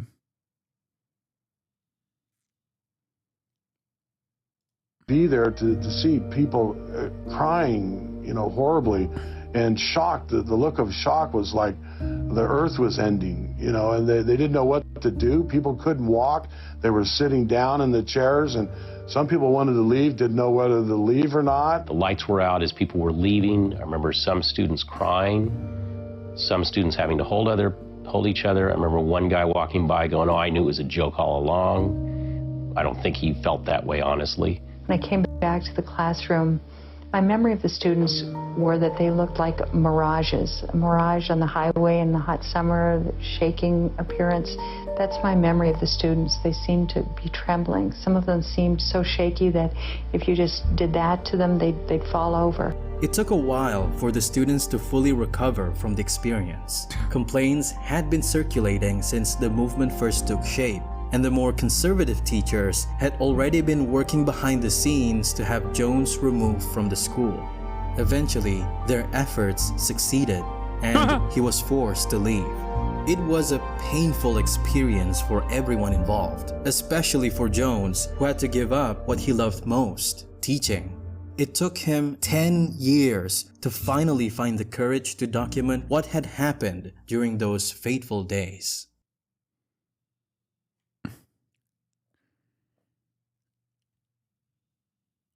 Taiwanese student anxious as Harvard dreams left in limbo. Get this guy on Streamer University. If you want to be a streamer, you're already a little bit of a fascist anyway. Read the comments. Imagine your parents calling you out sick for the week and you come back to that. Dude, you won't believe what happened last week. The egos of the students in the library must have been through the roof. My toxic trait is thinking I'd be immune to this. POV, when you skip school for 1 day. In Germany, we had to read the book about this event in school. Crazy how far this story came.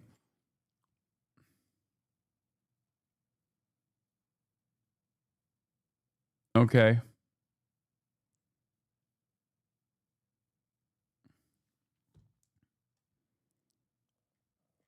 Half of Jewish Israeli teens hate Arabs, but hope for change remains, study shows. Final solution raging. Haaretz, half of Hitler youth hate Jews, but hope for change remains, study shows.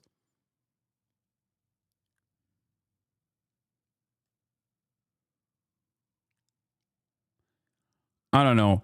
Maybe the reason why I'm so cynical about this, about what we just watched here, is because I'm experiencing it in real time right now. It's happening every day, and I know exactly how it works. People are too busy to pay attention, too self-centered, too disinterested, you know? I mean, we're literally in it. And if you were to ask 99% of people who watch this video, those in the comments, and most people that read the book, hey, it's happening right now with Israel, they wouldn't have a come to Jesus moment. You understand? They would not turn around and go, oh my God, you're right. They would just go, nah, this is different. Do you see what I mean? This is why I'm talking about like the powerlessness of social experiments such as this one.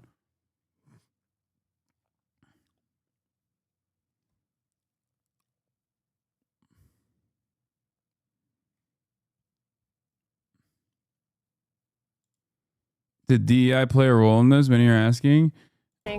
FBI agent Ellen Thurmer, who visited me, is a DEI advocate, saying women should have equal representation in the Bureau, and they bring a different perspective than our male counterparts. That's crazy. Okay, Ken is just like... a perspective to the FBI that is different than our male counterparts. And we need to reflect the community we're serving. And if approximately 50% of the country is women, then we should have equal representation. And while she never doubted herself in being a great special agent, Special Agent Thurmer credits the women who came before her to help her see her full potential. I was lucky that I worked. What is this music, bro? What is going on? Did you see she signed up to his newsletter with the FBI email? I saw.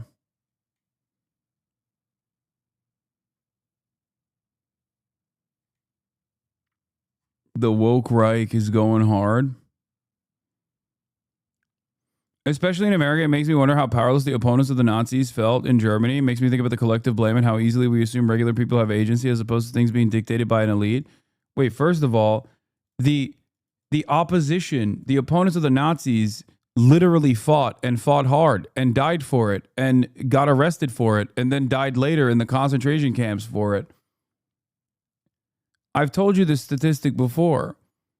As opposed to Israel, okay, as opposed to Israeli society right now, or as opposed to like what America's doing right now, 800,000 Germans were arrested for resisting against the Nazi regime. Now, some of those people were probably arrested for frivolous reasons. Some of those were arrested for just being Jewish in public and then, checked off as a resistor or whatever. But 800,000 is a crazy number, dude.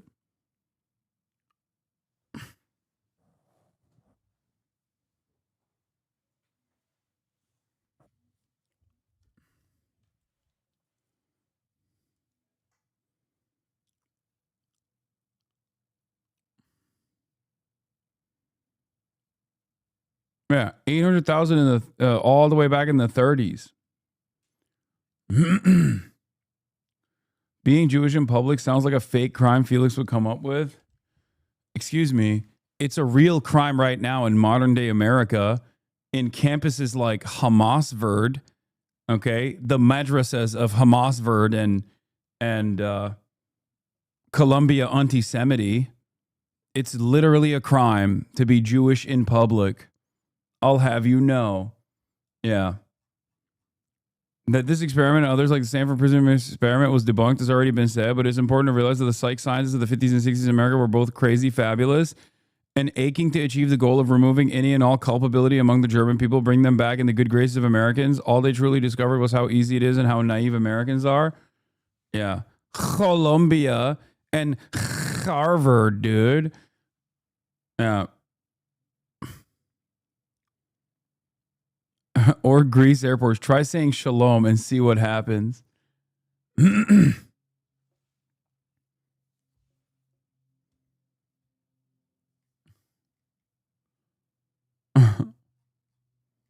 Won't anybody think about super famous YouTubers that are immensely privileged? Really fucked up. Check your privilege, sir.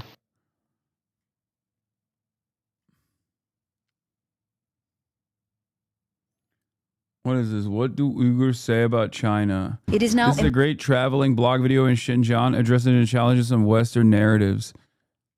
Infamous for its brutal oppression of the Muslim Uyghur minority.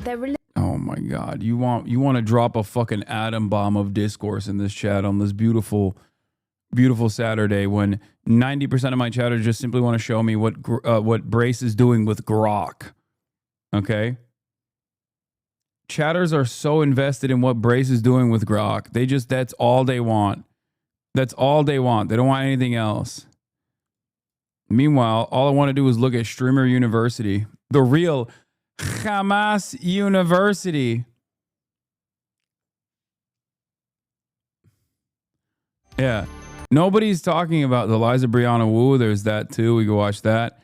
Nobody is looking at the other Hamas university. No one is addressing that Donald Trump has already revoked the grants for Streamer University. Okay. Really fucked up. For those of you who don't know,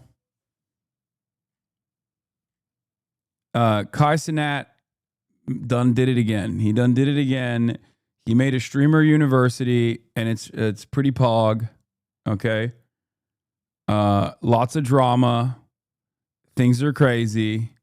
Things are heating up. Real will they, won't they situation with Duke Dennis and that girl. Is DDG in the corner in the cuck chair watching from afar? These are things that I care about. Many of you don't know anything about what I'm talking about, but that is what's going on in the world of normies and the things that the normies are paying attention to. Okay, that's at my fucking undergrad school. Is it? I think it's in Ohio, right? Hasan, you're 36. Yeah, I'm hashtag 36 and tapped in. Okay, guess what? It's uncle time. Yeah, it's in Akron. You understand? Do you understand? What is this? Way better video than China Discourse. The dynamic between the Fear and podcast. Who do you think of the three of us is most likely to go to hell? Oh, you're gay. Oh. Wait, what the hell? This is from a month ago. It has 100,000 views. What the hell? What the helly? I have beef. We're beefing. Okay. March. Fuck you. Whoa. Yeah, that's right. Moving quickly to Cutie Cinderella. Fuck you. Okay. Whoa. Will, you're fine. I don't know what you're talking about. Fuck you. Fuck you. What is happening? Shut up. Why Shut are up. people yelling at me?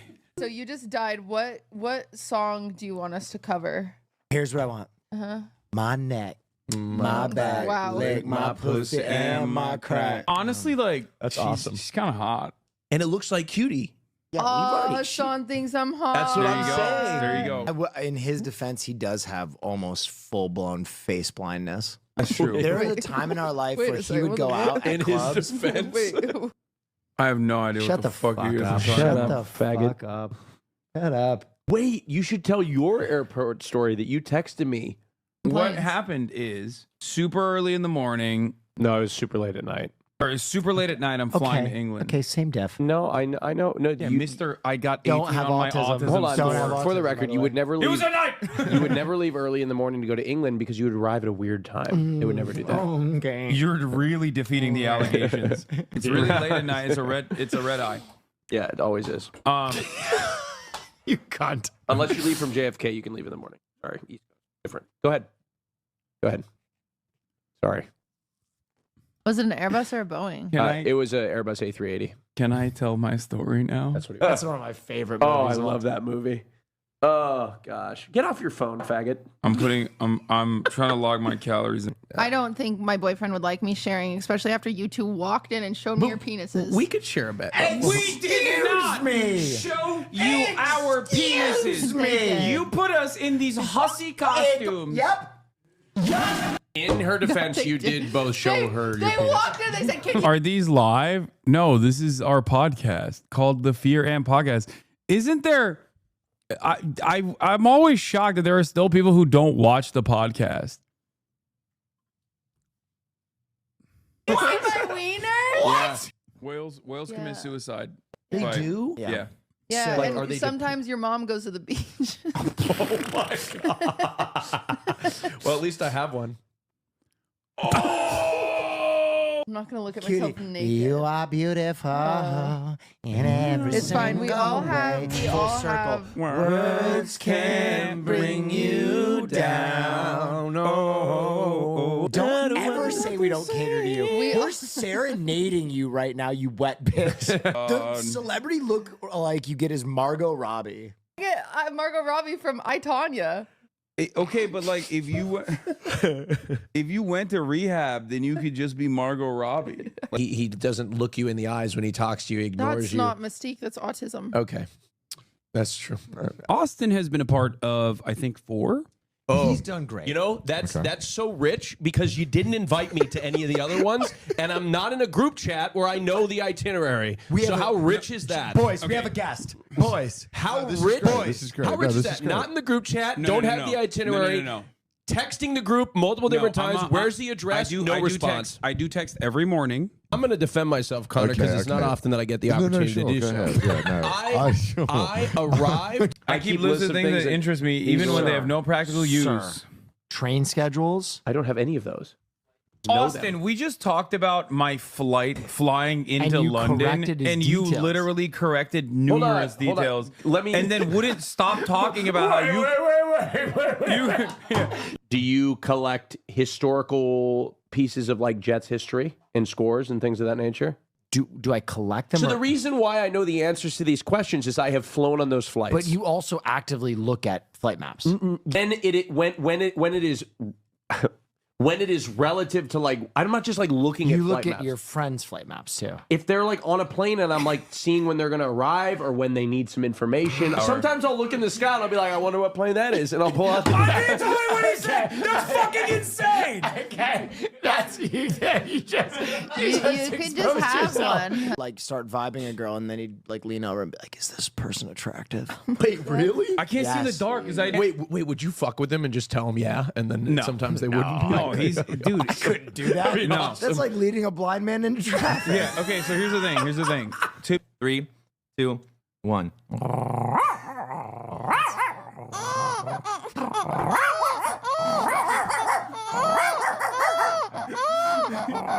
Good big dog. Oh, Fifi. Oh, mate, yours is way better than mine. You just scared the shit out of me. That was fucking sick. And Thank you. Yours is amazing. What do you have? Yeah, Like, come on, drop something. I don't have dog. Yeah. Yeah. Let me list the ethnicities that I have slept with. I'd love Are to you hear ready? this. Yeah. Japanese, Yeah. Filipino, Yeah. White. white. Have you ever had No. sex with someone who doesn't know how to do ballet? I mean, the Japanese guy was a ballerina. He was a ballerina. The clitoris and the G-spot conversation, how I thought that those were different things, that was kind of a joke. This is dead serious. The clitoris and the G-spot are different things. Yeah, what are you talking about? Okay. Hold on. I've heard from multiple people that they don't know how to behave when they visit your house. Because he doesn't talk to you. I walked into his house. I had a full conversation with his mother. He is so unaccommodating. It's crazy. I'm in the zone, dude. Dude, he does. This is when you come over to Hasan's house. You'll just sit there like next to him, like a hostage, and just listen to him talk I'm in the fucking zone. something wild. When you meet Hasan, it's just like, okay. You're like a I want to let the record show that he stole 4 of my Elite Core protein shakes last night. 4 of them. Not 1, not 2, not even 3, but 4 of them. And he was walking out of the house when I caught him. 4 of them. And then he has the audacity to say I am not welcoming. That's crazy. As I asked the chat when I first started the show, it's not unreasonable for me to say something about that, right? That's like he's basically doing felony territory, okay? Grand larceny territory in Trump's America. aloof. That's the word. He's aloof. Whenever I introduce people to him, I'm like, hey, now don't. Don't expect a human interaction. I'll be like, hey, don't expect him. He may not say hello. Wait, what? I do say hello. That's crazy. Okay, y'all are goofing. No, it's not true. It's absolutely pretty true. Hasan was making fun of my pet voice. Do you have a pet voice? Of course. Yeah. Is that an ick? That's an ick. Hey, cutie, let me hear your pet voice. Hiya, come here, little girls. Hi, girly. Hey, you, Hi, girly. you ready for mine? Yeah. Hiya, come here, Kaya. It's so weird. When he did this earlier, I was like, I thought there was a different person. Such a good girl. Did you good girl? Come here, Kaya. I don't like it. Why? Why? I don't Why know. don't you like it? It's doing too much. Okay, how about this? This is a little more chill. Okay. That sounds like when I sounds took like a fork in the microwave. I just want you to brace yourself for this. I'm ready. This is what Ludwig currently looks like. I can't even pretend to be nice about it. I found myself being unable, call me weak, being unable to find the capacity to be kind. Do you find him physically attractive still? No. He looks like a Lego head. It's that flat on the back. We have a real do nothing and win strategy here at the Fear End podcast, and the yard keeps collapsing in and of itself as we just stand It looks like a tall. skinhead meeting. It's worse than a Klan meeting. They look British. Each ticket is rated on a scale of 1 to 10, so you know you're getting a good deal. So look for the green dots. Green means a bargain. Red means you're getting fucked. Yeah. Holy fucking shit. My options at this point is to shit myself in the car or to pull off the side. What the fuck is behind you? This is a very special park in Salt Lake City, Utah. That is, you might have guessed it, Joseph Smith as a Sphinx.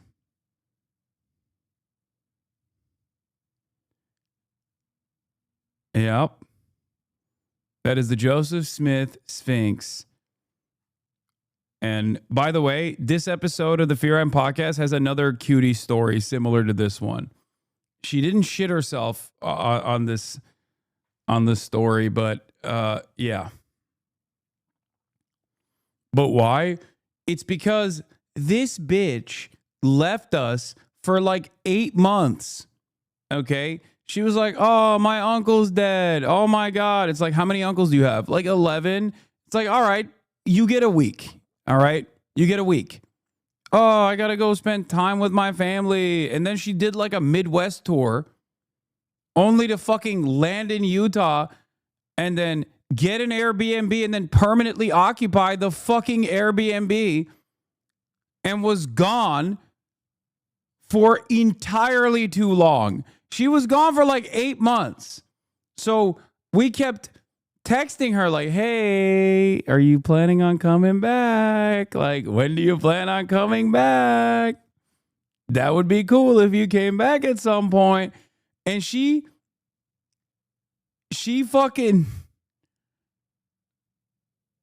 They meant, why is Joseph Smith a Sphinx? Excuse me, some questions don't need answers.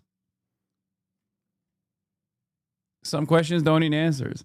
But she was grieving? No, the fuck she wasn't, okay? No. You get a 1 week grieving period. If you have 10 uncles, if you have 11 uncles and one of them dies, you have 10 uncles, okay? You get 1 week. If it's your favorite uncle, 2.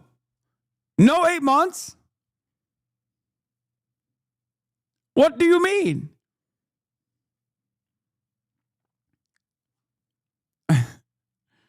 So basically we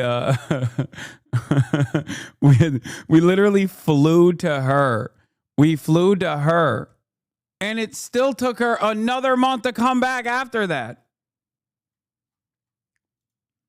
5 feet away from people and just try to shit in the bushes. So I veer off to the side.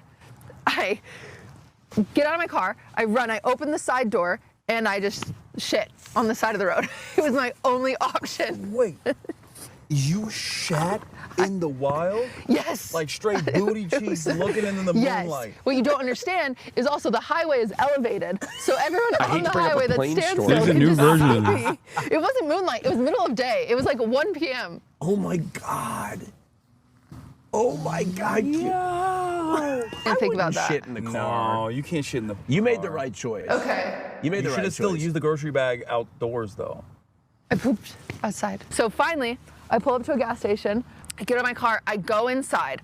I buy baby wipes. I buy air freshener. I love the Fear End podcast because maybe I'm crazy for saying this, but I feel like because they're so insane, I guess with the exception of Will sometimes, but even he has his crazy moments. I feel like I'm the only sane person on the podcast. Okay, I don't know. That's just what it feels like to me. even going through these episodes. Yes. I buy deodorant. I buy just like anything everything. I can that I think, okay, this is gonna fix this situation. Nothing is gonna fix this I purchase it. I go to the bathroom. When I go to the bathroom, I pull my pants down, and I realize that when I shit on the side of the road, that I hadn't pulled my pants out of the way. Oh no! So the back of my pants. Listen, I don't care about any of you being sexually attracted to me. I'll tell you everything. So my shit was the consistency of like soft serve. All down the back, because when I shit, I like pulled, right? But you didn't pull my trajectory was off. All down the back of my leggings is shit. So you walked to the gas station, they were like, damn, that's a Dookie girl. They were like, that's Dookie Cinderella. Yes. What if you met a fan? Could you imagine? What's a PSA that you have? Everything can be solved with ass. Think about it, okay?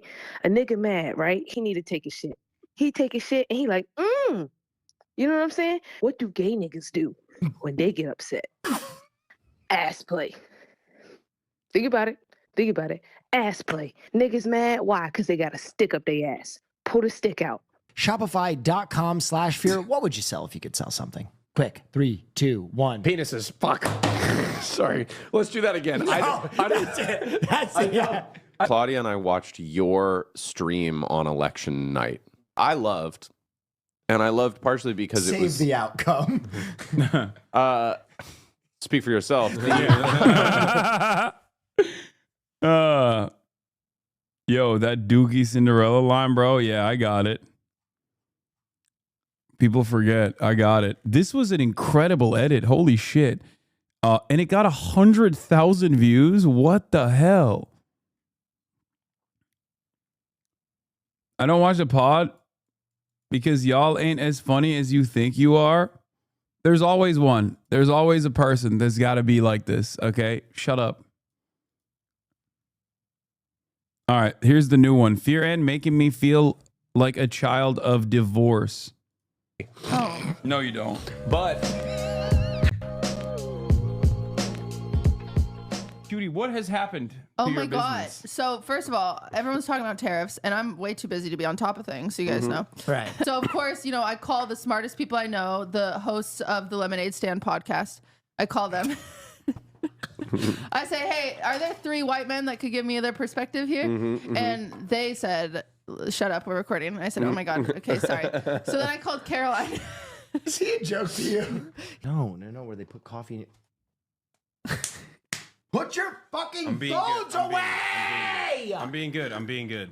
I don't want Yeah, to be guess a what bitch. size I wear. I just. Can I have I don't need to so know. tiny. Oh my God, I don't thanks. need it. Yeah, extra small. Just I like don't my tampon size. need to Itty know what bitty. size you wear because I was just sending you a link. Q-tip and throws it in her pussy. good and for that's- a month. Cutie Cinderella crossed the line. What'd she say? She said Farley needs braces.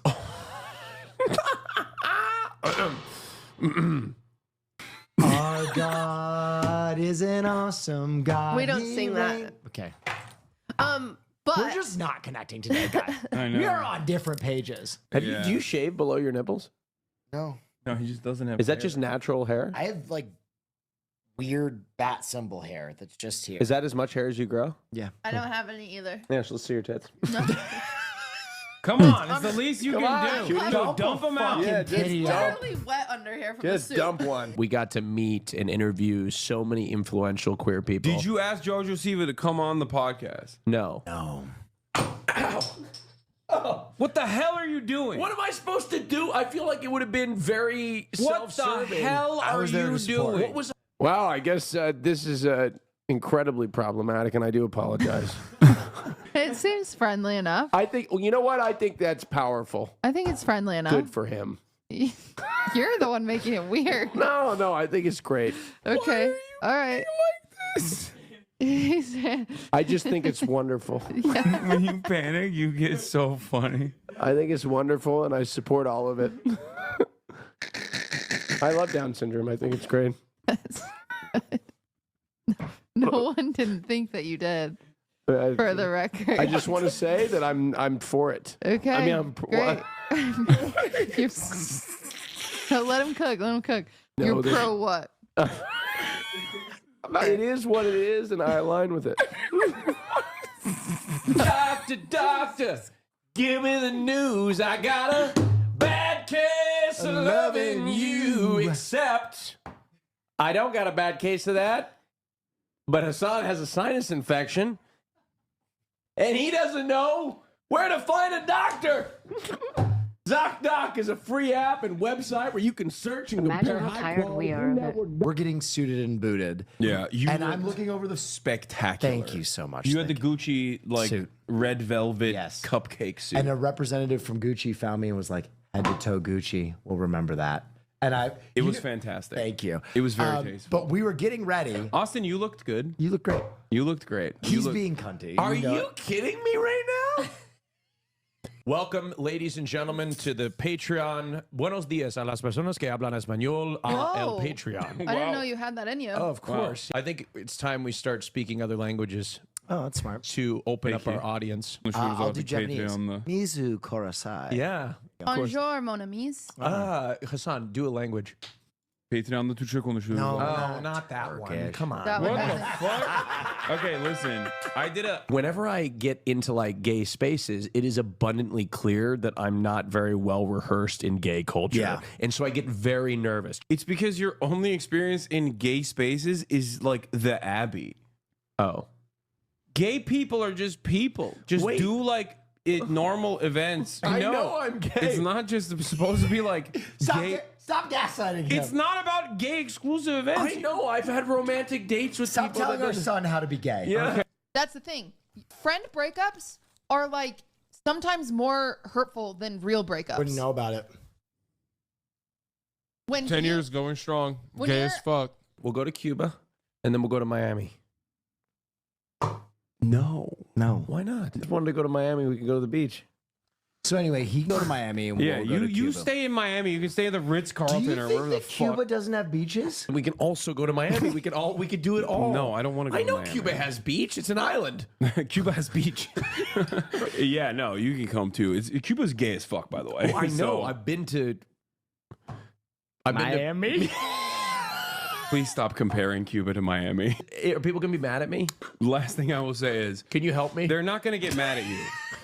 They're gonna get mad at me. But I'm with you guys, and so I'm happy. And we're gonna go to Disney, and we're gonna eat good food. Yeah. And we're gonna go on the roller coasters. Go on. Let's do Extreme Home Makeover. I'm gonna bring $100,000 in US dollars cash briefcase.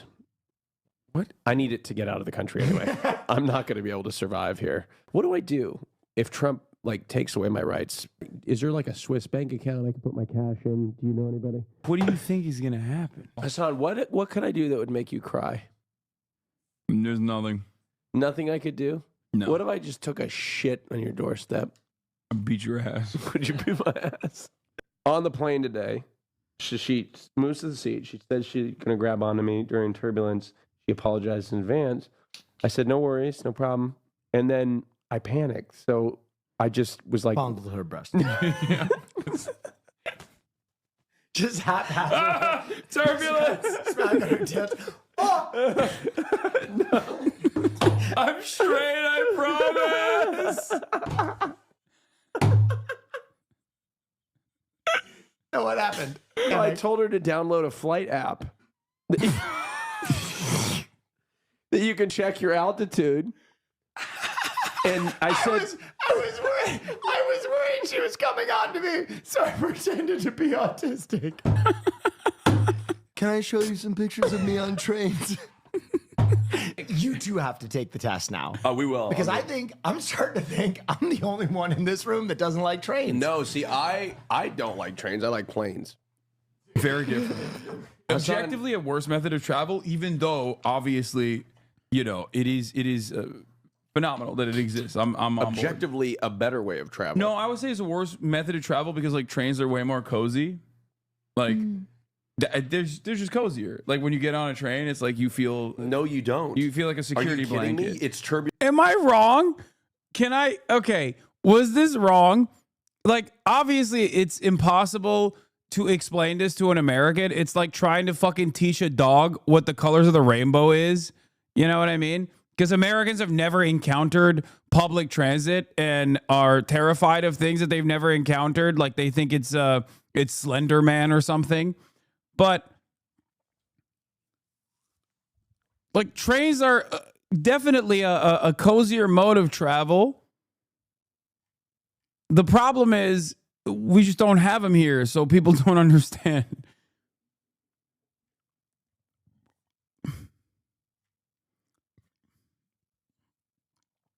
You can get up and walk freely on a train if you want. Can't do that on a plane. I mean, you can walk a little bit on the plane too, but I think the thing about the train that's cozier is that, one, it's on the ground. It's connected to the ground.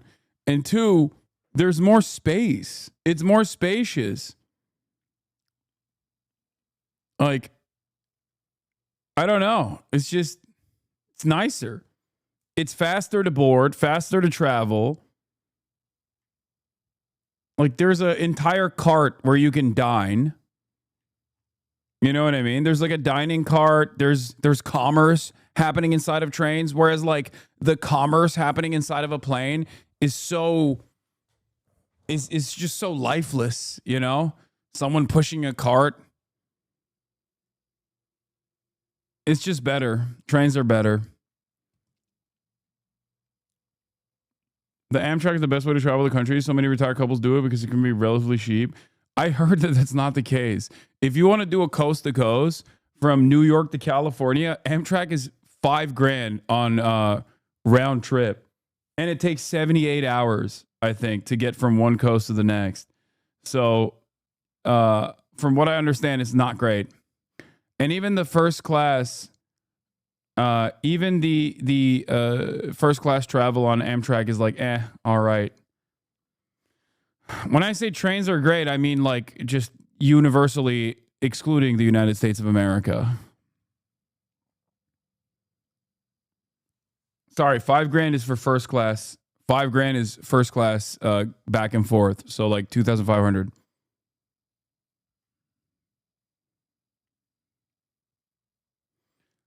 I live like a 2-hour train ride from New York for a month pass for students. It was $500. Like, are you joking?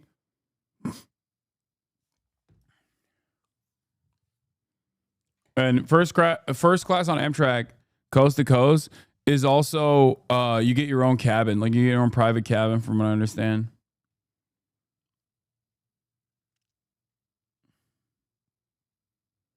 Turbulence 100% of the time. What? On a plane. Air travel is much smoother. Are you insane? You cannot be serious right now. The turbulence on a train is nothing. It's just it's comforting. Have you been on a track? It's repetitive sounds and noises that give you comfort. On a plane, turbulence means you're going down. You're going you're not.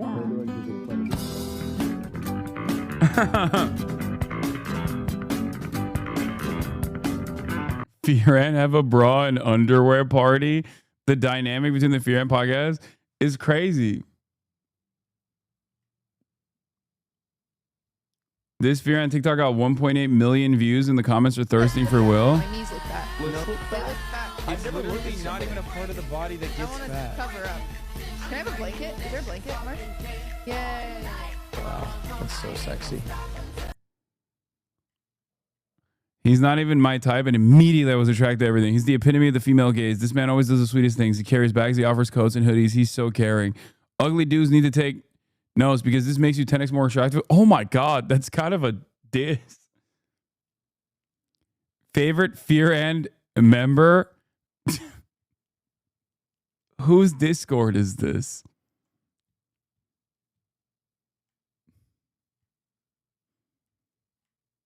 $19 votes. Not a single one for me.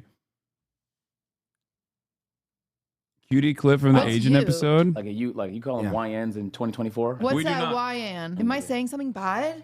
So technically you said nigga, but you did. Oh my God! Don't say that! We gotta cut that out! Oh my God! Well, there, you have your cinema moment. Why did no one say You anything? said it so naturally, I felt like you had said it before. I know. I'm so stressed. Yeah, it's okay though. I'm going to jail. You need to, What's Ute? we have a great dynamic, actually. We really do. We really have a great So dynamic. that's why. It's awesome. It works perfectly. What is this? Don't they have Baba Doobie Dabo, whatever she's playing too? Biba Dabo, Biba Dabo Doo. Fuck. Dude, I'm not gonna lie. RFK might be right about autistic people. What the fuck? You say the name. Fuck? Baby Doobie. Baby Doobie. Baby Doobie. You sounded like you were trying to scat. You were like, hey, is it Baba Doobie that That was crazy. Crazy. You just kept intensifying. I'm 33 years old. I don't know these fucking things. You just kept intensifying the scat. Yeah. What is it, Baba? If the more you yell it, does it make it more right? Baba Doobie. Baby Doobie. Baby Doobie. Fuck. It's close enough. What about them? What's he? They're also like a TikTok first content creator who became like a so is like musician. Noah Kahn. So it's Brittany Broski now. So are so many musical artists because that's where your career starts now. Are we going to talk about Streamer University? Yeah, we were. I don't know how we got into this. Vampire Weekend is mid. Okay, dude, chill. I know. I already covered the hilarious update to the story I covered yesterday. Hasan Piker covers me. Extreme drama alert. Hey. Hey, what's up, man? Okay, welcome back to The Daily Show. I'm your host, Hasan Parker. RM Brown talked about you a lot yesterday. Wait, what? Who's RM Brown? Huh? Hasan Parker.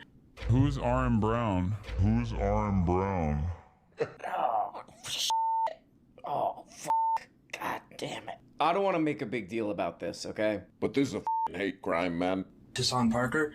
He has caused irreparable damage to me and my family, and I have reported him to the FBI. I sent them some images that I created of things that I think he might do, that I think they might be interested in.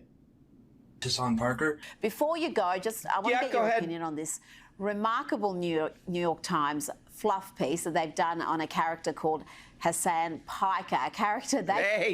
Hey, that character's name is... Hasan Parker? Hasan Parker, idiot. Pendejo. He described as a progressive mind in a MAGA body, because he works out, apparently that makes him a MAGA body, but he's as bad as MAGA as I'm blonde.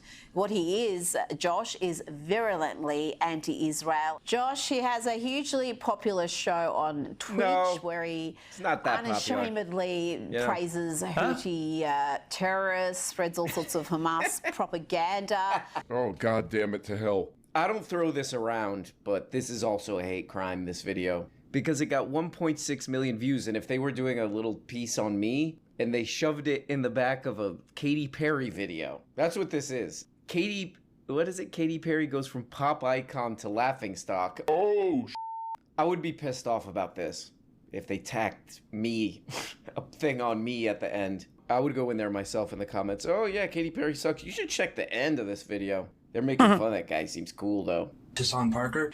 Seems that leftism destroys everything. Even the biggest superstars like Beyonce and Katy Perry have... Seems like leftism destroys everything, like revolutionary leftist leaders like Katy Perry. Did she leave any discernible talent she had in space? I mean, imagine... Whoa! What is this, the Jeff Ross of Australia? She spit on them.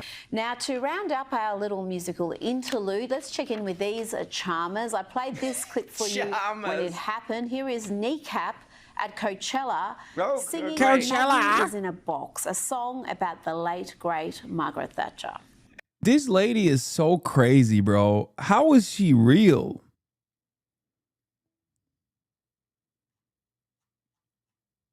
How, like, it's shocking that there are people like this, but I guess, why would that confuse me? I mean, look at the state of affairs nowadays. Okay. And I'm not putting this lightly, but they should be in jail. Okay, whatever. Oh, wow. 1.6 million views. If it ain't got views, it ain't news. If it ain't got views, show me the proof, dumbass.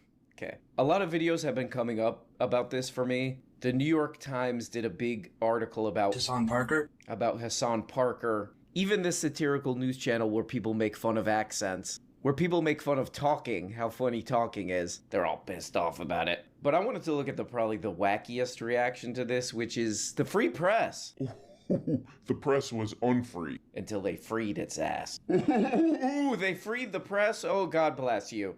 Praise God. Oh, praises be, and God bless you. What did they do? They freed the press. Meet Hasan Piker. Nice to meet you. The 33-year-old streamer telling Gen Z that socialism rocks, Israel is a settler colonialist state, and Zionists are neo-Nazis. I love that intro because it's like, depending on whether you have a fucking brain or not, that intro just like weeds out all of the losers who would hear that and go, oh, I can't believe it. I'm so mad. I'm so angry. I can't believe you're saying that.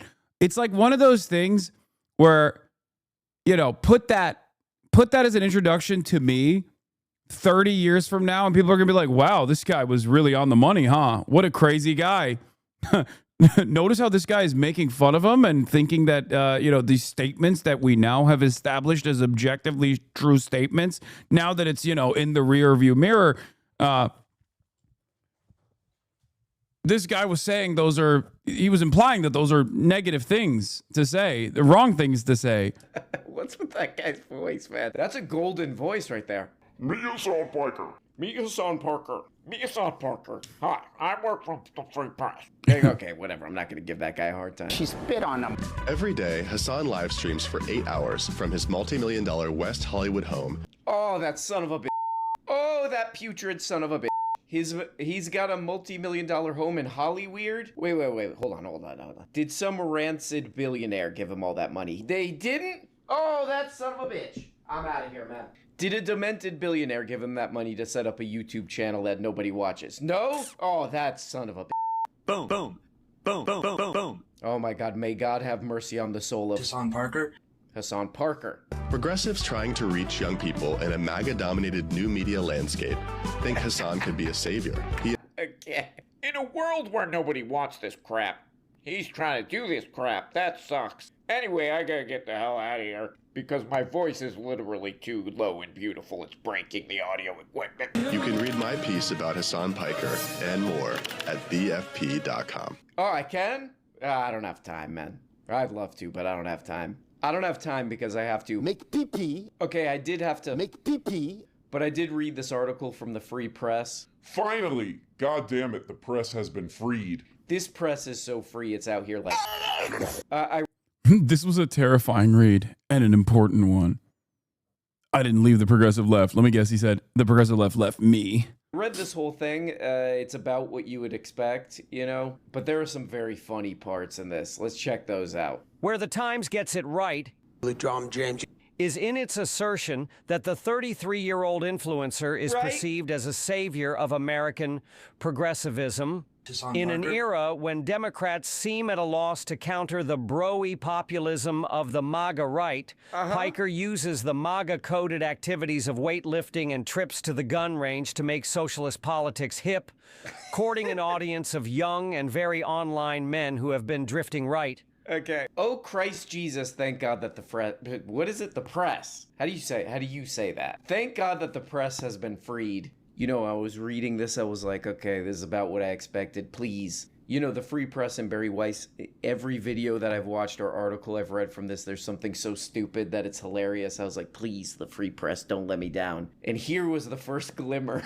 Here was the first glimmer of comedy. The New York Times originally did this. They did some headline. What the hell did it say? It was like a left-wing guy in a MAGA body or something like that. And then I think they changed it. You know, I've been all around the country, you know, to some of the, what, quote-unquote, reddest parts of the country, been walking around all there. You know, there are body types of all types all around. So this is one of those things that just, like, people say on the internet that, like, on its face doesn't make any sense. Like, you only believe it if you're on the internet a little too long. Oh, if you take... Can you imagine doing a gun range video today? I would. And go to the gym. That's political. That's you're on a political side. Oh, I am? Yep. Okay. Which one? I don't remember. This is one of those things where it's just like, either this is just stupid internet media crap. Oh, you work out? That's political. There's a political thing of that. I'm just lifting a heavy thing to try to be cute. Oh, no, that's a political act. Like, it's either just ding-dongs in the media repeating dumb crap, or at worst, it's like an active attempt to make people stupider, I feel like. But what's the other part that this goddamn dumb, stupid thing says? This guy. Hasan Parker. Hasan Parker. Is it illegal for me to gift you firearms? Yes. Uses MAGA-coded activities of weightlifting and trips to the gun range to make socialist politics hip, courting an audience of young and very online men who have been drifting right. This kind of makes... I know what they're doing here. This is where it gets really funny. You know, you're reading this, you're like, oh man. You know, young people, obviously, they gravitate toward Margaret Thatcher type political crap. I gotta pee. That's why Kneecap is stupid. Like that Arnar political person on that channel said. They love that kind of stuff. Reaganomics and all this crap. George W. Bush. I am a George W. Bush fan, but only of the paintings. You know, I'm a young, cool man, strong, handsome. And I'm gravitating toward the right in one way. I like George W. Bush's paintings because the faces are off, kind of, you know? Like there's always like one eye looking the wrong way, and I enjoy that. But this makes it, this part of the thing makes it seem like, oh man, young men, you know, they love Ronald Reagan type crap. George W. Bush type crap. So this guy's kind of doing a trick. This 33-year-old Twitch streamer is kind of doing a trick. He said, how can I trick these people away from their, you know, their very natural gravitation toward insane, lunatic political ideas to this stuff, man. I know I'll get strong, bro. I'll get strong and I'll start going like this. Man, this guy's like the goddamn Joker. What's the guy's name? Hasan Parker? Hasan Parker. He did all that just to trick impressionable 20-somethings like me. In 2018, Right. he started streaming on Twitch, a YouTube-like platform where content creators record themselves reacting live to anything from Okay, I don't think we need explanation on what Twitch is. Okay, go ahead. video game tournaments to breaking news. Right. There, Piker soon learned that siding with radical Islamists against America was a good way to get a lot of attention. Ugh. Things just don't change at all when you think about it. Because this is the exact same commentary that existed in the immediate aftermath of 9/11. And it's the exact same commentary that exists right now.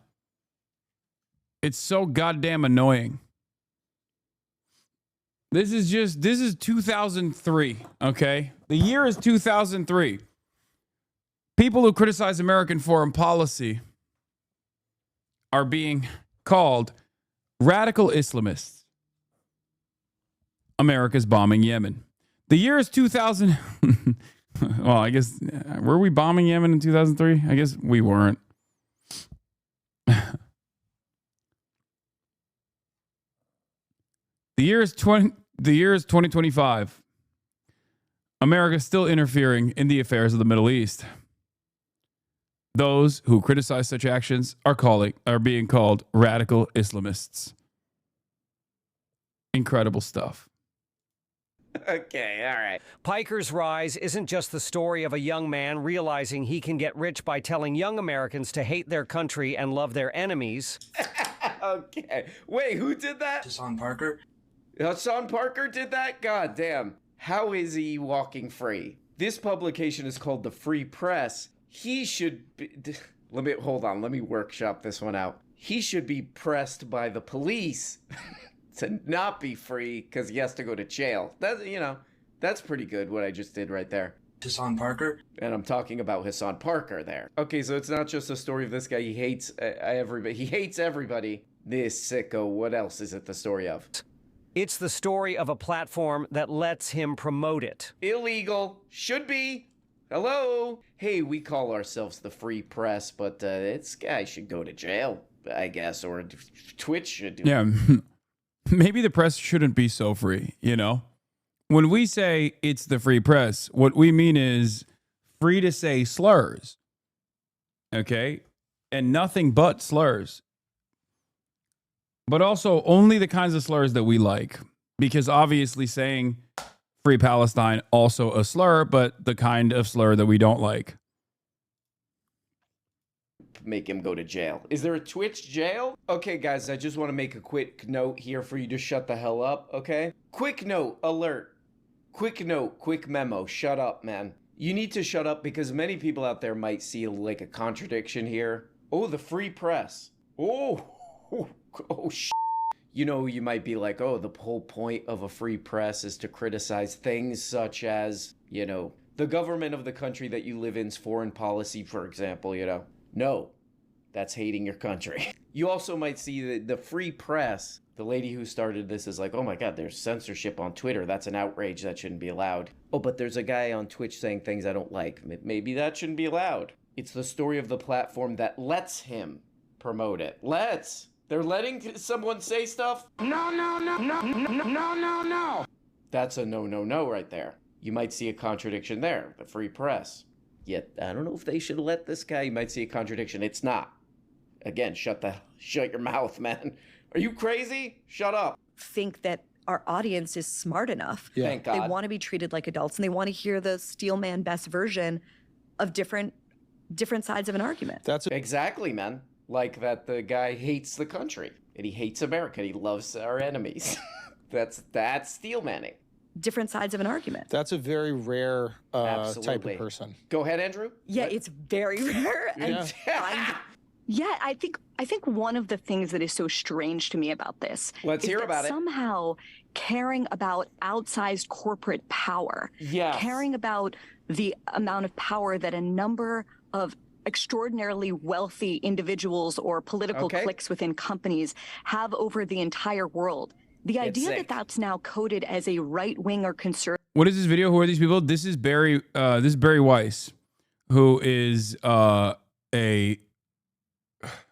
incredibly annoying member of the media who for years and years wrote at the New York Times and was like, she's responsible for that famous article, The Intellectual Dark Web, that branded the intellectual dark web as what it is, calling Ben Shapiro the gladiator of the intellectual right.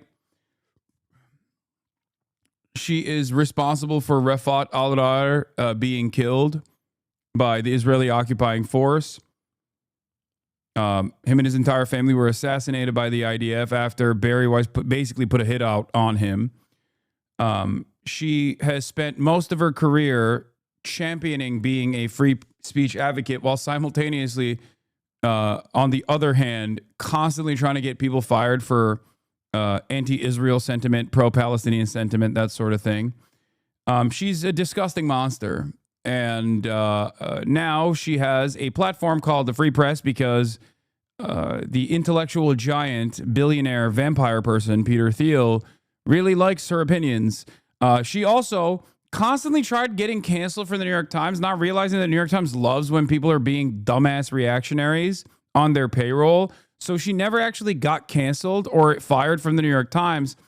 And then turned around and self-canceled, basically said that like the vibes were bad and that people just couldn't, like the people at the New York Times did not fuck with her at all. So she basically self-fired herself. Like she left the New York Times to get hundreds of millions of dollars from Peter Thiel to start the Free Press. And also in a move not dissimilar to Donald Trump, start a fake unaccredited college called Austin. I think, what is it?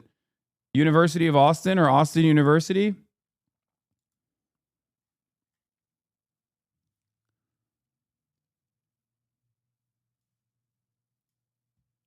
It is one of the the Free Press is one of the worst fucking outlets out there. Why we shouldn't trust the facts coming out of Gaza. The Gaza famine myth, how lazy journalism, bad data, and skewed statistics fueled accusations of war crimes against Israel. If there was true karma, if there was true justice, if there was a Nuremberg-style trial, the Free Press writers, including Barry Weiss, would probably be criminally punished for their genocide denial and propaganda. Yeah, she has a fake college, an unaccredited university called like Austin University or whatever. Hold on. Austin University is fake. My mother is getting her degree there. No, University of Austin is the university, or UATX. University of Austin, not Austin University. University of Austin? That's the one, right? I don't even care enough to know which fucking university. Yeah, University of Texas Austin is real. That's not what I'm talking about. Austin University.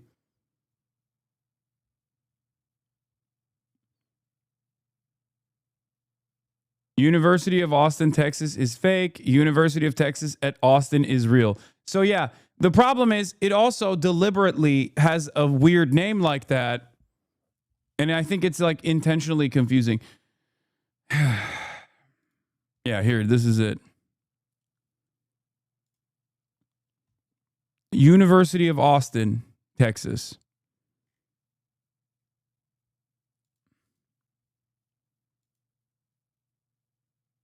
UT, University of Texas, in Austin is a real university. This is an unaccredited university called University of Austin.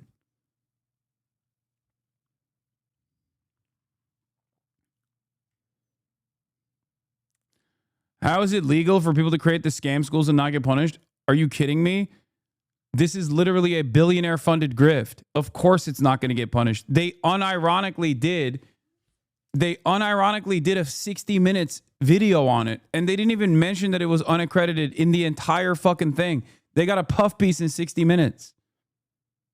Also, the president had an unaccredited Trump university, so what do you think? At this point, it's like, if you want to be one of the wealthy and powerful, you have to have a scam university that's unaccredited. Like, you have to.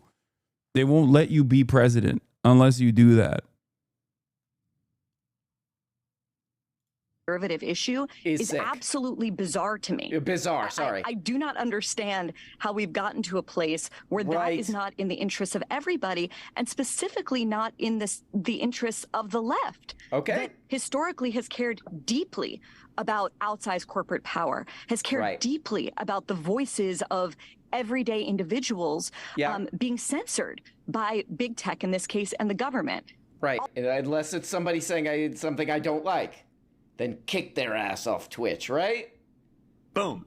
Free press. Free the press and free the toilets. Put some meat on the bones of this sort of like soft authoritarianism, soft totalitarianism you're describing. So I think what you mean when you say that in the realm of academia, right? I can think of certain particular flashpoints, like Brett Weinstein and Heather Heying getting drummed out of Evergreen University for... I wish censoring right-wing voices was an actual thing so we hear them less. I know. It's like they never shut the fuck up. Even under the first Trump term, if you remember, they would constantly talk about how they were the silent majority, and they were never the majority, and they were never silent. It's so fucking annoying how they present themselves as victims. Anyway, here's Taylor Lorenz making fun of her. Endlessly hilarious how Barry announced the free press. Like, finally, I'm free from cancel culture in the media, then took millions that she got from far-right fascists to launch a media outlet dedicated to pushing U.S.-Israeli military propaganda. Yeah. Finally, someone is covering this stuff that never gets enough coverage in mainstream media. And then what is this stuff? Oh, that's right. Just basically State Department readouts. Finally. I do want to watch this one debate where Charlie Kirk says this guy is bouncy. And I want to compare that to my performance at Cambridge, because Cambridge, unlike Oxford, was way more debate lordy. Some of the questions that they asked me, I think, were very silly, obviously. Obviously, I think that because I'm biased and too afraid of addressing the truth. I do want to watch how they dunked on Charlie, though. I will say, it is the reason why I think they were debate lordy with me is because it was clear when you look at the questions that like they sent my way on my Cambridge speech. It was very. how do I describe it? It was silly shit. It was like they didn't disagree with me. They just like had issues with optics or whatever, right? Whereas like with Charlie, there's obviously a disagreement, like a significant disagreement with what he's saying.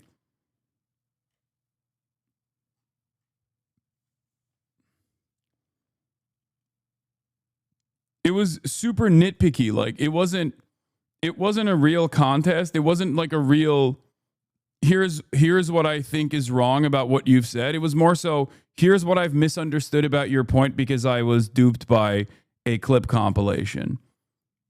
Did your vid include those questions? That was Oxford. The last one that I posted was Oxford, but my Cambridge video is on my YouTube page because we live streamed it. Cambridge.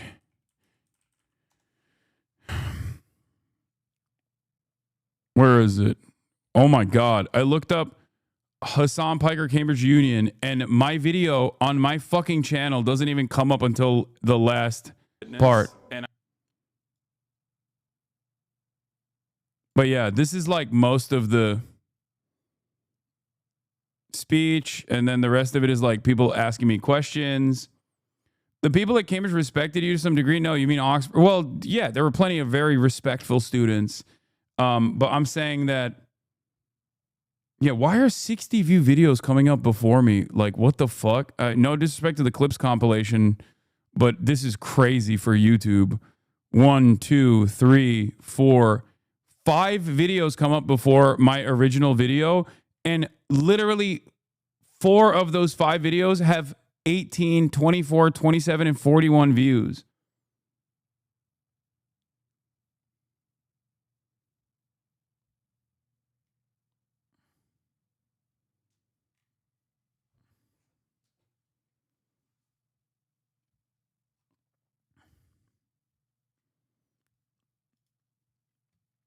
Care about faith, family, and freedom. Listen up. I'm proud to partner with... Okay, I don't care about this. All right. So this is... Good evening, Mr. Kirk. You've obviously devoted... I tried searching your vids and Asmongold comes up. Yeah, he talks about me more than I talk about myself, so that makes sense. Electing, keeping in power Donald Trump. And you did so partly because you said Trump would put Americans first and take them out of foreign conflicts. Should we see how that is going at the moment? Currently, Trump has just accepted a $400 million debt from Qatar, which we're assured is perfectly above board. Billions in arms are going to Saudi Arabia, which they're using to bomb and starve Yemeni children. Not sure how that's in the interest of the United States, but it might be in the interest of the $5.5 billion deal. Yeah, when I debated him, he had not become the president yet. He is now the president.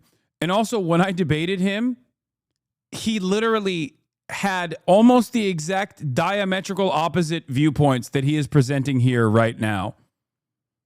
So I don't know what happened. I genuinely, I'm actually very interested in finding out what happened. Like if he had a real change of heart or if he's just like a guy who loves debating. It makes sense. I mean, he is now the president of the Cambridge Union Debate Club. He'll still say he hates Hamas at the end, I think. Okay. Maybe. But even then.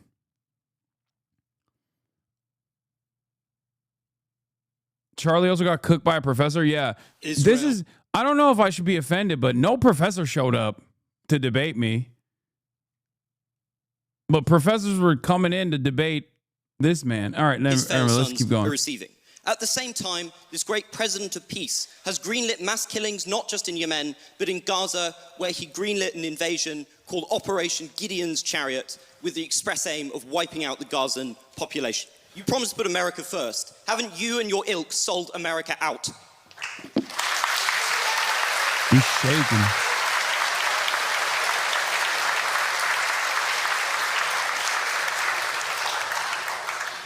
No. Well, I'm glad you have great intellectual substance. Oh my God, he is not happy. Yo, what the hell? Yo, you can't get bitched by fucking Ron Weasley, dog. God damn. This is like Revenge of the Nerds. This is like when the college students bite back. You know what I mean? Because Normally, he has editorial control over this process, and he goes to college campuses, and he just like basically talks over a bunch of fucking college students who only have a couple seconds to say whatever they want. But all of a sudden, when they have like a real back and forth, but your debate wasn't this configuration, right? It was Q&A. It was Q&A, yes. I think that's probably the reason. Should I do another one of these, but this time in a debate style, debate format? A 90-pound over-caffeinated student making Charlie lose it? He is cooking. And can answer. Because it's all the culture wars for you, isn't it? The second someone actually tells you what you're doing, which is bread. Can you calm down a little bit? Like, just a little bit? You're pounding the table, you're all over the place. No. You want me to go piece by piece? Or would you like me to talk slower? I think you can... Number one, Donald Trump is convening a peace deal between Russia and Ukraine. Joe Biden gave them armaments. That's going well, isn't it? It's going well. Can you not interrupt me? Well. I allowed you to talk uninterrupted. You're famous for not interrupting. Yeah, I haven't interrupted. Ooh, he has the room. Ron Weasley's got the room at the tip of his fingers. Okay? That is, oh my God, he's getting mugged.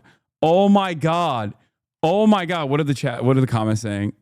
If by me voting for Trump is not turning the UK, then I voted wisely. I'm an Englishman and also a ginger. I'm so embarrassed by this fool. Oh my God, the fucking dude, come on. Come on. Oh God. Lobotomy. Right-wingers have been lobotomized. There is no way. There is no way you look at this back and forth, even from the jump, and feel as though Charlie has any stage presence here. He got owned so fucking hard 2 minutes in that the comments are like, the entire island of England is fallen. That's crazy. This is why England has fallen, because they're not patriotic and they didn't respect you, Charlie. A single person here today. Can I speak uninterrupted, actually? Okay. He is convening a peace deal between Russia and Ukraine. I believe we will see an end to that war. Number two, he's actually talking to Iran and discouraging Israel to strike the interior of Iran, and has stopped many other international countries to do the same. Number three, can you give him credit for ending the Indian-Pakistan war?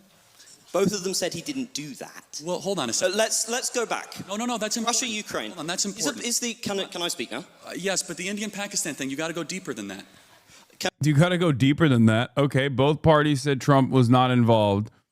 I mean, even if he was, I don't really care. Like, okay, good, he did that. Except that happened afterwards. That wasn't even a campaign promise. So that's not the point that I don't want to call him Ron Weasley over and over again. The debate club president is saying here, okay? Let's go in order. Is a peace summit where the main person in question, Russia, doesn't show up, is that a success, Mr. Kirk? I'm not even sure. I'm not even sure. Not a success? Well, again, these are ongoing negotiations. No, dude, Vladimir Putin is literally destroying Donald Trump. There is no defense here for Charlie. Charlie is already on the back foot. There is nothing he can say here that makes sense. The only thing he can say is, well, Joe Biden was worse, right? Like, at least he's trying to do a peace deal. Joe Biden never even tried to do a peace deal or something, to which you can still respond with, well, it's still a failure. So maybe what Joe Biden was doing wasn't that much worse than what Trump is doing. And it's just, there's no defense. Trump's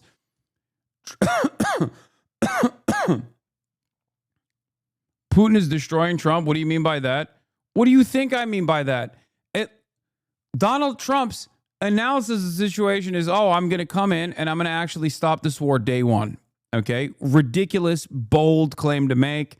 Obviously, everyone laughed at it. But what is this? Charlie leaves Cambridge feminists resorting to insults? Oh my God. This entire, everything he uploaded, he was like, I'm not owned. I'm not owned. Licking his fucking wounds. This was the other girl that actually asked me some questions as well. She was asking me about sex work. And it's a lot better than when your prime minister, Boris Johnson, went alongside our Secretary of State, Tony Blinken, to Istanbul and unnecessarily blew up a potential I believe that was Antalya, not Istanbul, but it's okay. Russian peace deal. Turkey's at the table. Turkey is the table. Turkey mentioned. which has resulted in hundreds of thousands of dead Ukrainians, one of the great unnecessary wars of the modern era. Donald Trump believes in conversation and police through strength. He has been president for well over 120 to 130 days, and he has already ended a war between two nuclear conflicts of India-Pakistan. He has secured our own U.S. southern border while we were being invaded by foreign powers. And thirdly, he is brokering a potential settlement with Iran that will prevent a major escalation in the Middle East. And finally, it is very difficult, but I believe they'll get it done, that will finally see an end to the Russian-Ukrainian war.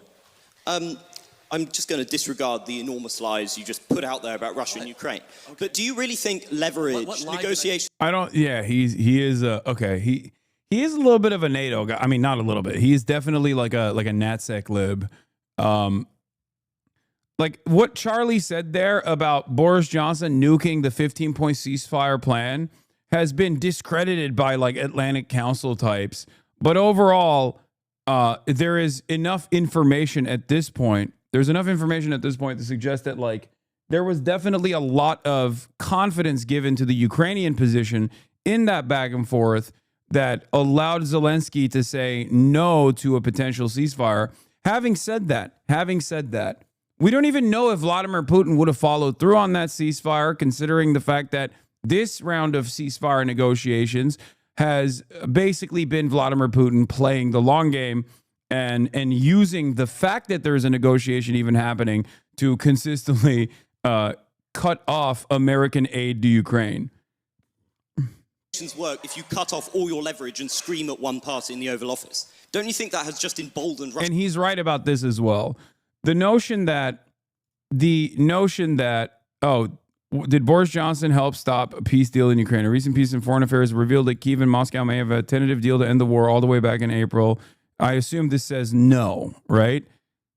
Because this is from September, and more information came out of how the tentative ceasefire deal fell apart a year after that. This is from September of 2022.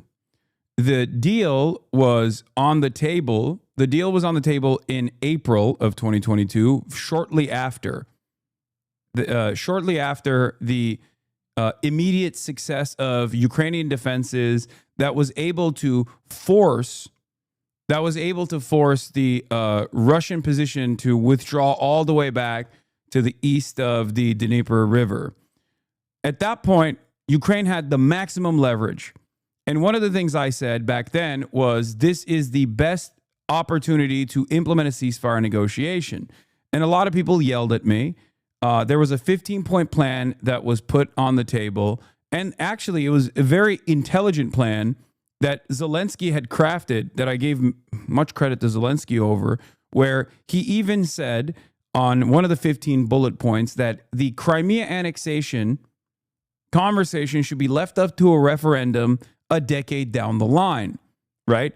That is as close to a democratic way of not having to deal with this hot potato that is going to be very unpopular. Okay? And then Boris Johnson intervened. To say, we have maximum support for you. We will give you all the weapons you need. You have the full backing of Western nations, and you will be able to purge Russians from your ranks. Just, don't fuck with this deal. Don't do it. Ukraine never had leverage like that since that moment. Biden, not Boris. No, Boris Johnson doesn't behave on his own. Obviously, he is an envoy of American interests in that conversation. I'm sure that he didn't personally destroy the deal on his own when Biden was totally on board with cutting together a ceasefire negotiation.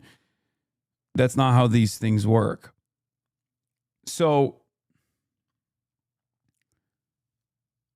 saying Boris kind of absolves Biden of responsibility? No, it does not. Nothing that Boris Johnson does is without the go-ahead, or nothing that any European leadership does in terms of dealing with Ukraine, in terms of dealing with Russia, without America's go-ahead.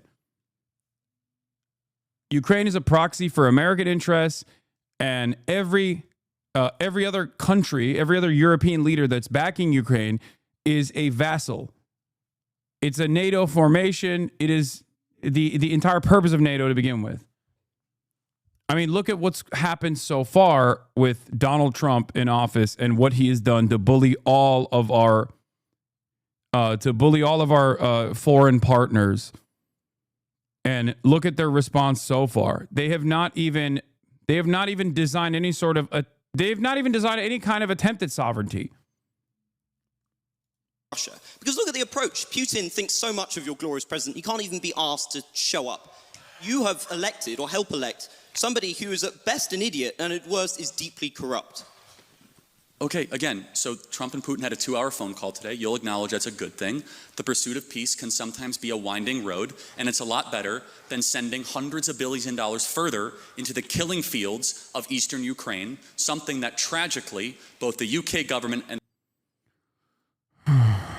Exclusive. Ukraine president says British prime minister had nothing to do with decision not to seek deal with Russia. Volodymyr Zelensky has rubbished claims that Boris Johnson scoopered a possible deal between Ukraine and Russia in spring 2022, calling them illogical. There were several approaches with ultimatums, and I never gave my approval for it, says Zelensky of Russian demands for ending its full-scale invasion. Johnson had nothing to do with this decision. Directly addressed the claims for the first time. It doesn't fit with logic. What was he supposed to be talking us out of? The story of Johnson's visit was and the supposed lost chance for peace may seem like a historical detail, but has fresh relevance as Donald Trump seeks to do a deal to end the war.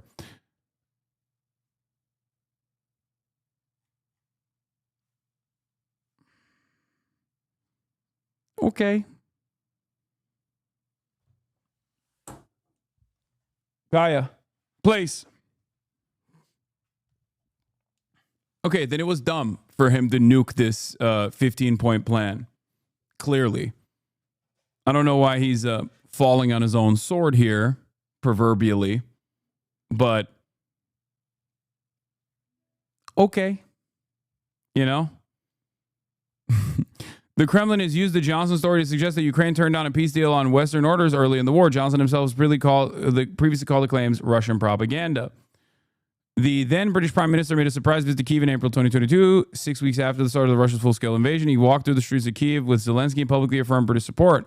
The idea that Johnson also used the visit to ensure Ukraine did not sign a peace agreement with Russia first emerged in an article in the respected Ukrainska Pravda outlet in May 2022, which said that Ukrainian and Russian negotiators had agreed on a broad possible agreement after a meeting in Istanbul in late March. A week later, Johnson arrived with a message. Putin is a war criminal. He needs to be pressured, not negotiated with, according to one of the outlet's sources. In November 2023, David Arakamia, a member of Zelensky's own negotiating team in Istanbul, appeared to lend the idea credence. These are the reasons why I believe that this is the truth, by the way.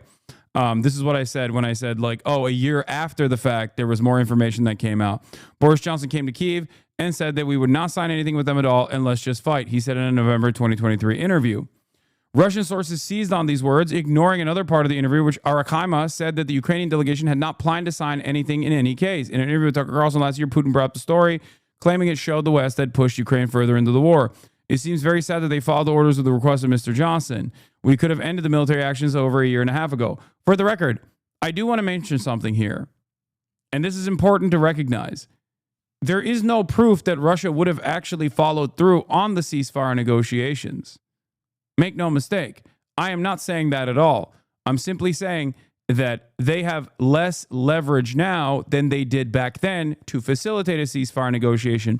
And without leverage on the battleground specifically, there is no real commitment to a ceasefire, as evidenced by the fact that Russia keeps stringing Trump along, as evidenced by the fact that Vladimir Putin keeps stringing Trump along with a negotiation, with a fake negotiation that he knows Trump would love to bring back as a W to his base, to America, to all the Western countries. And by doing so, his conditions are to basically cause America to sever ties with Ukraine and to no longer offer any defense capabilities to Ukraine. That is his tactic here. What he is doing right now, what Vladimir Putin is doing right now, is to basically take advantage of Trump's stupidity and also his obvious interest in getting one foreign policy W here. So it's not, so the likes of Charlie Kirk don't have to run around and be like, well, you stopped India and Pakistan from doing the nuclear holocaust, because there's no W's at this moment for foreign policy. And he knows that. Vladimir Putin knows that.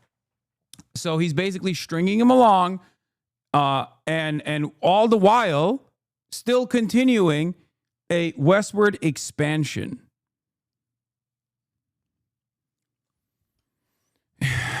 Putin likes the story a lot about Turkey. These meetings, says Zelensky during an hour-long interview with The Guardian. In fact, says Zelensky, the real pressure to sign a deal had already been dissipated by the time Johnson arrived in April, and Russian forces had already been pushed out of the suburbs of Kyiv. Early on, there were people who wanted to kill me. There were shots fired, and in parallel, there was the ultimatum and phone calls from different people. Ukrainian and Russian negotiators held several rounds of talks in Belarus and in Turkey, with the conditions demanded by the Russians were always punishing. I said, this cannot be. It violates the rights of our citizens, of the Constitution. It would be a full betrayal. We will not submit to the ultimatums of Putin, Zelensky claimed. Simon Schuster, a journalist who has written the biography of Zelensky, said he believed the Ukrainian president was serious in late March about trying to meet with Putin and negotiate an end to the war based on a draft agreement reached in Istanbul. However, key questions of territorial status were left unaddressed by the negotiators, and as the discussions were ongoing, the scale of atrocities in Bucha and other towns were revealed as the Russian forces withdrew from around Kyiv, prompting horror and fear in Ukraine, making any deal much less palatable. Perhaps even more problematic was the fact that although several Western politicians urged Ukraine to make a deal, none was willing to provide security guarantees to back it up. Ukraine was left to rely on Russia's word after Bucha. That seemed like a bad idea. Plus, Ukraine had just achieved a big military victory, and Zelensky wanted to keep that momentum going on the battlefield. Boris encouraged him, but he was one relatively minor factor among many. Okay, this literally, oh my God.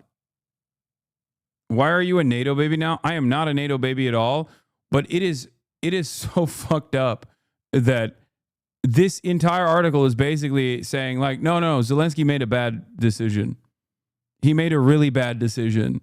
It was actually all his decision. There was no outside pressure, even though there were some conversations taking place about how much Western forces could support Ukraine. What happened is the Ukrainians were tactically winning in Kherson for like 2 months, and they became overhyped and started praising Boris for having prolonged the war. Then they thought that Boris had given them victory by telling them not to do a ceasefire. By the way, a town in Ukraine actually named a street after Boris Law.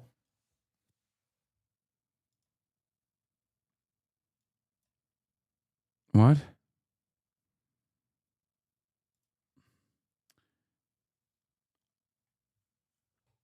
I think that it wasn't necessarily a lie as far as like the capabilities of Ukraine. I think people were just wrong in their analysis. They thought that Russia, after getting pushed back, and I don't think that was a feint, because Z pushers will say that was a feint, that Russia never wanted to take Kyiv and that they simply wanted to permanently annex eastern Ukrainian territory. I think that is myth-making after the fact, okay? They were not feinting when they did that. They actually had ambitions, and the Ukrainian defenses were far better than they had suspected it would be, especially considering the performance in 2014 when the Ukrainian standing military was ascetic and virtually non-existent in comparison to the position that it had in 2022. So I think that there was definitely a lot of confidence in Ukraine's capabilities, but then there was definitely a lot of pressure as well, as far as like pressures internally. Like Zelensky also reveals here, like Ukrainians would kill me if I actually abided by any of these like ultimatums. And also Western leadership basically whispering into Zelensky's ear that they would continue. Why should we even get invested into this onto war? I mean, if we're being serious about this, there are very valid reasons, or not very valid reasons, but like there are real reasons that Vladimir Putin has pushed in terms of American involvement and intervention in Ukraine leading up to its invasion. Okay, but the reality of the matter is, a responsible leader would not invade Ukraine militarily and instead use economic pressure points that it already had, knowing full well that Ukraine was never going to be allowed into fucking NATO anyway, to continue this this stressful position that is valid from a realpolitik perspective. Like, Russia understandably does not want NATO to be directly within striking distance of Moscow. That is an understandable desire from any nation state, okay? Especially one that was completely fucking destroyed by the United States of America and Western forces during the Cold War, with battle scars that have not yet healed, okay? Having said that, once fucking Russia invades Ukraine, then all bets are off. Not only have you justified the existence of NATO, not only did you get Finland and Sweden to join NATO, but also on top of that, what are people supposed to do? Europeans genuinely do fucking fear Russian incursion. They do. And when you behave like an irrational monster, then it's understandable for them to fucking fear Russian incursion. Why wouldn't they fear it? The only thing that's stopping Russia from further going into European territory at that point is not like Vladimir Putin's restraint or whatever. Clearly, he is not a restrained person at all. But the only thing that's stopping them is military might. The very fact that they can't move beyond the positions that they've established in eastern Ukraine is the only thing that's basically stopping them from going to the border of Poland at this point.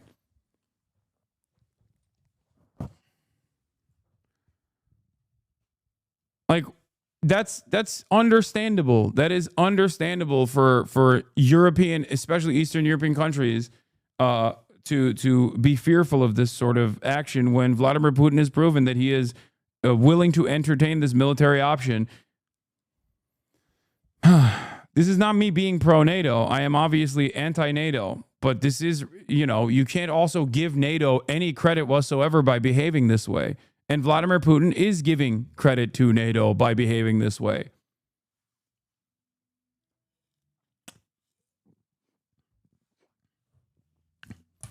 But it's very obvious that as someone who believes in no war, as someone who wants a ceasefire to be implemented, currently as it stands, the party that's fucking up the ceasefire talks is not the Ukrainian side.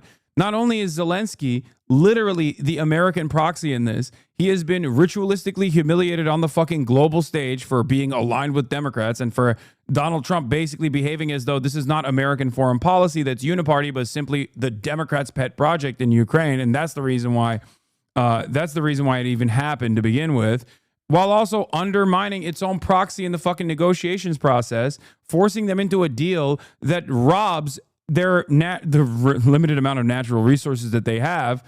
And on top of that, is very clearly being strung along by Vladimir Putin, who has no interest in actually getting a ceasefire done right now until perhaps maybe the end of the summer after he takes additional territory. I feel like Vladimir Putin is gearing up for a little bit more of it, like a little bit more incursion into eastern Ukraine.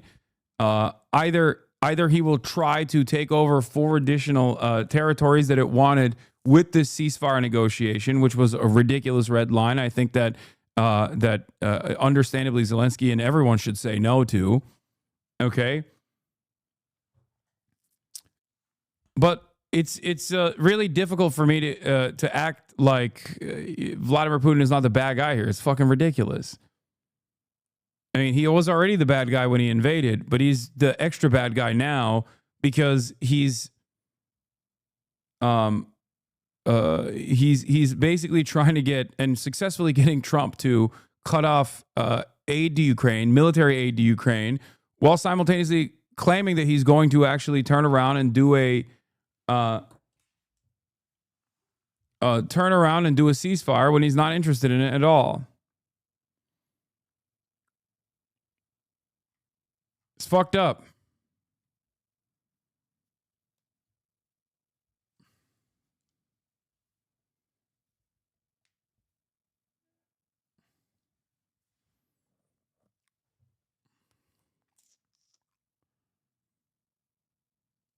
I think, I mean, the future of Ukraine is bleak no matter what. But I think that basically the only possible solution to this would have been normalizing relations with China and trying to get China to the table and implement like the Chinese Brazil plan for with a peacekeeping mission and a ceasefire in Ukraine. because it is obvious that you cannot get anything out of Vladimir Putin. I think it's a miscalculation that dumb fuck Donald Trump thinks Vladimir Putin actually thinks that dumb fuck Donald Trump thinks Vladimir Putin actually likes him or respects him. He does not. Vladimir Putin is way smarter than Donald Trump. Are you fucking kidding me? He's been the leader of Russia for what? How many decades been the fucking leader of Russia? Of course he's way smarter than Donald Trump. Donald Trump's a fucking dumbass real estate fail son. He is so easy to manipulate.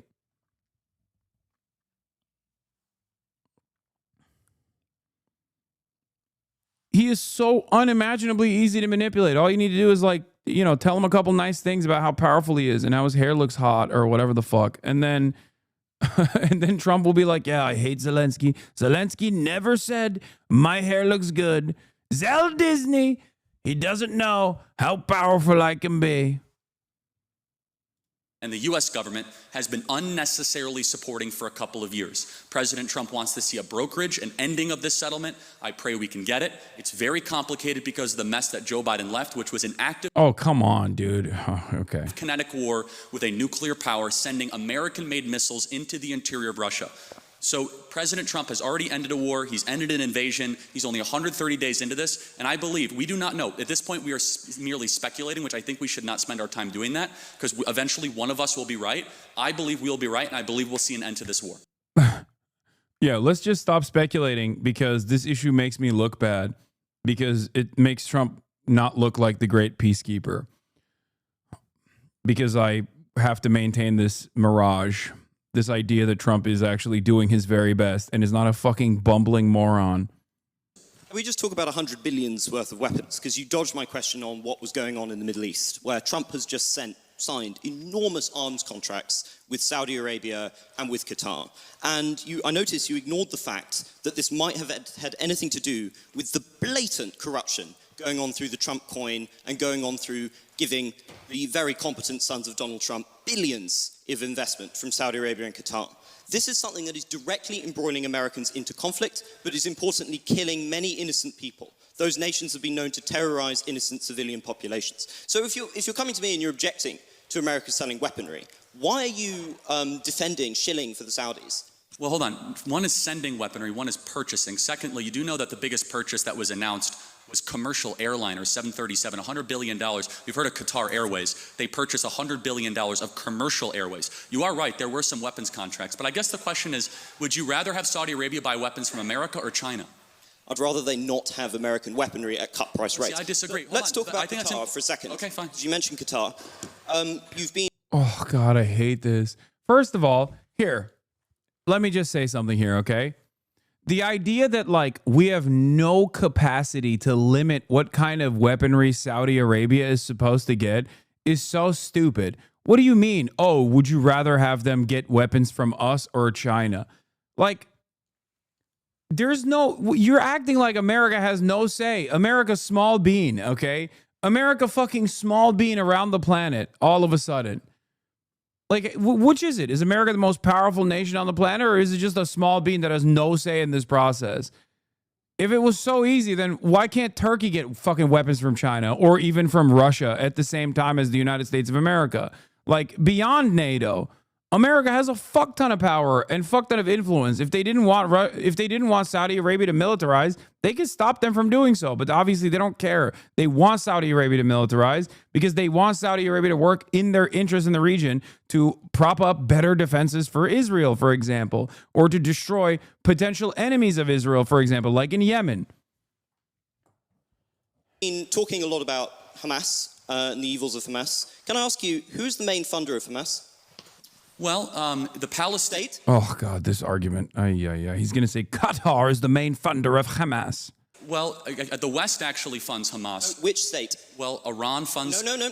Also, where are the Hamas leaders? And also Qatar funds Hamas. Oh, God. Oh, brother. I want to debate both of them. I want to debate Charlie on this, and I want to debate him on this, too. Yay. The idea that Qatar is a major funder of Hamas is literally just verbatim silly Israeli propaganda, okay? yes, there has to be a place where there has to be neutral territory where the envoys of Hamas can have dealings, negotiations with Israeli negotiators. Okay, Qatar is the perfect place for this because they are technically neutral. Okay, unlike all of the other Gulf nations that are super pro-Israel, both openly and also in private, Qatar, at the very least, is still pro-Israel, but maintains neutrality when it comes to offering territory where people can fucking have these back and forth negotiations. Okay? That's it. That's it. It's so stupid to be like, Qatar is actually a major funder of fucking Hamas. It's like, okay, you know who else is a major funder of Hamas then? Benjamin Netanyahu. Like, what are we doing here? No, it's so dumb. It's so dumb. Qatar is basically the Switzerland of the Gulf states. I like your chances a little better now than the first two times. What do you mean? Parker via Kirk 3. Oh yeah, I might actually have some cooking up where I might be talking to Charles Jebediah Kirk. Okay. Anyway, the whole like influence peddling thing that Qatar did this time around is not because they want Donald Trump to actually offer a more favorable deal to Hamas. I wish that was the case. Oh my God. I wish that the Qatari leadership actually gave this plan to be like, Mr. President, you have to stop this genocide. Oh my God. I would love that. I would literally fly to Qatar and kiss the fucking feet of the Emirates there. Okay. Do you understand? I would kiss the leadership's feet if that was the actual fucking case. No, the real reason why they did this is because last time they didn't do this when Trump was president, and they almost got fucking bombed into oblivion by UAE and Saudi Arabia. Because when Jared Kushner was going to the fucking region and basically going, hey, I have a bunch of properties that I need to offload to somebody. Can you bribe me, please? Qatar was the only country that was like, no, what? I don't understand. Why would we do that? That doesn't seem very cash money. That doesn't seem very, Western interest, Western liberal democracy to us. Is this a fucking trick? And when they didn't do that, when they did not do that, Saudi Arabia was literally planning on turning Qatar into a fucking island. Okay? Literally. I'm not even joking about this. They wanted to build a canal so that Qatar turned into a fucking island. They wanted to put the rest of the Gulf nations immediately were like, all right, we can do whatever the fuck we want to Qatar because they're not protected by the Trump administration. So this time around, and that only was stopped, I believe, by Pompeo or Tillerson. I can't remember now. But this is something I've talked about before. There was an Intercept report on this back in the day when it actually fucking happened. I talked about this when the plane stuff first took place. Do you guys not remember? It was so silly. It was like Looney Tunes shit. Anyway, the reason why Qatar this time gave money to the Trump administration, gave this bribe to the administration, is because they were like, that's just how people play ball. Okay? That's just how people fucking play ball. Because it's nothing. $400 million is nothing for them. What do you mean? Everybody's paying the piper. That's it. That's the only reason. I wish it was for peace in Palestine. I wish. But that is not the case.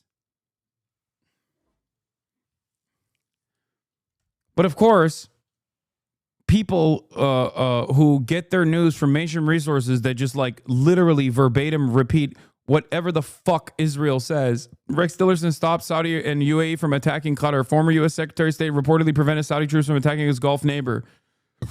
Yeah, this was Intercept's investigative reporting. The plan involves Saudi ground troops crossing the land border into Qatar and with military support from the UAE advancing 100 kilometers inland and seizing the Qatari capital. Based on information it said it received from current member of U.S. intelligence community and two former State Department officials, the Intercept said the coup, which was largely devised by Saudi Arabia and the UAE's crown princes, was likely some weeks away from being implemented. Now, relations have normalized, okay, amongst the Gulf states at this point, but that was a real thing. That was a real thing that almost happened Because Qatar did not bribe the Kushners, okay? It was also to influence the U.S. to change its foreign policies towards Palestine. No, it wasn't. You want to know why it wasn't? Because if that was the case, Trump would have played ball, okay? And he didn't. The Gulf nations are so unimaginably wealthy, and Trump responds to bribes very positively. Why the fuck is Trump not responding to those bribes then? The only reason why Trump is not responding to those bribes is because they don't give a fuck about Palestinians. Do you understand? It's a very sad state of affairs, a very sad reality that many of you need to wake up to. And yes, this even includes Qatar. Qatar at least is neutral, okay?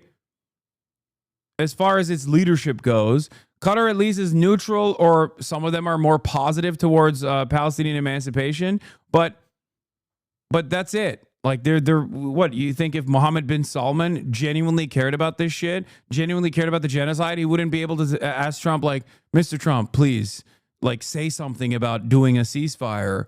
Wouldn't that be great? But of course it never happened. Is there like proof though? I'm struggling to understand. Proof of what? Proof of this? I mean, yeah, I told you it's from it's the Intercept's reporting. Unless you think the Intercept is fake, I guess. Maybe you do. I don't know. But their reporting is pretty fucking credible. It's one of the best outlets, especially under the first Trump administration.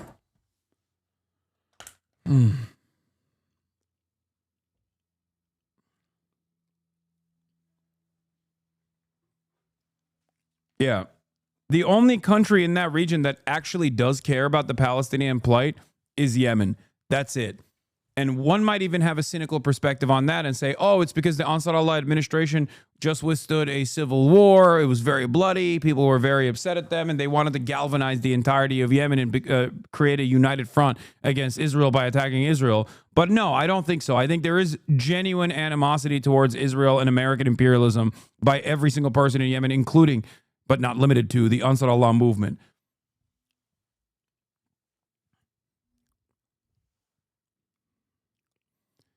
Very proud and very resilient nation. And Iran? Yes, Iran. Kind of. Yes, Iran as well.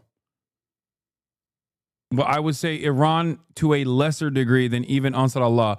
You might say, well, Ansar Allah would have no weapons without Iran, and there's truth to that. Absolutely.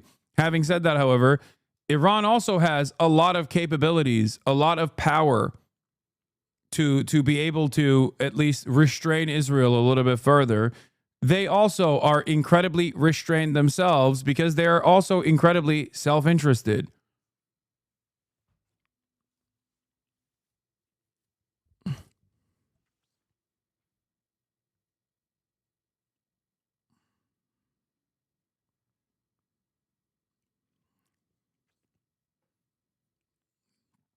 Think about the only times where Iran has actually responded to Israel. It has only responded to Israel after Israel struck Iran directly. Okay? The only time Iran did not defend Hezbollah, Iran did not defend Hamas. There was a axis of resistance pact in the region that was, we've forgotten about it at this point because it's been 19 months since Israel started its genocide. But the axis pact, the Axis of Resistance Pact in the region implied that if Israel were to engage in a bombing campaign as severe as what they did like a week into October 7, that Iran, Hezbollah, the IRGC forces in Iraq, and the IRGC forces in Syria were to open up a united front against Israel as a mechanism of deterrence, as a mechanism of punishment. This did not happen. And the reason why this did not happen is because Iran didn't do anything. Iran literally did not, did not push back until Israel bombed the fucking Iranian embassy. It was crazy. The only times where Iran has actually punished Israel or pushed back against Israel is when Israel has violated Iranian sovereignty. The only country The only country in the fucking region that actually gives a damn at this point, that hasn't had its entirety of its leadership decapitated, that still has some power to respond to the best of their ability, is Yemen.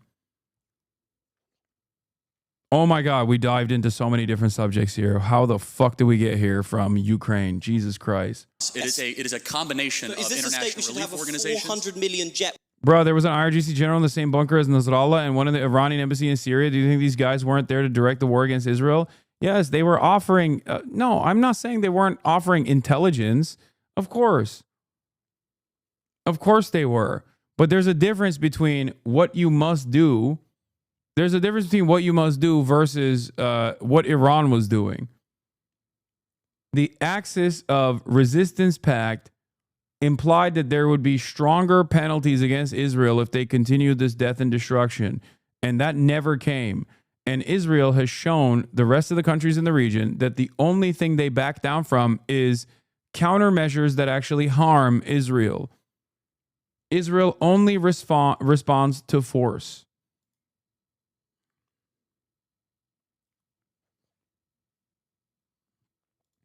Iran did not defend Hezbollah is the dumbest thing you can say right now.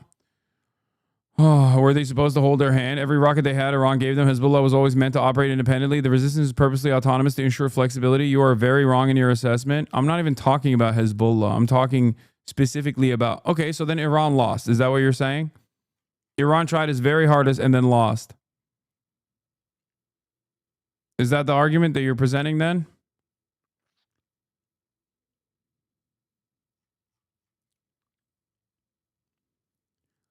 I'm not discounting all of the material support that Iran offers to Hezbollah and the axis of resistance. I'm simply talking about Iran's capabilities. Iran isn't a part of NATO like Turkey. It can't just do whatever it wants in the region. It has to calculate its actions more. First of all, Turkey doesn't do whatever it wants in the region. Turkey is America's dog. Turkey is America's fucking lapdog. That's precisely the reason why Turkey hasn't shut off the entirety of the energy grid for Israel. And simply just says, oh, we hate Israel. We hate Israel. 1 minute. And then does nothing.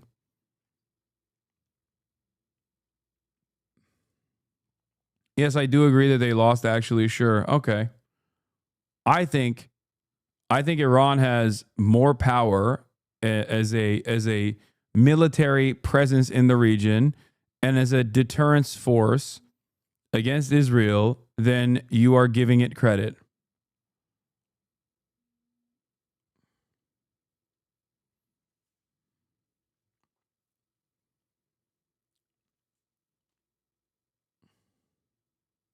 All right, let's continue. With the President of the United States on it. Hold on. First of all, it was not given to him personally. I understand the optics of it, but it was not given to him personally. It was given to the U.S. government. And under that standard, no U.S. government should ever receive any gifts from any foreign countries whatsoever. It's not given to him personally and not a violation of the... Why is he trying to transfer it to his personal library? He is. Actually. Okay, again, he sent out a statement. This is way too... I think MSNBC is going to talk about you later in the hour for what? In the weeds. If you want to keep on going it, we can. It's not in the weeds. It's a fundamental moral principle. Okay, so under that fundamental moral principle then, can you acknowledge, though, that President Trump is getting more done in a less period of time than any president we've seen, while our prior president did not even know what year he got elected? You understand the contrast here. What aboutism again? I'm not a defender of Biden. No, I'm not saying President Trump is far better than the predecessor. You have to defend the person you spent millions to elect. I will defend every day of someone who ends an invasion. That's all you do, brings down the price of oil, who is revitalizing the American economy, who's brokering peace. Oh God, the entire room is laughing at him. Who stopped the potential nuclear war, who is bringing Iran to the table and bringing Russia to the table, someone who does not want armed conflicts with the greatest powers of our time. I will defend that endlessly. What are you defending? In a fantasy world of your own creation.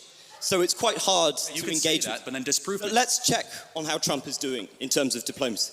Look, with the war in the Middle East, do you think it was a defensible decision to tell the Israelis you wanted Trump Gaza to agree for Israel to invade the Gaza Strip and to continue to murder thousands of innocent children and civilians in a pointless war? I do think he's so super libbed up. It's like hard to pin him down, but I feel like he literally has like he's saying he's not defending Joe Biden, but I do feel like he's just positioned himself against Israel either because now he realizes that like what Israel is doing is atrocious, or because he somehow thinks that like Biden would have managed the situation better than Donald Trump.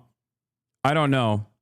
Because if I recall our conversation, he was trying to both sides what Israel was doing, and then hyper focusing on like my commentary against Israel and also my commentary in defense of militant resistance against Israel's genocide.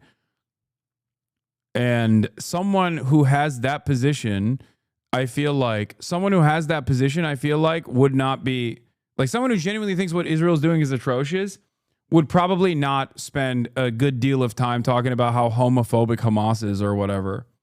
Because that's like introductory debate lording about Hamas being anti-LGBTQ. Because like, the fuck? Who kills more gay people, you think? Hamas or fucking Israel? Is that in America's interest? Is that in humanity's interest? Well, first of all, you should know something about Trump. There's something, if you realize with Trump over the last 10 years, he is quite the social media user and uses hyperbolic language at times. But let me ask you, guys have questions? The conflict of Israel versus Hamas, who's the good guy? I believe both Hamas and the Israeli government are evil. Oh, come on, dude. Come on. 19 months of genocide. Just fucking say between Israel and Hamas are the good guys. I don't think it's a controversial position, dude. Am I crazy? Like, you don't have to fucking dick ride Hamas. Between Israel and Hamas is clearly a better, more responsible party. Literally lower civilian to enemy combatant casualty ratings on October 7 than Israel's 19 months of fucking endless death and destruction, even if they were on the same fucking moral playing field. They're not on the same moral playing field because Hamas is a fucking resistance group born out of being orphaned by the Israeli occupation. But just looking at the numbers alone, if you were to say this fucking band of orphaned soldiers is the same as a nuclear nation state that is an apartheid colony, okay, a settler colonial apartheid state, even if you were to make that laughable fucking moralization, Hamas is literally better than Israel. Yes. From the normie perspective, Hamas is still bad because they're terrorists. Yeah, part of the reason why, from the normie perspective, people still say Hamas is bad because they're terrorists is because there's multiple factors at play here. Islamophobia, American foreign policy, Israeli foreign policy being a pivotal part of American foreign policy, endless amounts of fucking media demonization, and also a consistent amount of contextualization of Israeli violence, and only fucking saying that Hamas's violence is born out of their barbaric, rapist, monstrous nature. Okay? I think if more people were honest about it, if more people were open about it, like I am, and say the fucking truth, because like I'm not demanding people lie, okay? There's no reason to lie. There is no reason to fucking lie about any of this shit. You can openly say October 7 was a tragedy. It was atrocious. It was the violence that civilians were subjected to was an act of terror. It can totally be considered an act of terror. There were war crimes that took place. You can say all of that if you want. Those aren't incorrect statements to make, okay? But if you just keep it at that and never actually discuss the much, much, much larger subject matter, the reason as to why October 7 happened, the desperation that the Palestinian resistance feels after 75 years at that point of fucking apartheid, then you're delusional. You're ridiculous. You're like a child. It's not like there's only, in the most reductive ways to describe this, there's only two reasons why October 7 happened, right? It either happened because Hamas are rapist, barbaric monsters who just like hate Jews and they just wanted to do activities against, violence against Jews, as many Jews as they possibly can, or they're a fucking ascetic band of orphaned soldiers that have literally created a spontaneous militia and trying to exercise any kind of militant action against this apartheid state that will cause the apartheid state to offer them some rights and potentially sovereignty. Every single time people talk about October 7, they go, well, what were you expecting? Of course Israel was going to do this. What the fuck do you mean? Then you're basically saying that justifies October 7, okay? That's it. That's what you're saying then. Like, if you are coming to the table with the recognition that Israel is this unstoppable force, this natural disaster, then yeah, someone has to fucking stop this natural disaster. What is supposed to happen here? As I've said over and over again, people have this very weird, this very weird, illogical position, okay? Nothing that Israel has done justifies October 7, but everything Israel has done since October 7 is justified because of October 7. And also, since Israel has been doing everything it can to kill every single Palestinian on the Gaza Strip since October 7, no one else is supposed to even respond to the things that Israel is doing at this point. What the fuck are we saying? What a ridiculous position. This doesn't make any sense. No human being would, if they were in the conditions that Palestinians are subjected to, no human being would go, oh no, what about international human rights? Hamas, in spite of these insane circumstances, has been insanely restrained. Hamas, despite these circumstances, has been insanely diplomatic. Hamas, despite these circumstances, has presented itself as a reasonable party that you can negotiate with. Get the fuck out of here. Israel, on the other hand, because it has all of the power in this process and all the backing of the most powerful nation on the fucking planet, has behaved like a belligerent madman, opening up a seven-front war while simultaneously trying to bring America into nuclear annihilation by potentially fucking striking Iranian nuclear targets. It's insane. It is a Nazi nation doing a live-streamed Holocaust. Of course people are going to try and fucking defend themselves against that. So yeah, it's ridiculous to go, both sides are bad, especially 19 months in this fucking genocide. Suck my dick. I hate this. I hate this conversation so much because people are so afraid of just like looking at this with one fundamental truth that every single person thinks they believe, but no one actually applies in the situation. Are Palestinians humans or not? Because if the answer is yes, they are humans. Yes, they have dreams. Yes, their lives are valuable. Yes, they should not be endlessly slaughtered, ruthlessly slaughtered. Then you have to understand that the metric ton of death and destruction that Israel has brought about the Palestinian population does deserve a response. What the fuck are we saying here? But many people, many liberals are very indecent. Okay? Many liberals are very indecent. They say, oh, both sides are bad. Both sides are bad. Okay, sure. Both sides are bad. Who's the responsible party? Do you actually want to manage this conflict? Do you actually want to solve this conflict? Or do you just want to sit there and act like you're morally superior because you live in fucking London? You go to Cambridge Union and you've never had to entertain the notion of your entire family being wiped out by American weapons overnight for the crime of being born on the other side of a fucking boundary that someone else placed upon you. Oh. Sorry. Let's continue. Let's see what else he's going to say. But I think also that there is no justification. Are they equally? There is no justification for the murder and mutilation of thousands of innocent people and children in a futile... Let's zero in on it. There is no justification, Mr. Kerr, for invading hospitals, for bombing innocent populations and dragging out a war which is damaging Israel and the West's security. You've made that point, but... Well, it's not a point, it's a moral truth, isn't it? Okay, yeah. It was also a moral truth that the war started because 1,300 Jews were killed and 200 were taken hostage. Oh my God. Also, this is the reason why I would fucking destroy Charlie, whereas a libtard is going to have some hard times having a fucking back and forth with him here, despite the fact that they're also trying to like massage it in a way where it's like, well, you know, Hamas is bad too. No, fuck that, dude. Look at this guy. Hamas is pure evil. Both are evil. You are crazy. Hamas is pure evil. Brother, in comparison to Israel, Hamas is not pure evil. It's not even on the same zip code as evil. That is my point. And if you don't recognize that reality, you have to go look at the fucking simple fact that Israel has a 10-to-1 enemy combatant to civilian death rating versus Hamas is far lower. Okay? And no, this does not start on October 7 anyway. Israel has done an October 7 plus multiple times to the entire Palestinian population in Gaza with sieges. Okay? Go look at any metric over the course of the past 75 or now 77 years of military occupation and apartheid in Israel.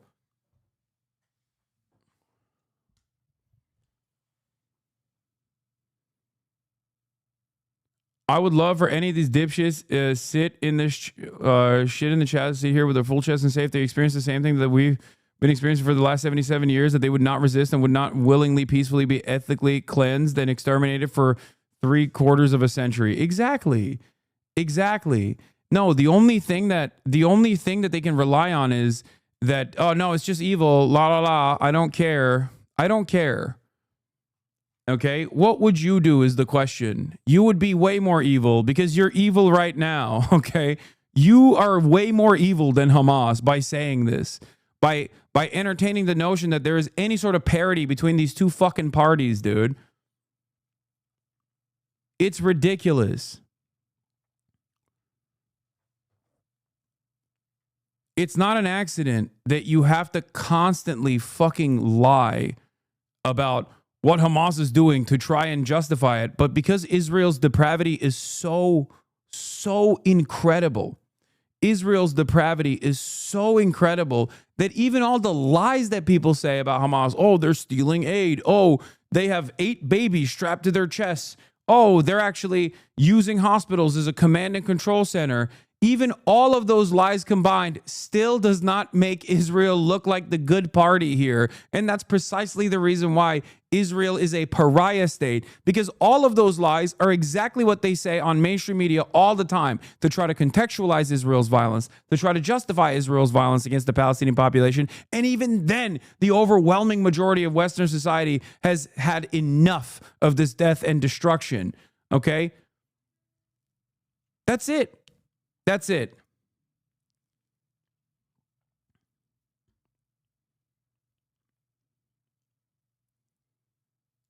Yeah. Graph of casualties up to fucking 2024, dude. Look at that. Up to 2023, before October 7. Timeline of Israel-Palestine fatalities, 2008 to 2023. Damn, sure seems like one party does a lot more than the other.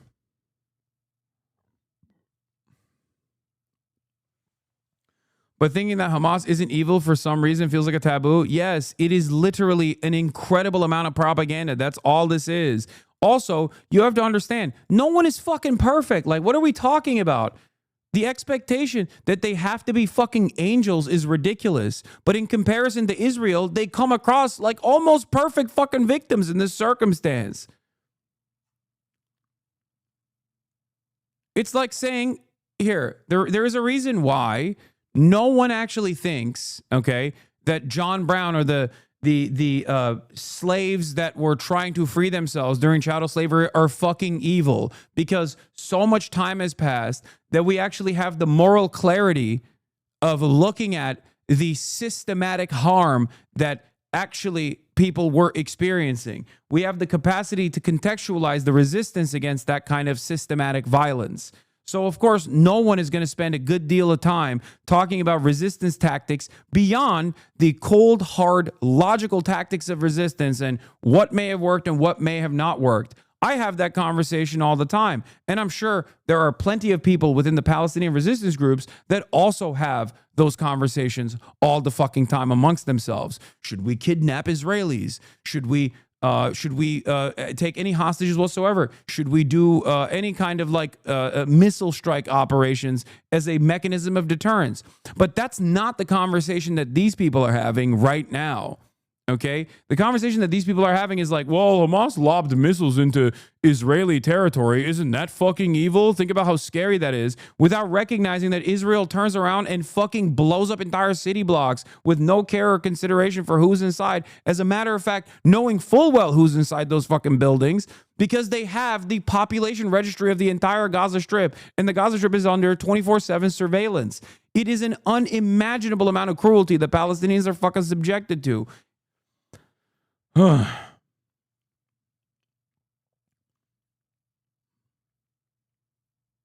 People go, oh, Hamas. Well, in the past, when these operations were conducted over and over again, people will go, well, why is Hamas lobbing missiles? Like, those missiles sometimes hit, like, territories where there's even Arabs living, okay?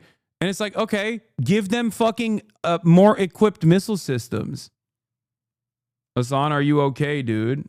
What? What do you mean? Why? I am the most okay I've ever been. People trying to bait you, don't give them that reaction. New follower here. What? I know for many of you, when you hear me say these things, it irks you. Okay? I understand. Because I'm not sheltering you from my opinion. I am telling you what my actual opinion is. I'm telling you what my actual opinion is by analyzing the situation. Okay? And it's scary for the first time. When you first encounter this, you're like, everything I've learned, it means that, the bad guys, the evil guys are the guys that are, the Hamas are the bad guys in this equation. I mean, Israel is just trying to deal with the bad guys.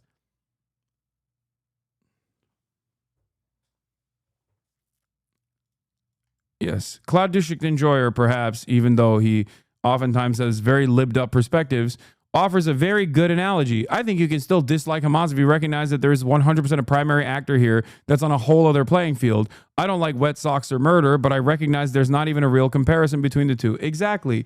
It's like saying, I don't like the Holocaust and what the Nazis did, but Easy Company was comprised of individuals that were quite homophobic. That's exactly the same comparison.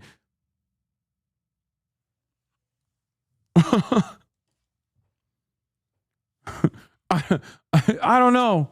I don't know about liberating the concentration camps, considering how homophobic, transphobic, anti-women, and openly segregationist the Americans that comprised Easy Company were.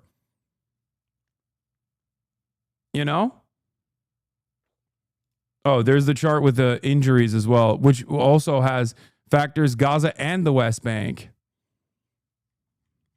This has injuries as well, and also has Gaza and the West Bank as well.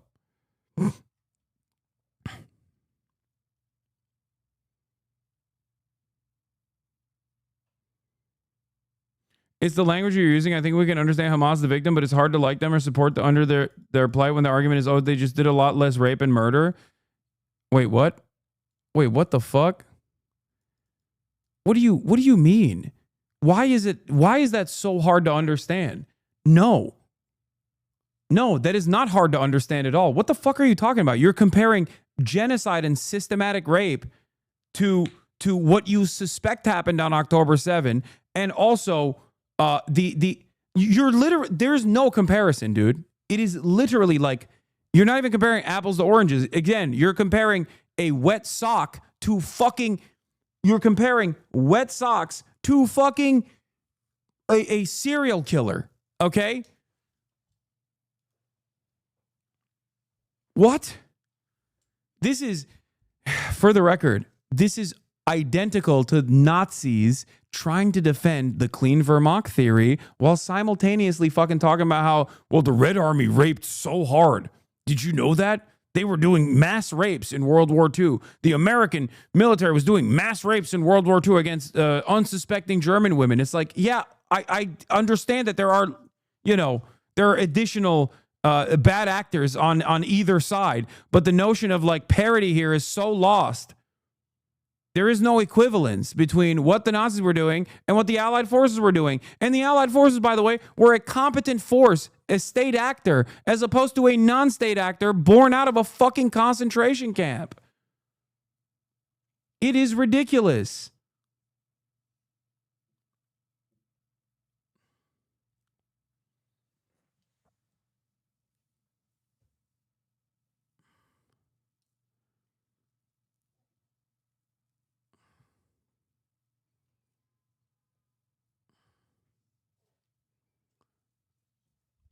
This is not analogous at all. It's not analogous at all. I don't like that you're making me reckon with the reality that maybe Hamas is not the bad guys when I'm conditioned into thinking that they are. Yeah.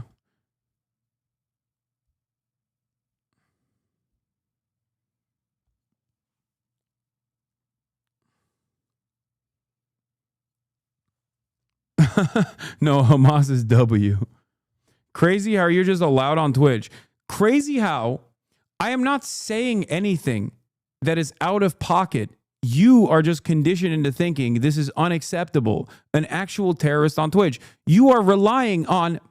Dude, what you are doing right now is if I were to cover what the partisans were doing against Nazi Germany as a good thing, which it was, okay? And you are a part of the in-group within Nazi Germany. You're like a German national going, excuse me, this is really fucked up. Have you not seen the Jewish terror that we're subjected to? That's all you're doing.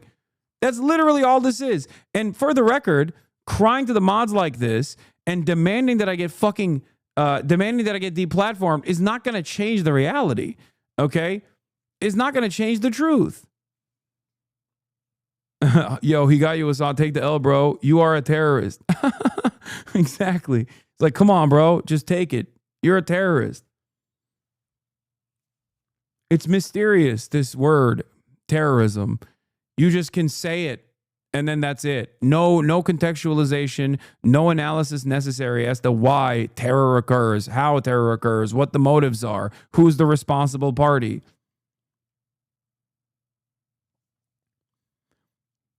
I think we should do a game. Someone has the capacity to do this. Let's do a game where we put quotes up of Israeli politicians, okay, and also Hamas politicians.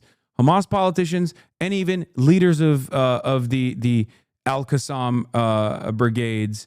And let's see who comes across like a terrorist, okay? That right there would be a very productive game, I think. That's fucked up. You knew what you were doing. I wonder if people will play that game. Throw some fucking Hitler quotes in there for good measure, too, to see if it's Benjamin Netanyahu who said it or Adolf Hitler. Or Moshe Feiglin. Every baby in Gaza is an enemy. This one is good. Zionism, what the fuck? Can you guess who said it? This quiz explores the similarities between Nazi Germany and Israel, both in writing and deeds. The basis for this comparison can be found in both projects' settler colonial nature. In Germany's case, with its occupation of Eastern Europe, General Plan Ost, and in Israel's case, with its occupation of Palestine, Syria, Lebanon, and more, Greater Israel. A common process of genocide, extermination, large-scale ethnic cleansing, and forced displacement can be seen. This similarity is not accidental. Early Zionist planners, like Arthur Rupin, were directly inspired by Germany's occupation of Posen. But the state of Israel was not created for the salvation of the Jews. It was created for the salvation of Western interests. This is what is becoming clear. I must say that it was always clear to me. The Palestinians have been paying for the British colonial policy of divide and rule and for Europe's guilty Christian conscience for more than 30 years. James Baldwin, Open Letter to the Born Again. There will be no mercy. We had the moral right. We had the duty towards our people to destroy this people that wanted to destroy us. Zionist. Oh, fuck. No. Oh, no. Oh, no. Oh, this is a tough one. This is... Okay, I don't want to play this game. I don't want to play this game because this is impossible. Surprise. This was said by Reich leader SS Heinrich Himmler on the evacuation and extermination of the Jewish people, October 4th, 1943. All the group will be able to do about it is... Oh, yeah, by the way, if someone were to do the Hamas versus Israel quotes... You would have to, who's a terrorist in this party? And you put the Hamas quotes and you put the Israel quotes. You have to obviously not say the group that you're talking about. All the group will be able to do about it will be to scurry around like drugged roaches in a bottle. Nazi.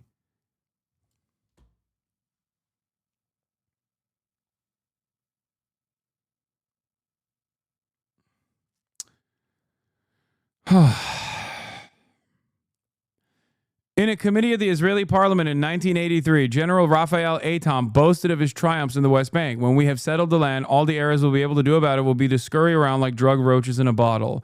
For comparison, Tutsis are cockroaches. We kill you. Okay, this is way more difficult than this is insane difficulty. This is the most difficult game I've ever played in my entire life. Oh my God. Who said this? There is one and only one solution, which is to completely destroy members of the group. Okay, Nazi.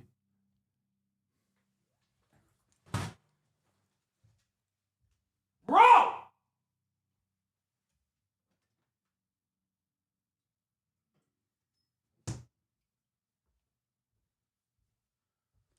Oh, brother. Okay, dude. 0-3?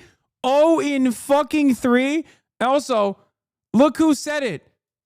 Our friend of the show, Moshe Feiglin, who a couple days ago said every baby in Gaza is an enemy. That's who said it. Moshe Feiglin, Israeli politician and former Knesset member, said this in an interview with Al Jazeera. The terminology is reminiscent of Nazi propaganda, accurately describes Israel's actions today. There is one and only solution, which is to completely destroy Gaza before invading it. And when I talk about destruction, I mean destruction like it was in Dresden and Hiroshima without nuclear weapon. I don't recall that Biden or his predecessors, I don't recall that Americans provided safe humanitarian passageways to the residents of Nagasaki and Hiroshima. On the contrary, they looked for the weakest cities, and over there, they dropped their rockets to make it clear that they were serious. This is what brought an end to the war and saved the lives of 1 million American soldiers.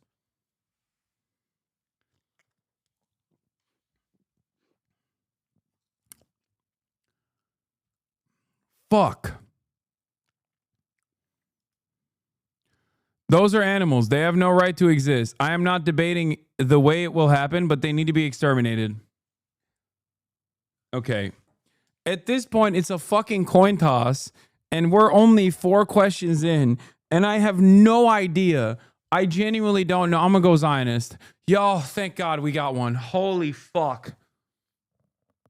This was said by Yoav Kish, Minister of Education.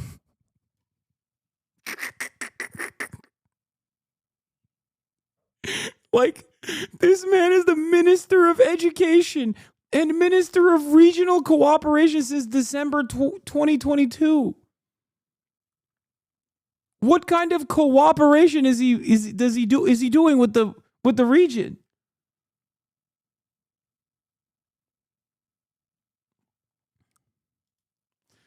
I do not admit that a wrong has been done to these people by the fact that a stronger race, a higher grade race, a more worldly wise race, to put it that way, has come in and taken their place. Okay, Nazi, easy.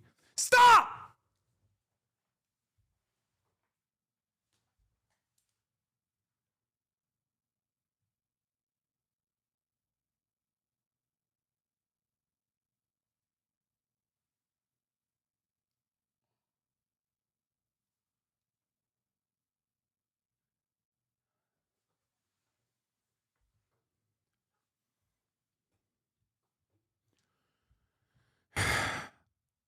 This one's crazy because I know this full quote. They duped me.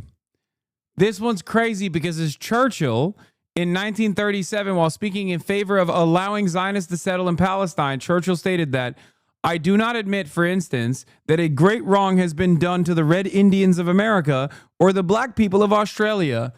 Yeah, if I knew that it said the Red Indians, I would know, because it's a very famous Churchill quote that I use all the time. Also, to be fair, Churchill, I would go so far as to say, was both a Zionist and a Nazi.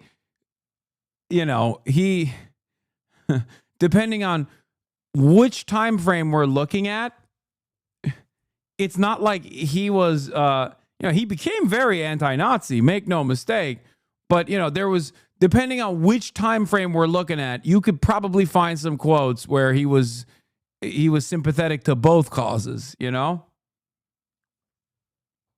So this is a half point. This is a half point for me, I think.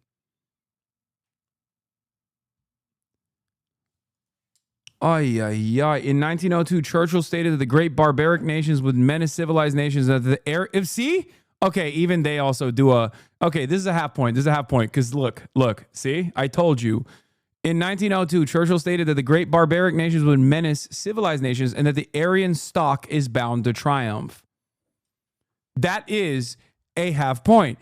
I'm telling you, depending on which time frame you are looking at with Churchill, as this game also openly recognizes, Churchill could very easily be bracketed under the Nazi category. Having said that, he was a lifelong Zionist, but he stopped being a pro-Nazi guy when, you know, obviously no longer was there any appeasement. So, okay, fuck it. I'll take the L. That's 1, okay? That's 1 out of 5? 1 out of 5. I'm so cooked. How many? 21 questions, 1 out of 5 so far. We shall exterminate the group. The group will not get away with their responsibility for date. This day will be... Okay, that's fucking Zionist.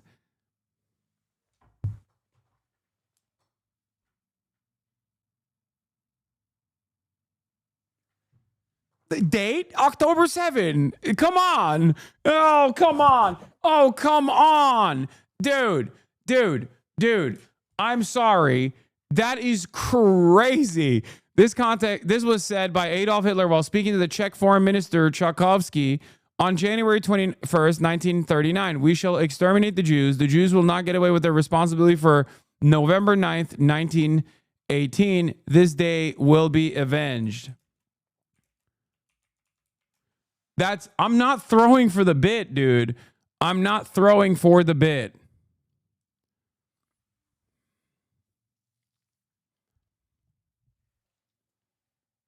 Also, November 9th, 1918 is the proclamation of the Republic. Faced with certain defeat of the German Reich in the First World War, the Social Democratic Philipp Scheidemann proclaimed the German Republic on this Saturday from a window of the Reichstag building, today the seat of the Bundestag. There were major food shortages and protests and rallies throughout the country. The population blamed Emperor Wilhelm II for the war and demanded his abdication. Most soldiers were tired of fighting as well and wanted the war to end. On the 9th of November, 1918, the emperor was forced to abdicate.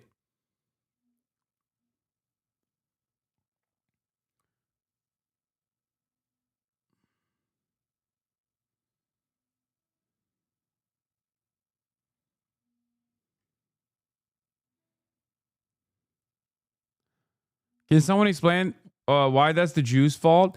Because he's fucking stupid. He's a stupid anti-Semite. Just like the average Israeli politician is just as vicious towards Arabs and blames Arabs for everything. No, it's ridiculous because you know who fucking fought in World War I? Germans who were also Jews. Okay? This is something that, weirdly enough, every single Holocaust revisionist or every single guy who's just simply talking about how Hitler arrived at the positions he arrived at failed to consider. It is such an interesting perspective that you hear from the likes of whatever the fuck his face is, the one that was on the Joe Rogan Experience, the historian, the fake podcast historian, who basically tries to, no, not Douglas Murray, Daryl Cooper. Daryl Cooper will talk about how, like, well, of course these guys were, like, anti-Semitic because, like, think about it. They just came out of World War I. It's like, yeah, so did the fucking Jews in Germany, dumbass. They weren't doing Hitler. What do you mean? Like, the Jews in Germany were not like a separate entity. They were a part of German society. The idea that they were, you know, somehow not also victim to the same conditions is really stupid.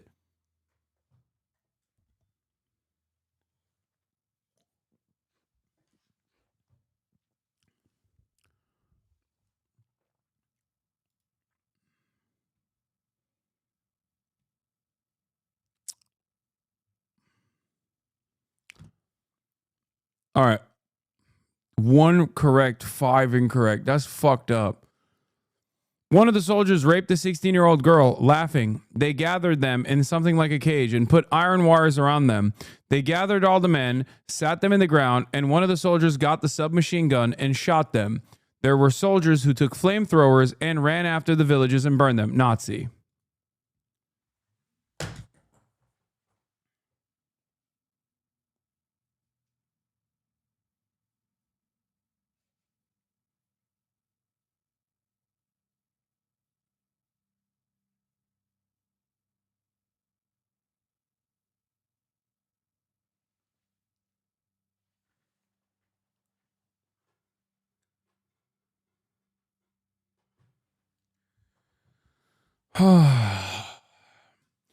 From the testimony about the 1948 Nakba made by Zionist soldier Yosef Diamant in an interview with the Israeli channel Hot 8, the events in Tantura were crazy and horrifying. Tantura was a rich village and had beautiful houses. Its residents lived like Europeans, you know, and the women of the village used to wear nice clothes. One of the soldiers raped a 16-year-old girl, laughing. Do you understand? The events were horrendous. They gathered them in something like a cage and put iron wires around them. And one of the soldiers got the submachine gun and shot them. They imposed a cover-up. There were soldiers who took flamethrowers and ran after the villages and burned them. It was horrible. And no one is allowed to talk about that. I won't talk about it because it would be a big scandal. I don't want to talk about it. From Zionist soldier, we ran after the villagers and burned them in context. Okay, to be fair, to me, I only heard this in Hebrew, okay? בתים יפים, גרים כמו אירופאים, אתה יודע, וגם אנשים היו לבושות. Like it's just like when you listen to, I've shown this literal fucking video so many times on this broadcast, it's crazy.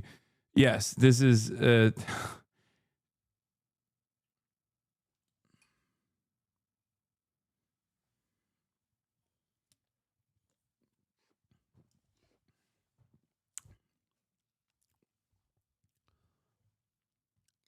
L Gamer Moments.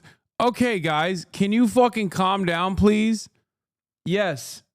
Yes, I'm bad at fucking video games, okay? Including this one. This is the worst GeoGuessr type game I've ever fucking performed in. Oh my God. Okay. That's 6 no's, 6 wrong answers, 1 correct answer. It's just sitting up there, by the way. It's just fucking sitting up there. This is way harder than America, okay? This is like trying to defeat. This is like playing a DLC for any From Software game while also only using your fists, okay?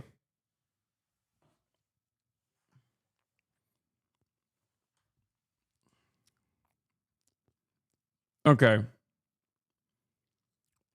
I am referring here to the evacuation of the group, the extermination of the group people. This is one of the things that is easily said, but then they came all along and each one has easily said, but then they came all along and each one has his one decent member of the group. I am referring here to the evacuation of the group, the extermination of the group of people. This one is one of those things that's easily said, but then they all came along and each one has his one decent member. Zionist.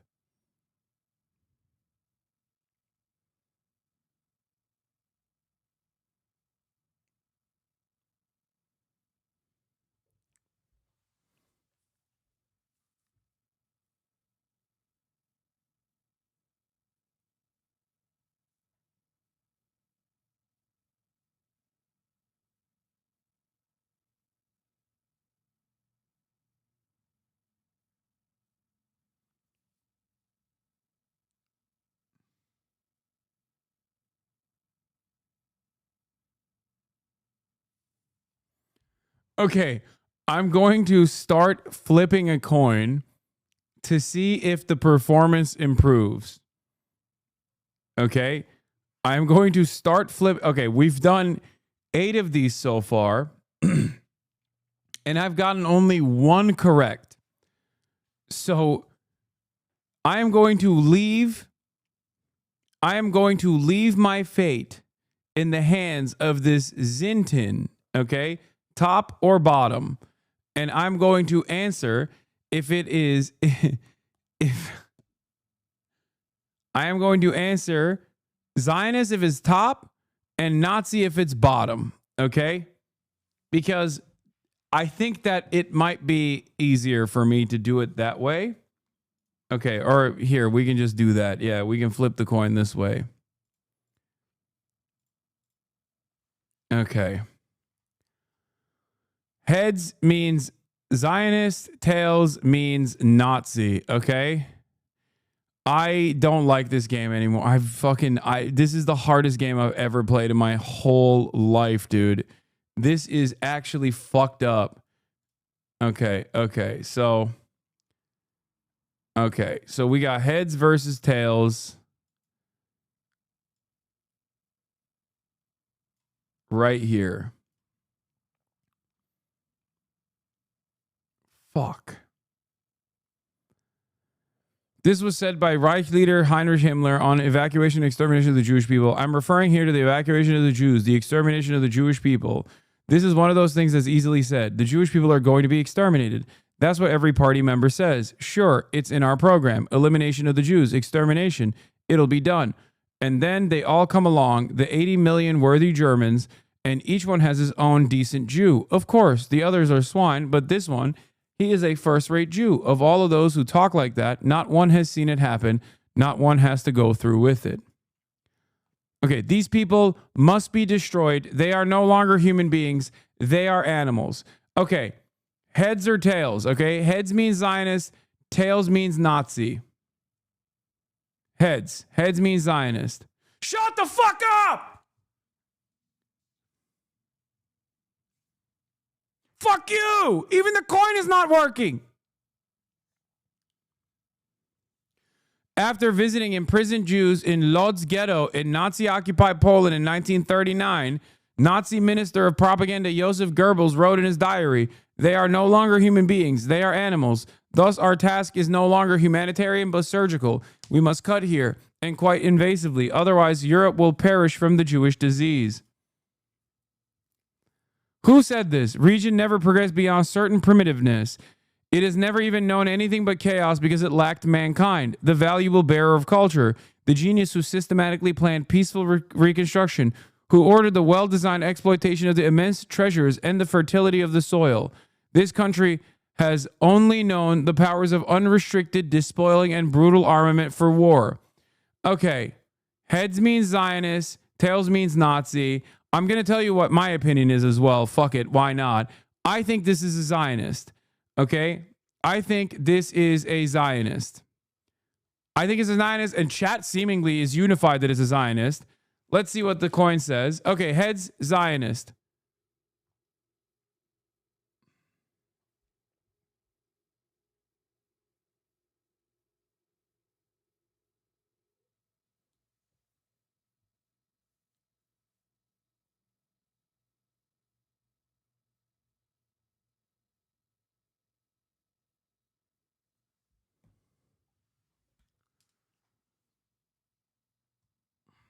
This is the hardest game I've ever played in my entire life, dude. What the fuck is going on? This was stated by Heinrich Himmler about Eastern Europe, Nazi Germany, Zionist Israel, and all other forms of European colonialism justified and are still justifying their actions as civilizing missions. Oh.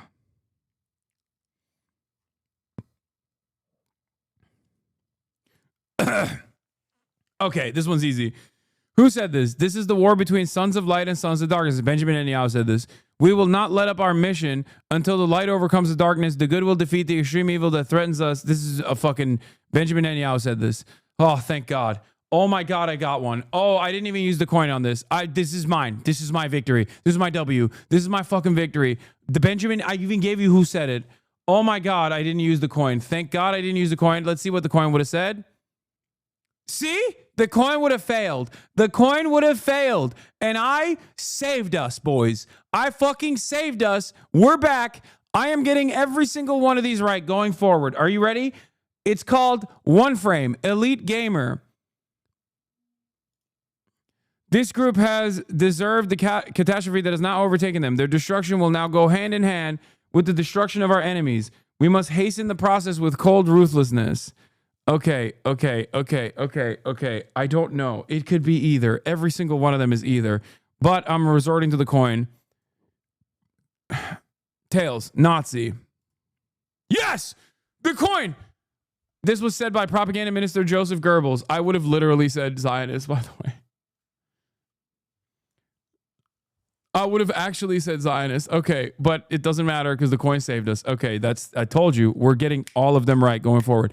Something like a cage has to be built for them. I know it sounds terrible. It's really cruel, but there is no choice. There is a wild animal there that has to be locked up in one. Okay, that's a Nazi, but we're going to resort to the coin again. That's definitely a Nazi. Let's see what the coin says. Heads. Coin says Zionist. Coin got it right!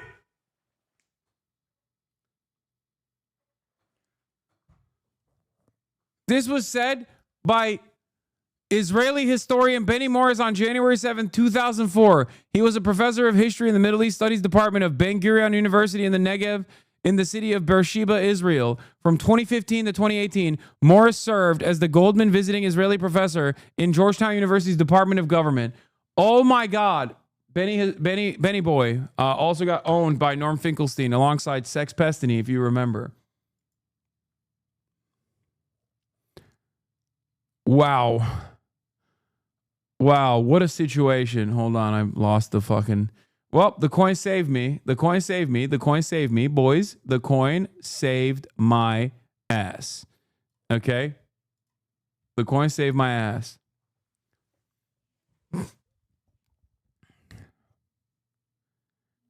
Okay, next. The right to exercise national self-determination in speaker's country is unique to the speaker's ethnic group of people. Okay, I think this is a Zionist. Let's see what the coin says, because the coin hasn't failed me yet. I think this is a Zionist, though. Okay? Coin says Zionist as well. Okay, or no, coin says Nazi. Heads is right? What was it? Oh, tails was Nazi. Heads is Zionist, tails is Nazi. I think this is a Zionist. Coin says it's a Nazi. I was right. Wait, oh, heads was Zionist. Fuck! That's a gimme. That's a gimme. That's a do-over. I said it was a Zionist. Coin said it was a Zionist. I was wrong.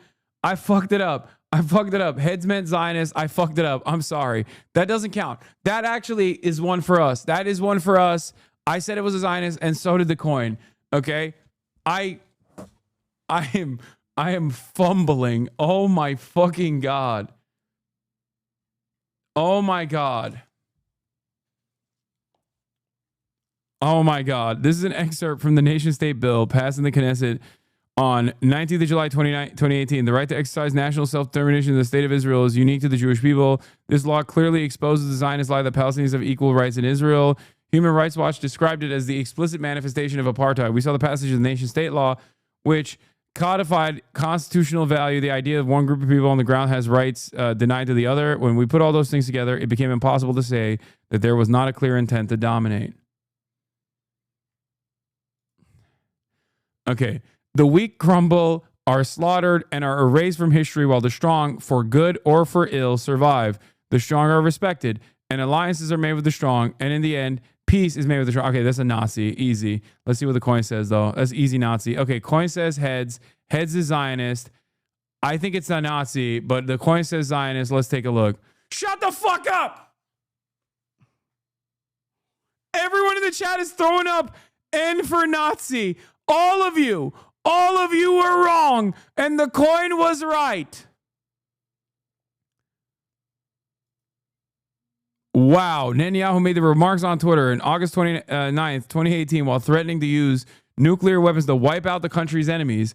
For comparison, an excerpt from Hitler's speech in Munich: the whole of nature is a mighty struggle between strength and weakness, an eternal victory of the strong over the weak. Oh, the coin knows. Okay. Thank God the coin is saving my ass right now. National Speakers Group will make the ancient soil fertile. That soil was unproductive for others, but for us, it was good soil because okay, this is fucking Zionist. This is Zionist. Israel, made the desert bloom, that type of shit, right? But we're going to refer to the coin regardless. It says Nazi. I think it's a Zionist. Coin says Nazi. Let's take a look. There it is. It was, of course, yes. We were right. The coin was wrong. The coin actually fucking failed us. This was a classic. This was easy. This was easy clap. Theodor Herzl, father of modern political Zionism, envisaged the Jewish redemption of the land along the following lines.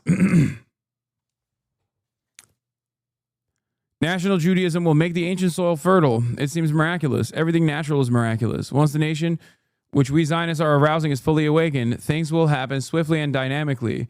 Then the nation will behold us, its ancient land, beautifully situated on the Mediterranean, with regions of cold, moderate, and warm climate, a land suited for any kind of cultivation with long dormant natural resources. This is similar to common Zionist slogans like making the desert bloom. See, I told you, I knew that. I got it. I got it right. I got it right, for the record. Can the record show? I mean, this is wrong. This is right. I probably got like, what, 10 right at this point, and maybe like a couple half wrong. But like, it does feel like,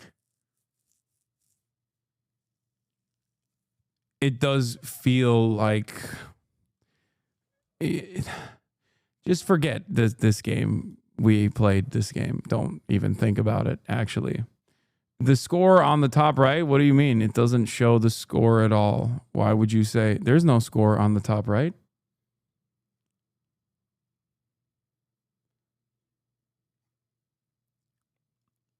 If I went against the coin, I knew it was a Zionist take, I would have won this one. I think we should chalk it up as a W.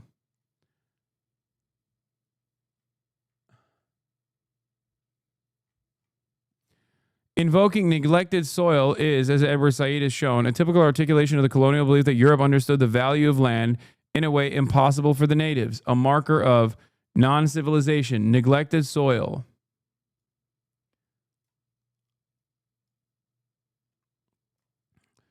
Justify colonial rule over both land and the people. Be triumphant and finish them off. And don't leave anyone behind. Erase the memory of them. Erase them, their families, mothers and children. These animals can no longer live. If you have a member group neighbor, don't wait. Go to his home and shoot him. Okay, this is a Nazi. This is a Nazi. This has to be a fucking Nazi. But let's see what the coin says. Coin says Zionist. Oh!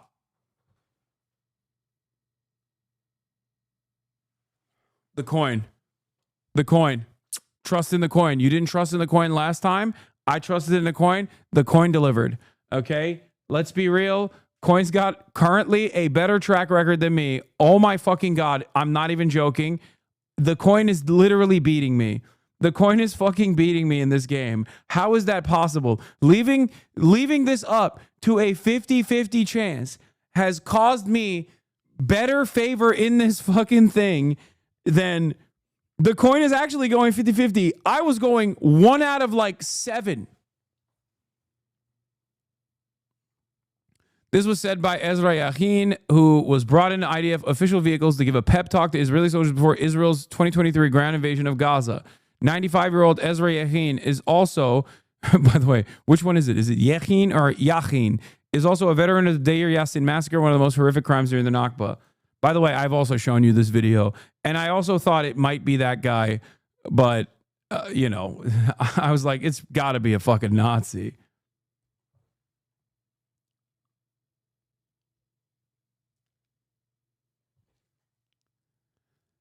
Okay. All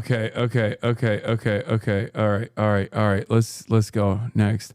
Even 1 million members of the group are not worth a fingernail of speaker's group. Oh, this is...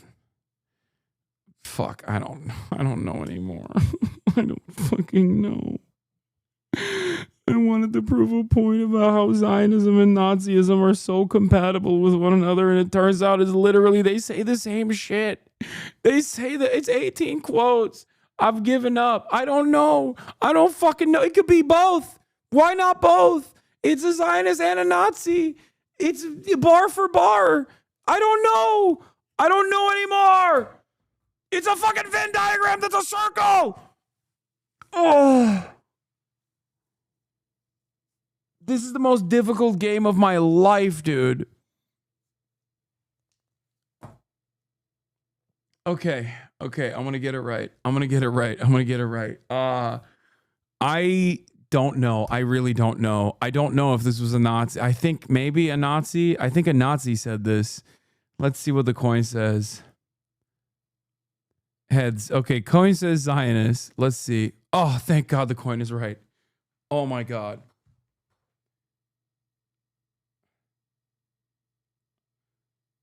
Oh my God. Oh my fucking God. Oh my God. This might be my worst game that I've ever played on this fucking broadcast. Rabbi Yaakov Perrin, in homage to Baruch Goldstein, told mourners that even 1 million Arabs are not worth a Jewish fingernail. And angry voices in the congregation shouted, "We are all Goldsteins and Arabs out of Israel." On February 25th, 1994, Goldstein, dressed in an Israeli military uniform, entered a mosque in the Cave of the Patriarchs and opened fire on the 800 Palestinian Muslim worshippers praying there during the month of Ramadan, killing 29 and wounding 125 worshippers until he was beaten to death by the survivors. In responding to this act of Zionist terrorism, Israel did not punish extremist settlers, but instead imposed more restrictions on the Palestinian population. Bro, Chatter said, can we please look at the sources? Are you fucking stupid? You think the Cave of the Patriarchs massacre didn't happen? Like, what are you talking about? It's one of the most famous fucking acts of direct Zionist terror in Israeli history. Here, I'll give you someone who's talking about it. Roll the fucking loner box clip talking to a defender of Baruch Goldstein. Who has the clip?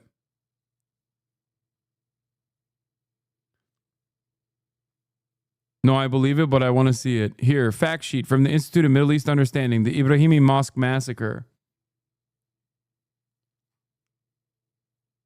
Also, the sources are on the website. Go play the game on your own if you want. Here it is.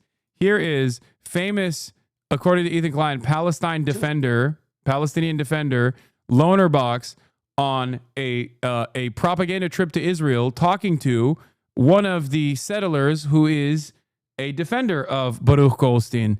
I wonder if they will call into question some of the actions that we just described. 2,000-year-old building, and you see that people come here, all kinds of Jews. It's an important site. Okay. Jewish and Muslim sides are really close together. Yeah, there's a door. So when Mr. Goldstein did his thing, did you... Mr. Goldstein. Dr. Goldstein. When Mr. Goldstein did his thing and he corrects him, he goes, Dr. Goldstein. He didn't go to doctor school for you to call him Mr., but he was, you have to understand what the situation there was. And I'm in no way am I justifying his act. He's not justifying his act. Okay, that's good. We completely abhor that act and have no justification for it.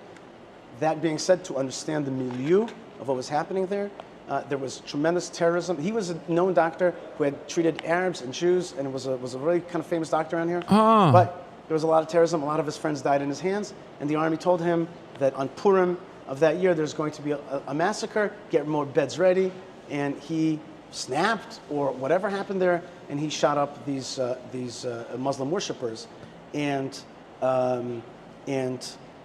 after that, they separated this building.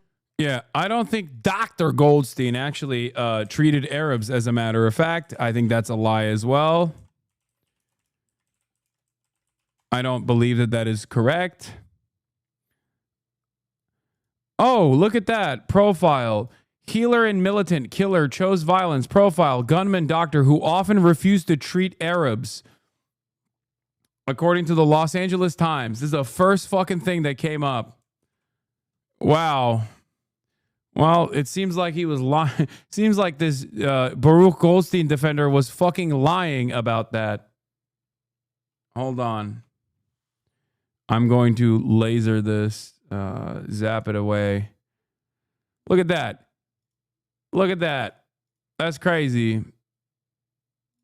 Healer and militant. Killer chose violence. Profile. Gunman, a doctor who often refused to treat Arabs, was an extremist whose views only hardened.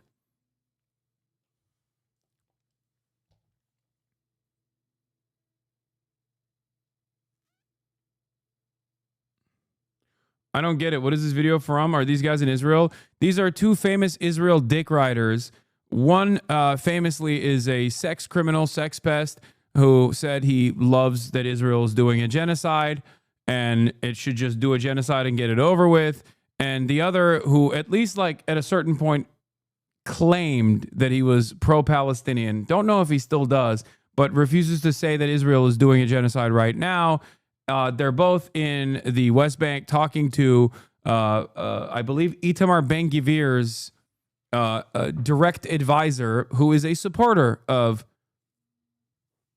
who is a fucking liar. What? Oh, you said no drama. Oh, that's what you're talking about. Yeah. Not only, by the way, this guy is a known sex pest because he fucked this guy's girlfriend and then revealed footage of this guy fucking this guy's girlfriend to other people, by the way. Don't know if they're still dating or not. He still defends him, though, weirdly enough. I don't know. Yeah, he did. He basically distributed revenge porn of him having sex with this guy's girlfriend without the consent of the other party.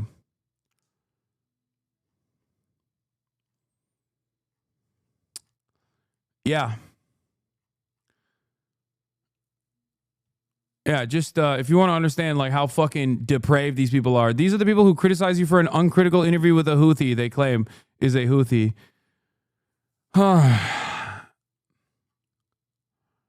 Like the well of depravity, for defenders of Israel is, I mean, it's a strange one. It is a strange one. Can we admit that it's just strange to still have any sort of loyalty to this other guy?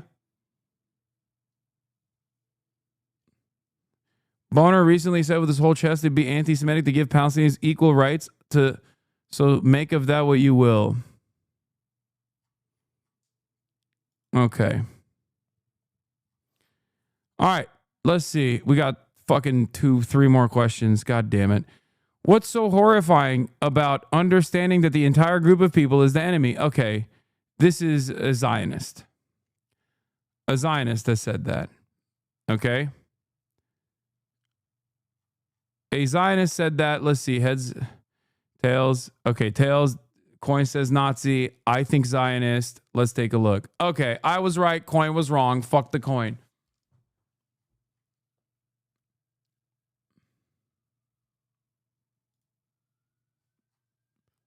I was right. Coin was wrong. This was said by Ayelet Shaked, who served as Israel's Minister of Justice from 2015. A lot of justice he dished out. From 2015 to 2019, and Minister of Interior from 2021 to 2022. And he said this on June 30th, 2014. What's so horrifying about understanding that the entire Palestinian people is the enemy? Every war is between two peoples, and every war, the people who started the war, that whole people is the enemy. They are all enemy combatants, and their blood shall be on their heads. Now this also includes the mothers of the martyrs, who send them all to hell with flowers and kisses. They should follow their sons. Nothing would be more just.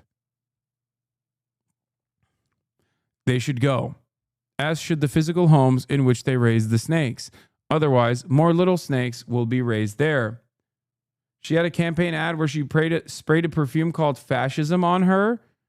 Wait, this is her? Oh my God.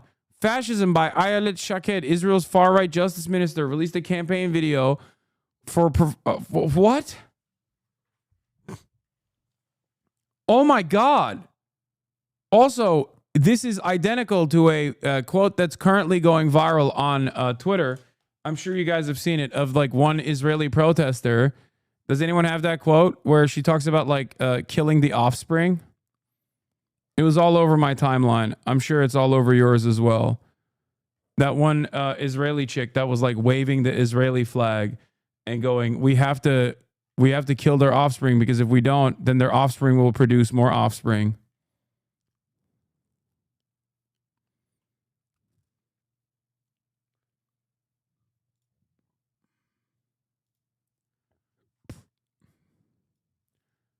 Here it is. Offspring is the most villainous word you can use for the children in this type of situation. When there is a war, it doesn't matter who your enemy is. You need to destroy their offspring to prevent them from creating more offspring.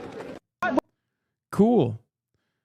Just so you know, that's I think that's recent. So if you were just like wondering what the Israeli position is, maybe it's different from the Israeli politicians, but it seems like it's not. Okay. All right. Well, the coin fucked us here. We knew that it was a Zionist. Who said this? We must expel group and take their place. Okay. This is a Zionist. This is a Zionist. This is a Zionist. It's got to be like it's going to be like Jabotinsky or something, okay? It's going to be Jabotinsky, I suspect. But let's give it to the coin again. Trust the coin, trust the coin, trust the coin. Tails. Coin says Nazi. I say Zionist. Let's take a look. Oh, I was right again. Oh, it was David Ben-Gurion. It wasn't Jabotinsky. Holy fuck. Okay. Okay. Well, the coin was wrong. I was right. This was this was an easy one too. We shouldn't have left it to the fucking coin on that. That was an easy one, but we got to trust the coin. We got to trust the coin. Quoted from David Ben-Gurion's 5th of October 1937 letter to his son, where he discusses the 1937 recommendation by the Palestine Royal Peel Commission to partition Palestine. Given the density of the Arab population in the area allotted to the Jewish state, the commission recommended that 225,000 Arabs be transferred out of the proposed Jewish state and that this transfer be, in the last resort, compulsory. In exchange, 1,250 Jews were transferred from the proposed Arab state. Wow, look at the numbers. Look at the fucking disparity there. Nothing has changed. All right, last question. The group wanted war. Now they have it. There is only one effective measure. Cut them out. Okay, Zionist. Zionist. It's a Zionist. He's talking about, okay, he says tails. He says Nazi. Coin says Nazi. I say Zionist. This could literally be fucking, this could be any number of, this could be a liberal Zionist. This could be an ultra Zionist. I still think it's a Zionist. Coin says Nazi. I'm ignoring the coin and I'm going Zionist. Shut the fuck up! Fuck you! Fuck you! Hey! Fuck! Oh! Are you kidding me?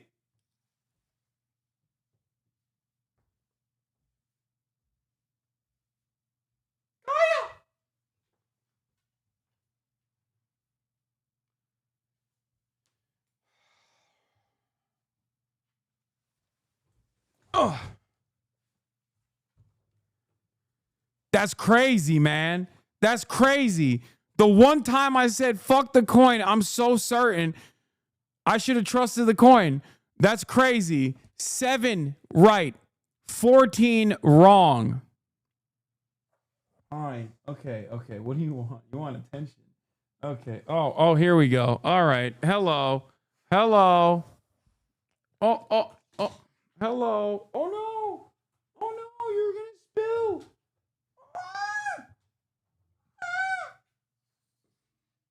Oh. She doesn't give a fuck that she's spilling. Oh, my God. Oh, what a baby.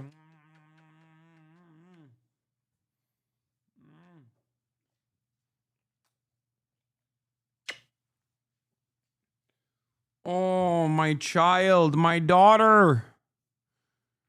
Let Kaya answer. She go 20 for 20. It is statistically okay. Considering that this was a 50-50 split and I got 7 questions right and 14 wrong, only after the coin kicked in, yes, my dog has a better chance of winning this. Statistically speaking, my dog has a higher chance of getting more questions right than me and the coin combined. Okay? And the reality of the matter is, given my performance before I started fucking using the coin, before I started using the fucking coin, it probably would have been even worse overall. Okay, come on. Come on. Good girl. No.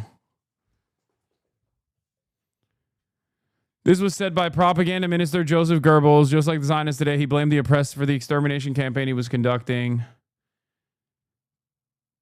Oh my God. The historic responsibility of the world Jewry for the outbreak and widening of this war has been so proven so clearly that it does not need to be talked about any further. The Jews wanted a war, now they have it. The Jews are a parasitic race that feeds like a foul fungus on the cultures of the healthy but ignorant peoples. There is only one effective measure: cut them out. If the Jews appeal to your sentimentality, realize that they are hoping for your forgetfulness, and let them know that you see through them and hold them in contempt.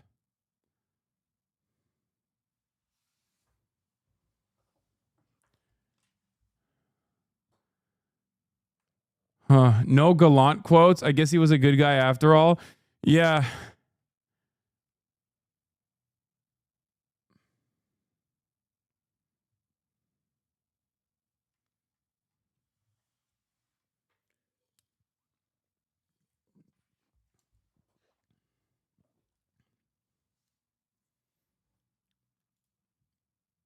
I mean, yeah, the coin is literally a better political. Like, look at this. Look.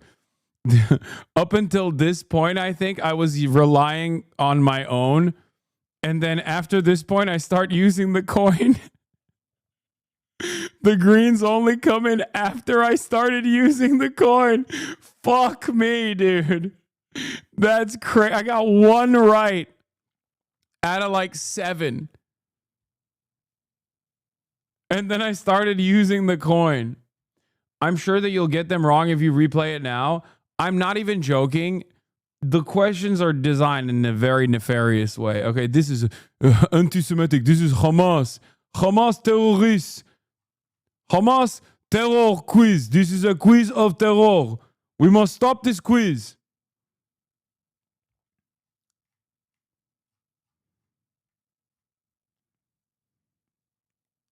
Wait a minute. No, they're not. At first I thought it was like mostly Zionist, like Mr. No Drama today. I mean, I didn't do any drama. The arrows just give explainers of who said it, and also this is a great fucking. There's a 90-day playlist. I mean, guys, I'm done for the day. It's almost 8 hours. What's harder, this or Melania? This is infinitely harder than Melania. And infinitely harder than Melania on like fucking, not even like boosted. But straight up, like only punches allowed, naked. No hit run.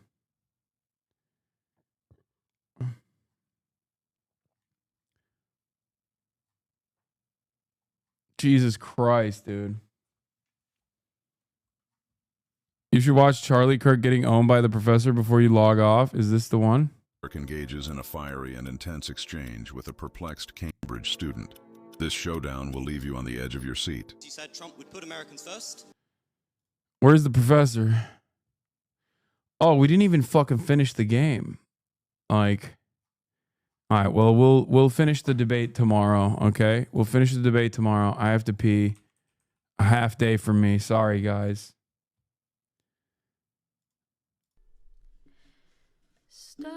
It's been fucking 8 hours, dude. But it honestly, it's been 8 hours, but I feel like it went by way faster than my normal streams because I didn't do a lot of politics today or any politics at all. It's crazy. I missed this. I missed just having like a normal day, you know? I missed having a normal day, and I'm glad that we did that. I'm glad that we had a normal day today without any sort of like serious politics, like a little bit of politics. And yeah, I'm gonna do more of this, okay? I'm gonna do more fun stuff. Tomorrow I'll do more fun stuff too. Love you all. See you tomorrow. Bye-bye.